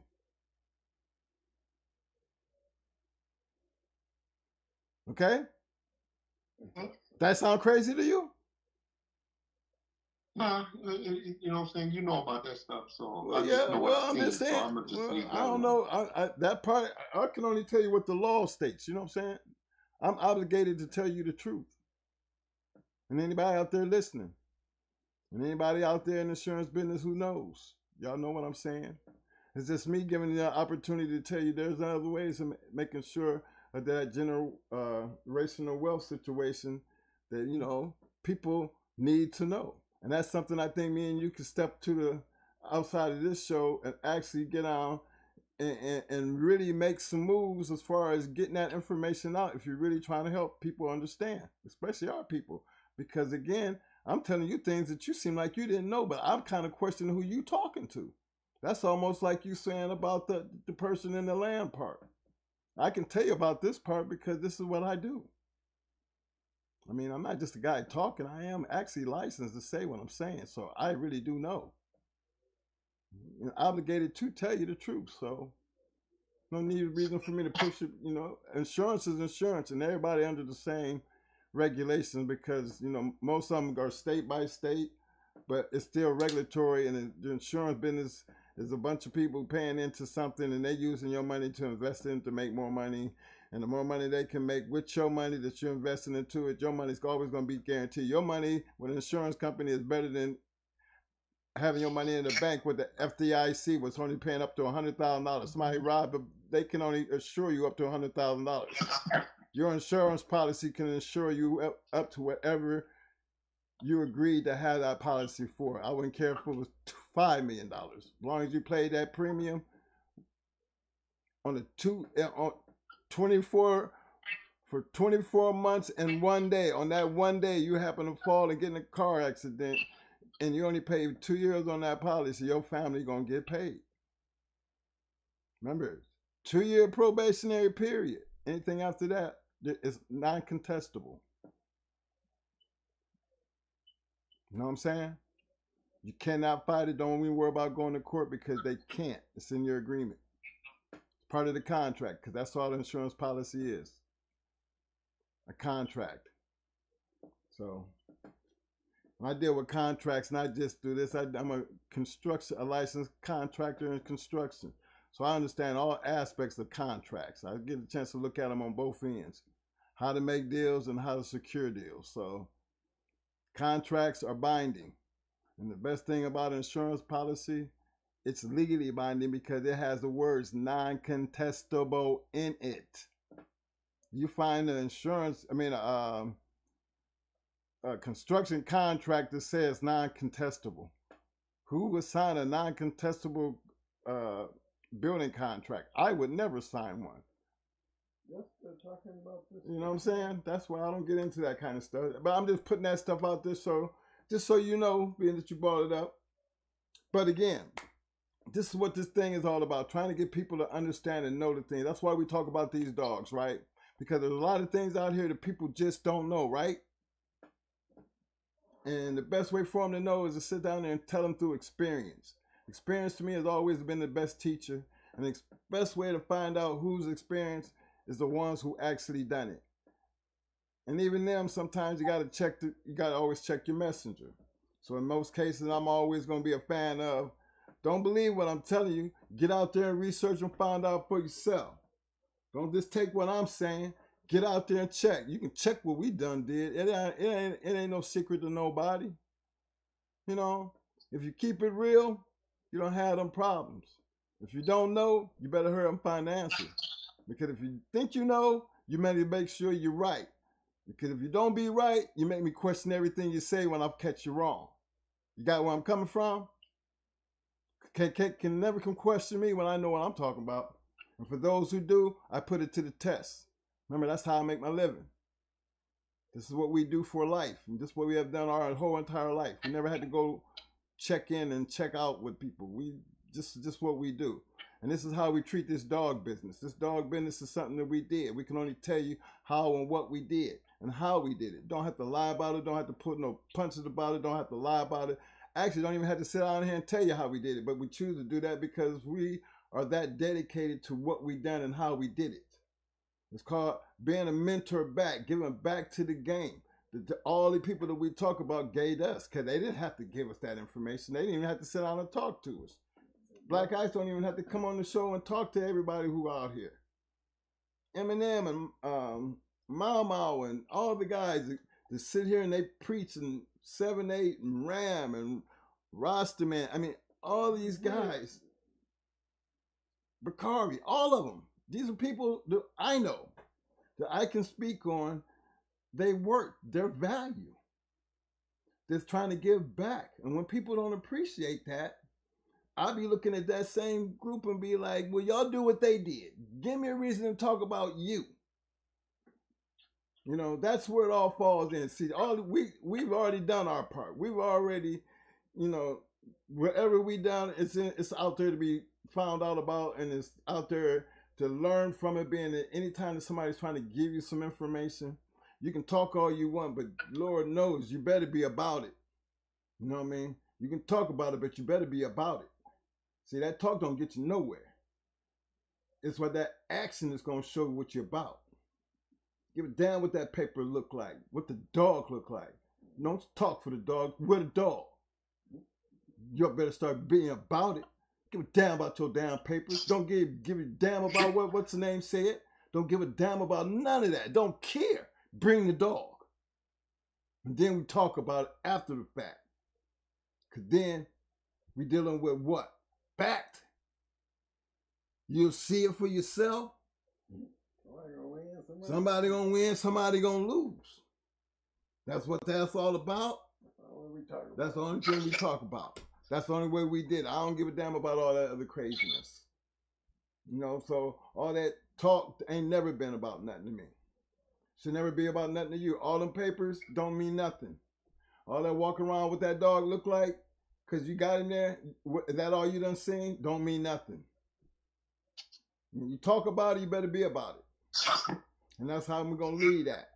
Because again, that's what this is all about. We can only tell you how we live our life and what we did in our past. And that's what we try to feed down to give y'all insight of what it feels like and what got everybody to where we got to. Until you have done that, then you wouldn't understand what that means. That takes me back to everything else that I've done in life. I can't teach you how to tell me how to fix an AC or fix something and you ain't never done it before. Don't even argue with me. Don't tell me about life insurance if you ain't never done it before. Don't even argue with me. Shut up and listen. Don't argue with me when it comes to them dogs. If you ain't done it, don't talk about it. Listen. Because he ain't got to argue with you about that. And Black Ice, I got you on one tonight because I seen you pick up a phone, call the man on the phone because you knew that man. For that man to tell you everything that my brother was telling you was the truth. You there? Yes, sir. Okay, so I'm checking you on that too because you know that's what I do. And being I caught you doing that and you went as far as you got to do that, you owe me one because what that do for you, it makes me check you because we ain't gotta lie to you, and you don't need to cross-check us. You should have did that off the line. But being that you did it on the line, I'm gonna check you on the line, and I'm gonna let you. I'm gonna let you know from me to you, because you did that. Now you should never ever have to check anything I tell you. If you ever say it again, you better take it for what it's worth and be offline when you go fact checking. You feel me? Because I think that's only fair. Because I never check you unless I know what I'm checking you about. You feel me? Because we live, right? So we're going to handle it like that. I don't hear you responding, but I know you hear me. But this is what this is all about. This is what I'm all about, fellas. We try to keep it real. That's the only way y'all going to understand how this shit go. You know, it's already enough fakery. Yo, I was just listening to me. I was just reading something. Okay, that's cool though, bro. Somebody said, hold on, twin. Somebody said the black race is under attack. But you know that it is. Hold on. Okay. I don't believe in none of that bullshit, bro. Man, I don't believe in no black, no fucking white, no Spanish. I believe man is man. You're man. You gotta be a man of your word. I don't give a fuck about no color. I'm just saying, listen to me. I'm just saying, don't get left on the side of the fucking road. Because all my black brothers, when you see them, they got on the best, well-dressed shit. Put your fucking money where your mouth is, bro. Get something for yourself and your kids. Don't make kids and have your kids in the world struggling, bro. That's all I'm saying. I don't give a fuck what color it is. I'm just being real as a man to man. You know what I'm saying?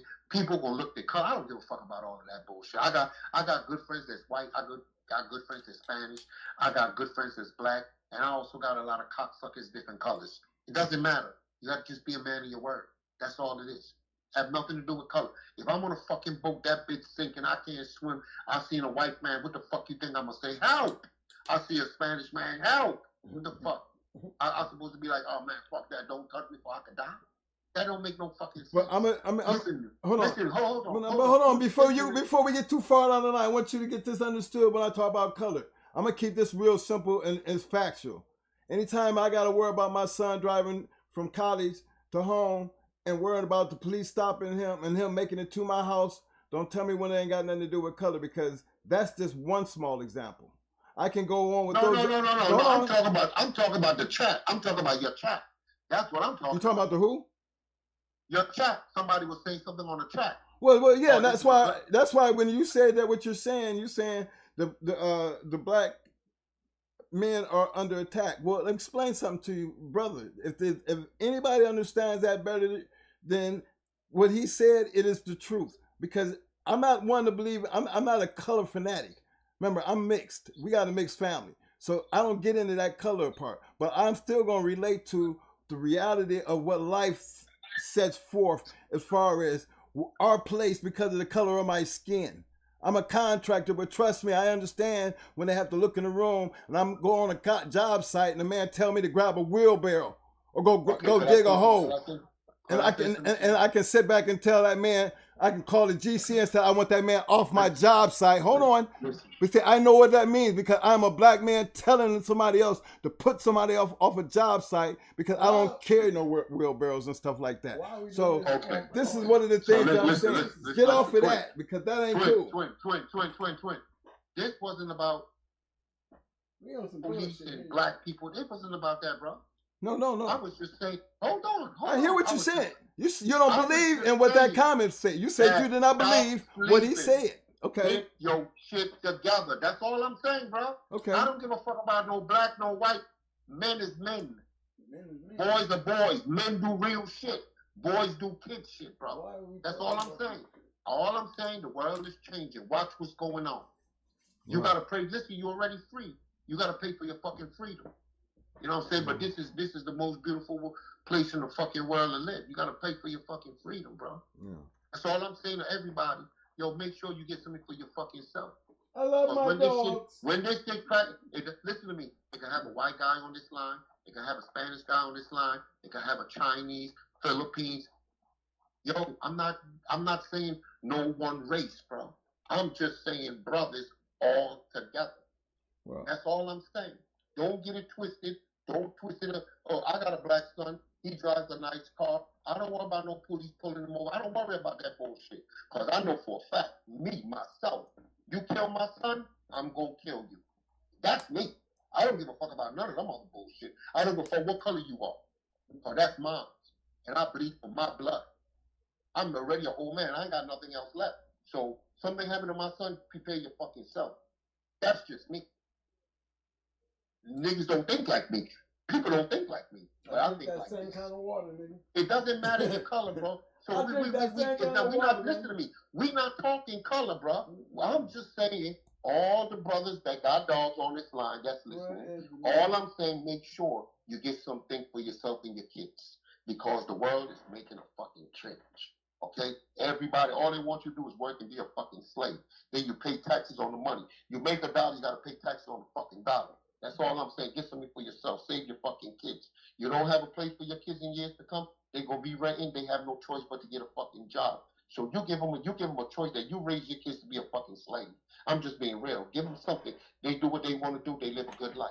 I didn't, and I'm gonna pass that on to a lot of black brothers, a lot of white brothers, a lot of Spanish brothers, a lot of Filipino brothers, a lot of Chinese brothers. It doesn't matter. I'm just saying how my heart feels. Okay, it doesn't matter of this race. It doesn't matter. Brothers are brothers. If I'm on a boat, the motherfucker sinking, somebody please save me. That's my attitude. Because if I can swim, I'm gonna save somebody. That's just life. So it doesn't matter of fucking color. Listen to me. When you born, you don't know you're not racist when you born. How the fuck you gonna be racist when you born? You know what you gonna be racist? When you hear your mother say no shit. Oh man, I don't know why he playing with them kids. They gonna be thieves. That's the bullshit. Just like, oh man, you better go to school, get good grades to get a fucking job. Yeah, to be a fucking slave. That's all I'm saying. If you could give somebody all them hours, give yourself, put your mind to thinking, give yourself some hours for yourself. You know what I'm saying? Now the whole world out of work, no fucking work. All these computers coming in. What you gonna do? What you gonna do? You got no choice but to do a fucking low-end job. Listen to me. Ain't nobody even listen to me. Even the fucking people coming from Haiti, they don't even work for that kind of money no more. World is fucking changing. You can't survive. You make $15 an hour, your rent is $3,000 a fucking month. How you gonna survive? I'm just being real. I'm just telling you my heart. Fuck them dogs. I'm just being real. You know what I'm saying? That's it right there. I just, like I said, it don't have nothing to do with color and race. It just have to do with brothers to brothers. Stop spending your money on bullshit. Try to get your shit together. You know what I'm saying? Then when you have a yard, you have a dog. When you have a yard, you have dogs. Why? Because that's your yard. Well, you know what I'm saying? Every year you pay a little money, yeah, fine. You know, but that's your shit. And your kids can run around and say, yeah, my granddaddy had this, my daddy had this. That's how it used to be. But now it's not that way. Why? Because men are selfish. They watching their kids and say, I love you. How you love them? You're not even giving them a chance to survive. Just being real, you know? well, one of the reasons why we do this show, because we ain't one of them men, fellas. Again, this is one of them things that I put in that perspective because a lot of y'all don't know who we really are.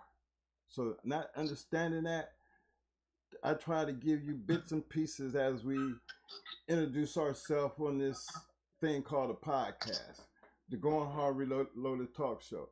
Because again, what we all have in common are the dogs. But we all have our own personal life. Nobody knows Black Ice personally. But you can get a feel of who he was. You ought to know in this dog game, if you don't know who Black Ice is, he's been on this show enough that you should have a good idea of exactly who he is. Just like all the other guys that have been around here. These are just like mentors. You know, mentors are people who are willing to take the time to give you the real deal. You know, when somebody trying to help you, they're not going to be trying to pull your leg. They're not going, most of the mentors that I grew up, you know, and remember, I had to learn a trade. Remember, my father is the reason I'm in the construction business. My mother is the reason I'm in an insurance business. So I took both for they once and made it a complete me, because at least I know that. This is what we do. Same thing with the dogs. We come and we give back. We give them back based on what we did.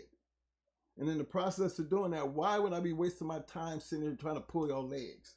And while I got everybody out, I want to give a big shout out to my man, Zachariah 23 with the 2-piece. I see you, fam. I want to give a shout out to my man, Wild Mongoose Kennels with the 2-piece. Appreciate the love. Wild Mongoose coming back with another $1. Again, shout out to my man Zachariah23. Big shout out to my man Wild Mongoose coming in with the 5-piece. He said, Carmen Sin, Black Ice the truth. What you did to call him a liar, salute Black Ice. GH.CH, salute. Big shout out to you, Black Ice. Appreciate that, Wild Mongoose Kennels.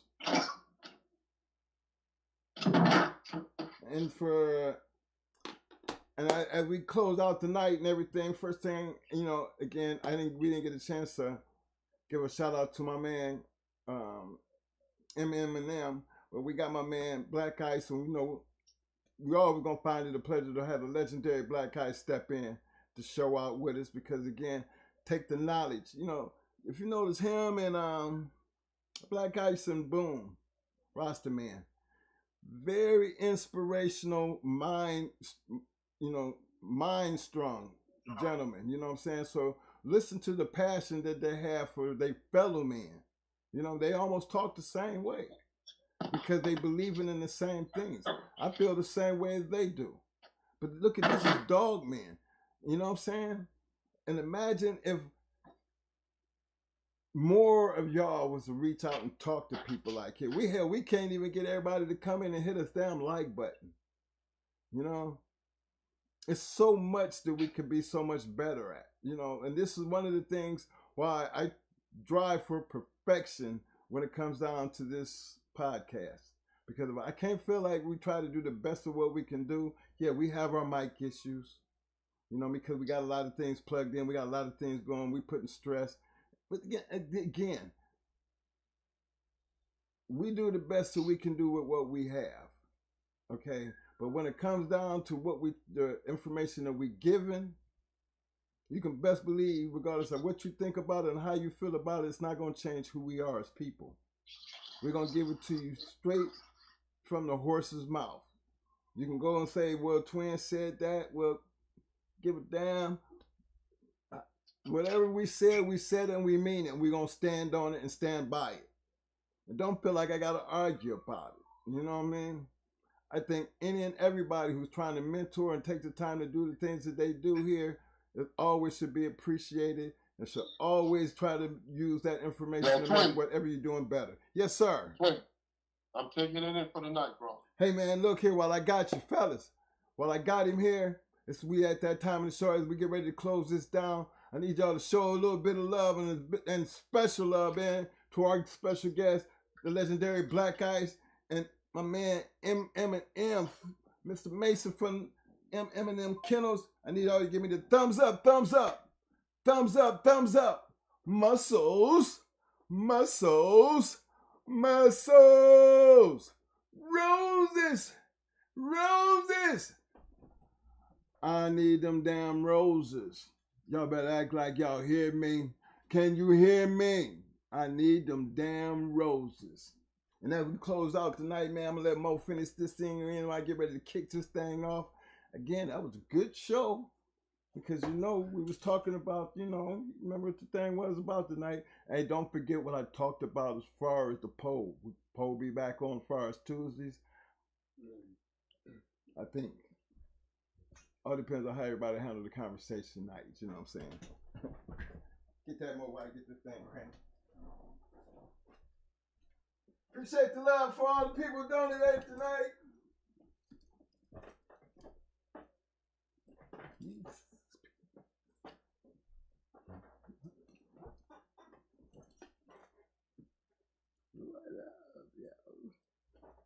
Hey, y'all think it real interesting. I like to do. Big shout out to my man Eli Monster for the super chat, fam. I got you, fam, for the 2-piece. He said, a man. A man is a man. You right, fam? Scratch. Put him in the corner. Let's put him in the corner. How about that? That's all. You know what I'm saying? Y'all know what I'm saying. Okay, we're going to take the flight. Everybody fasten your seatbelts as we come back to Thank you. This long ride. Okay. I don't know how long that thing been down like that. Thank you so much, bro. You know what I'm saying? You know, so that was the good one. All right, people stopped in, had a good conversation. Yeah, y'all definitely gonna be looking out for that book. You know what I'm saying? Yeah. I'm here to walk this thing on out. You know what I'm saying? As a dog man. No. I ain't never been much of a politician. You know what I'm saying? Let me tell y'all, ain't much of a politician. I'm on here to talk about damn dogs. So I'm trying to get down with the wood down. You know what I'm saying? Just get down with these dogs. Dogs. They don't never talk back. They don't talk shit. They don't do none of that. You know? And that's what it's about right there. That kind of shit right there. That they always give me something to talk about. That's what I like about them. You know, they're gonna give me something to talk about. Yes, sir. Well, I'm gonna keep it fun, straightforward. I had fun, though. You see how Mo be getting when they be like, man, don't be checking me, man. Can't check it, man. Yeah. I ain't call it checking anyway. You know, sometimes, you know, you just gotta forget who you were in the house with. You know, still our house. Yeah. It's still my house. I love you, but hey, I'm not no fake up in this motherfucker. Y'all know that. That's why y'all here kicking with me. You know what I'm saying? I ain't got the bullshit jobs, keeping it real with y'all. Everything I put out with the best of knowledge and understanding is true with legitness. You know what I'm saying? You gotta brag about shit. If I'm the shit, I'm gonna speak up about it. I don't need y'all to tell me. I'll make it up and tell. I gotta convince y'all, you know, I'll just keep it real. I'll let you read it and see it for yourself, then you make the decision. And meanwhile, I'm enjoying myself being the shit. You know how it is. Scratch the wind, right? All right then, man. Be a man. Be your own man. Okay, I'm riding with me. Don't. Damn right. I'm riding with me because I'm gonna always, you know, I'm gonna always do that. Man, look. Y'all better act like y'all know. This when we just playing. This ain't no joke.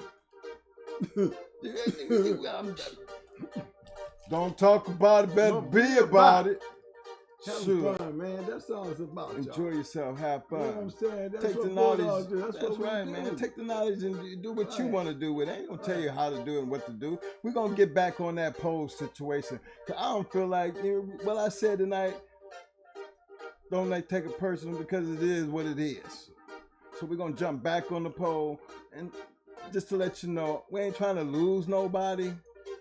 But then, come on now, I ain't gonna stop doing what I'm doing because you feel like I've hurt your feelings. So, I don't know what you're talking about. I don't even know what you're talking about. I don't either, you know what I mean? Just give me the pedigrees. I can you understand show me the dog. That's it. You know what I'm saying? See what you see. Listen. That's what I'm saying. You gotta believe. You gotta see it to believe it. This is the dog pound. This the dog pound. I'm telling you. Nothing else. Nothing. Look. I love y'all though. That's what I come here for, right? Man, this mic was on fire tonight. Now, I don't know. I ain't doing nothing different. I'd be thinking of YouTube and doing this shit. So, because there's nothing I've done that has not stopped it from going out since. Nothing. I've not touched anything. So I think it's a personal issue. Now that part, it gets personal. But again, as long as it don't keep doing it, I'm going to be all right with it. I'm going to figure it out. But you know what I mean? I ain't going to keep calling it my technical issue because I've been sitting here doing all fine all of a sudden and I ain't done that. So hopefully we're going to get this under control. Make it a better show at least anyway. But y'all, listen here. Don't be no fake. No. Don't be no fake. And don't ever question another man or what he do with his own stuff. Because thou who judges one is being judged. That's right. Don't find yourself being judged. You know what I'm saying? So don't worry about nobody else. Just worry about yourself, because that's where it all matter at. This information we giving you is free. Don't cost you nothing. All we ask you to do is hit the like button and fit it in your heart to donate because you believe in what we believe in. Rock with it. And everything else, you better keep true to it, because one thing we always gonna make sure everybody gonna do in the Shark Tank, and anybody who watches the show, and that is, we always. He said we always. You better damn best believe and be sure we always scratch the wind. You better act like y'all know and quit playing with me, man. Y'all You better quit playing. Ain't nobody playing. Y'all better act like y'all know. Shoot. Tell them, Mo. Who the dog in the night, fam? Man, me? No, just kidding. Who the dog last week? Come on. Okay, Willie. This is the dog of the night. There you go. There it is. Come on.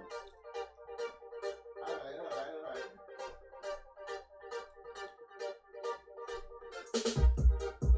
Yeah. Twin tripping. Yeah, it is.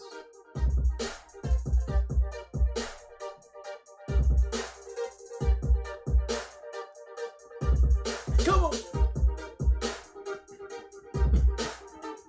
Get him, boy. Right now, right.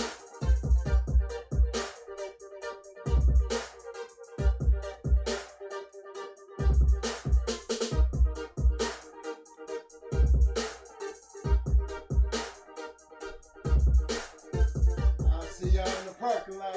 Appreciate everybody showing up.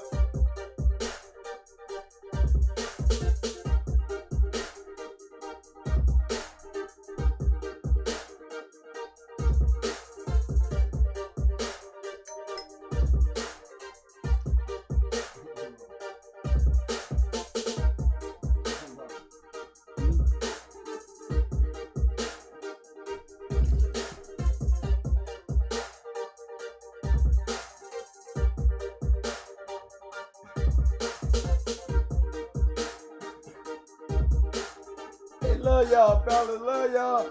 Love y'all, Shark Tank. Love y'all, fam. Love y'all, viewers. 2 in the house.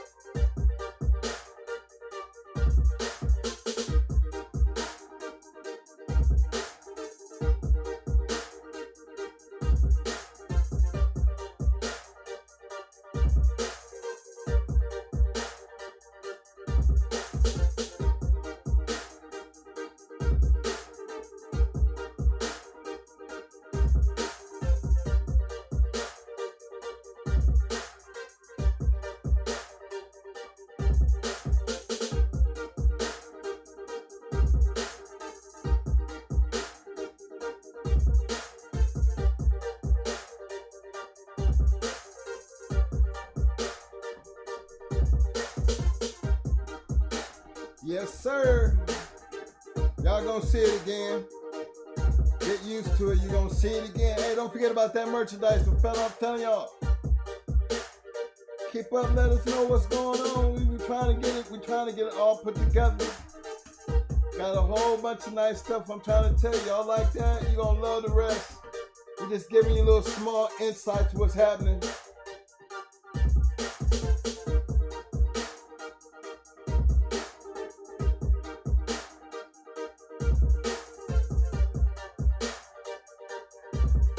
Shout out to my man, Live Life Real. What up, fam? Appreciate you showing up tonight, fam.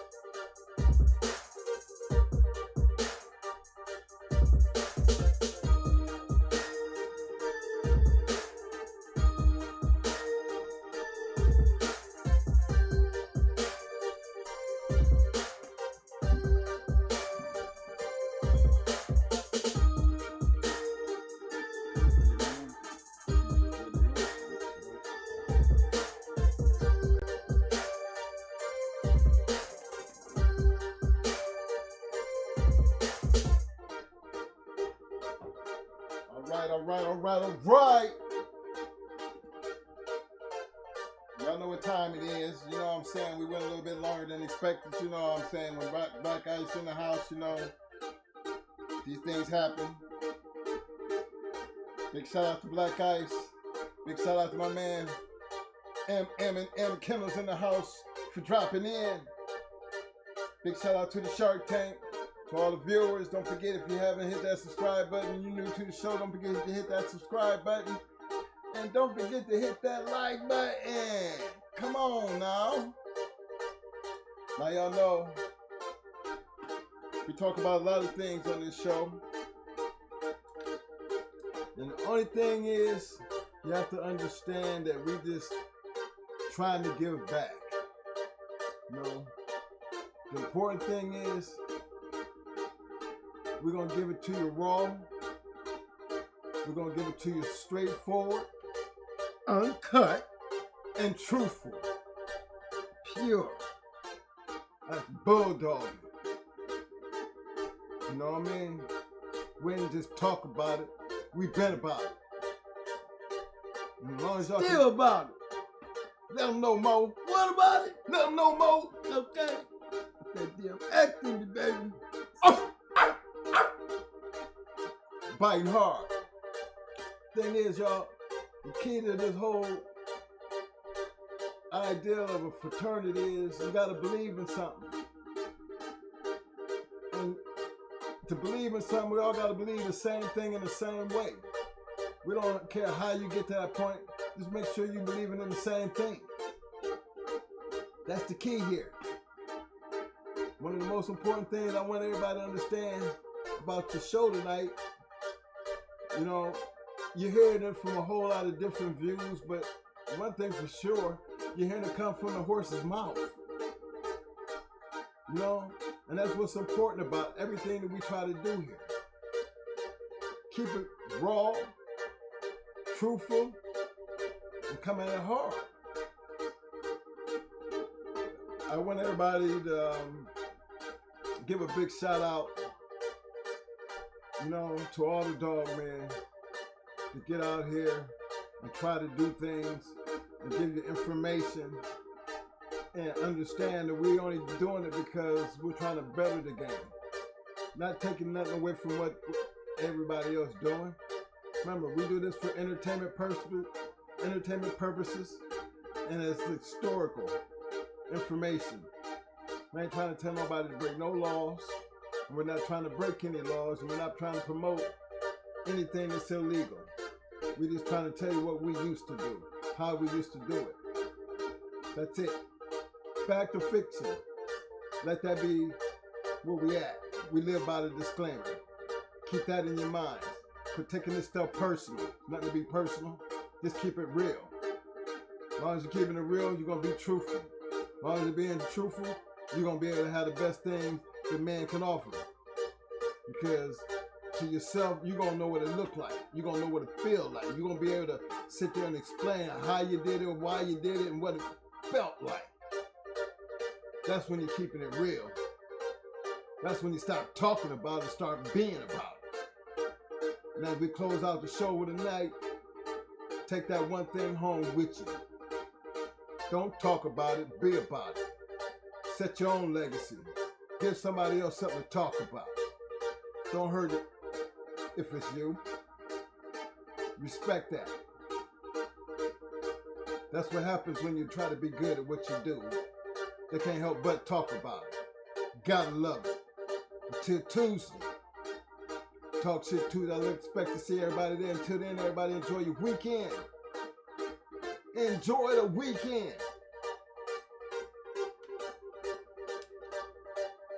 And I'm going to say this in my God voice.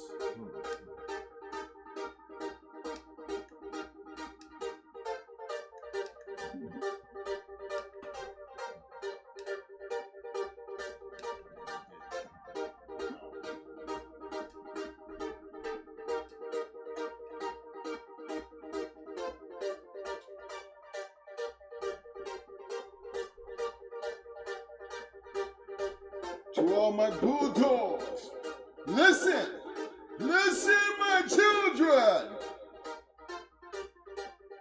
Don't talk about it. Be about it. You understand what I'm saying? Until Tuesday. Talk shit Tuesday. Everybody enjoy your weekend. Enjoy your weekend. And always remember, we scratch the wind around here, baby. Can I hear you? Can you feel me? Feel me. Until Tuesday, I'm out.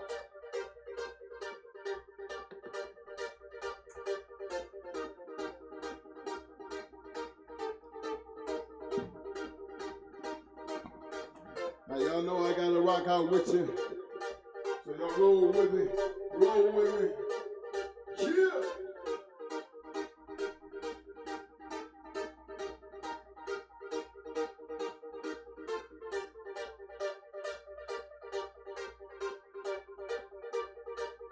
Here we go. Let the madness begin. Here they go, sing over here, this one away, this one away, this clubhouse. Together, we have the legendary 21, 22, going hard, Kennels reloaded. Go hard, Kennels reloaded, chill.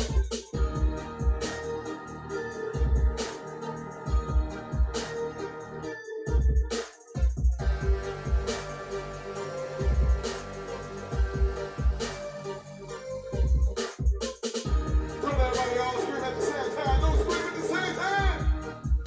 Go ahead, it's okay.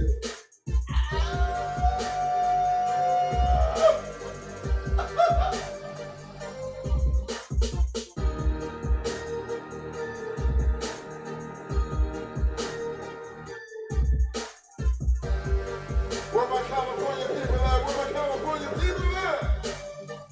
Yo, show up, show up. Show up, show up.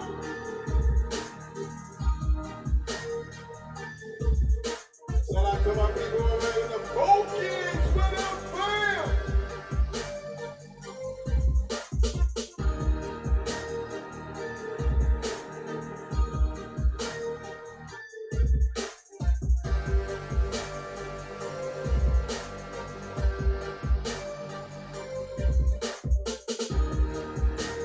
Yeah, that 1 o'clock hour. The lights been blinking. They've been blinking. I mean, let y'all know. Get the hell up out of here. I don't care where you go, but you get the hell up out of here. Shut it down, Mike. Shut it down. All right, excuse me. Excuse me. You can't do this. You can't do this. Go home. Go home. Sir, please. Give me your time on me. We have 50 people in the chat. Them 50 people, we gotta get the hell out of here. Don't you go home? Go home. Yeah.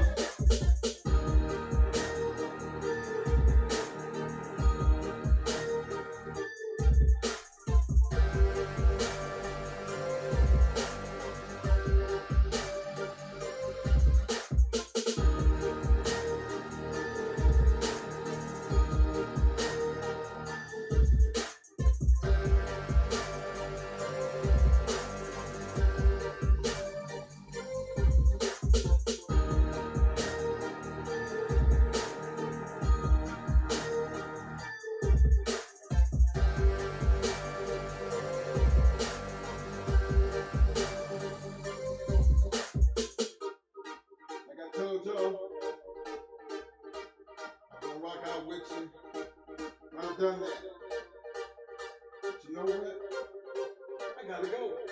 I got time to be messing around with y'all.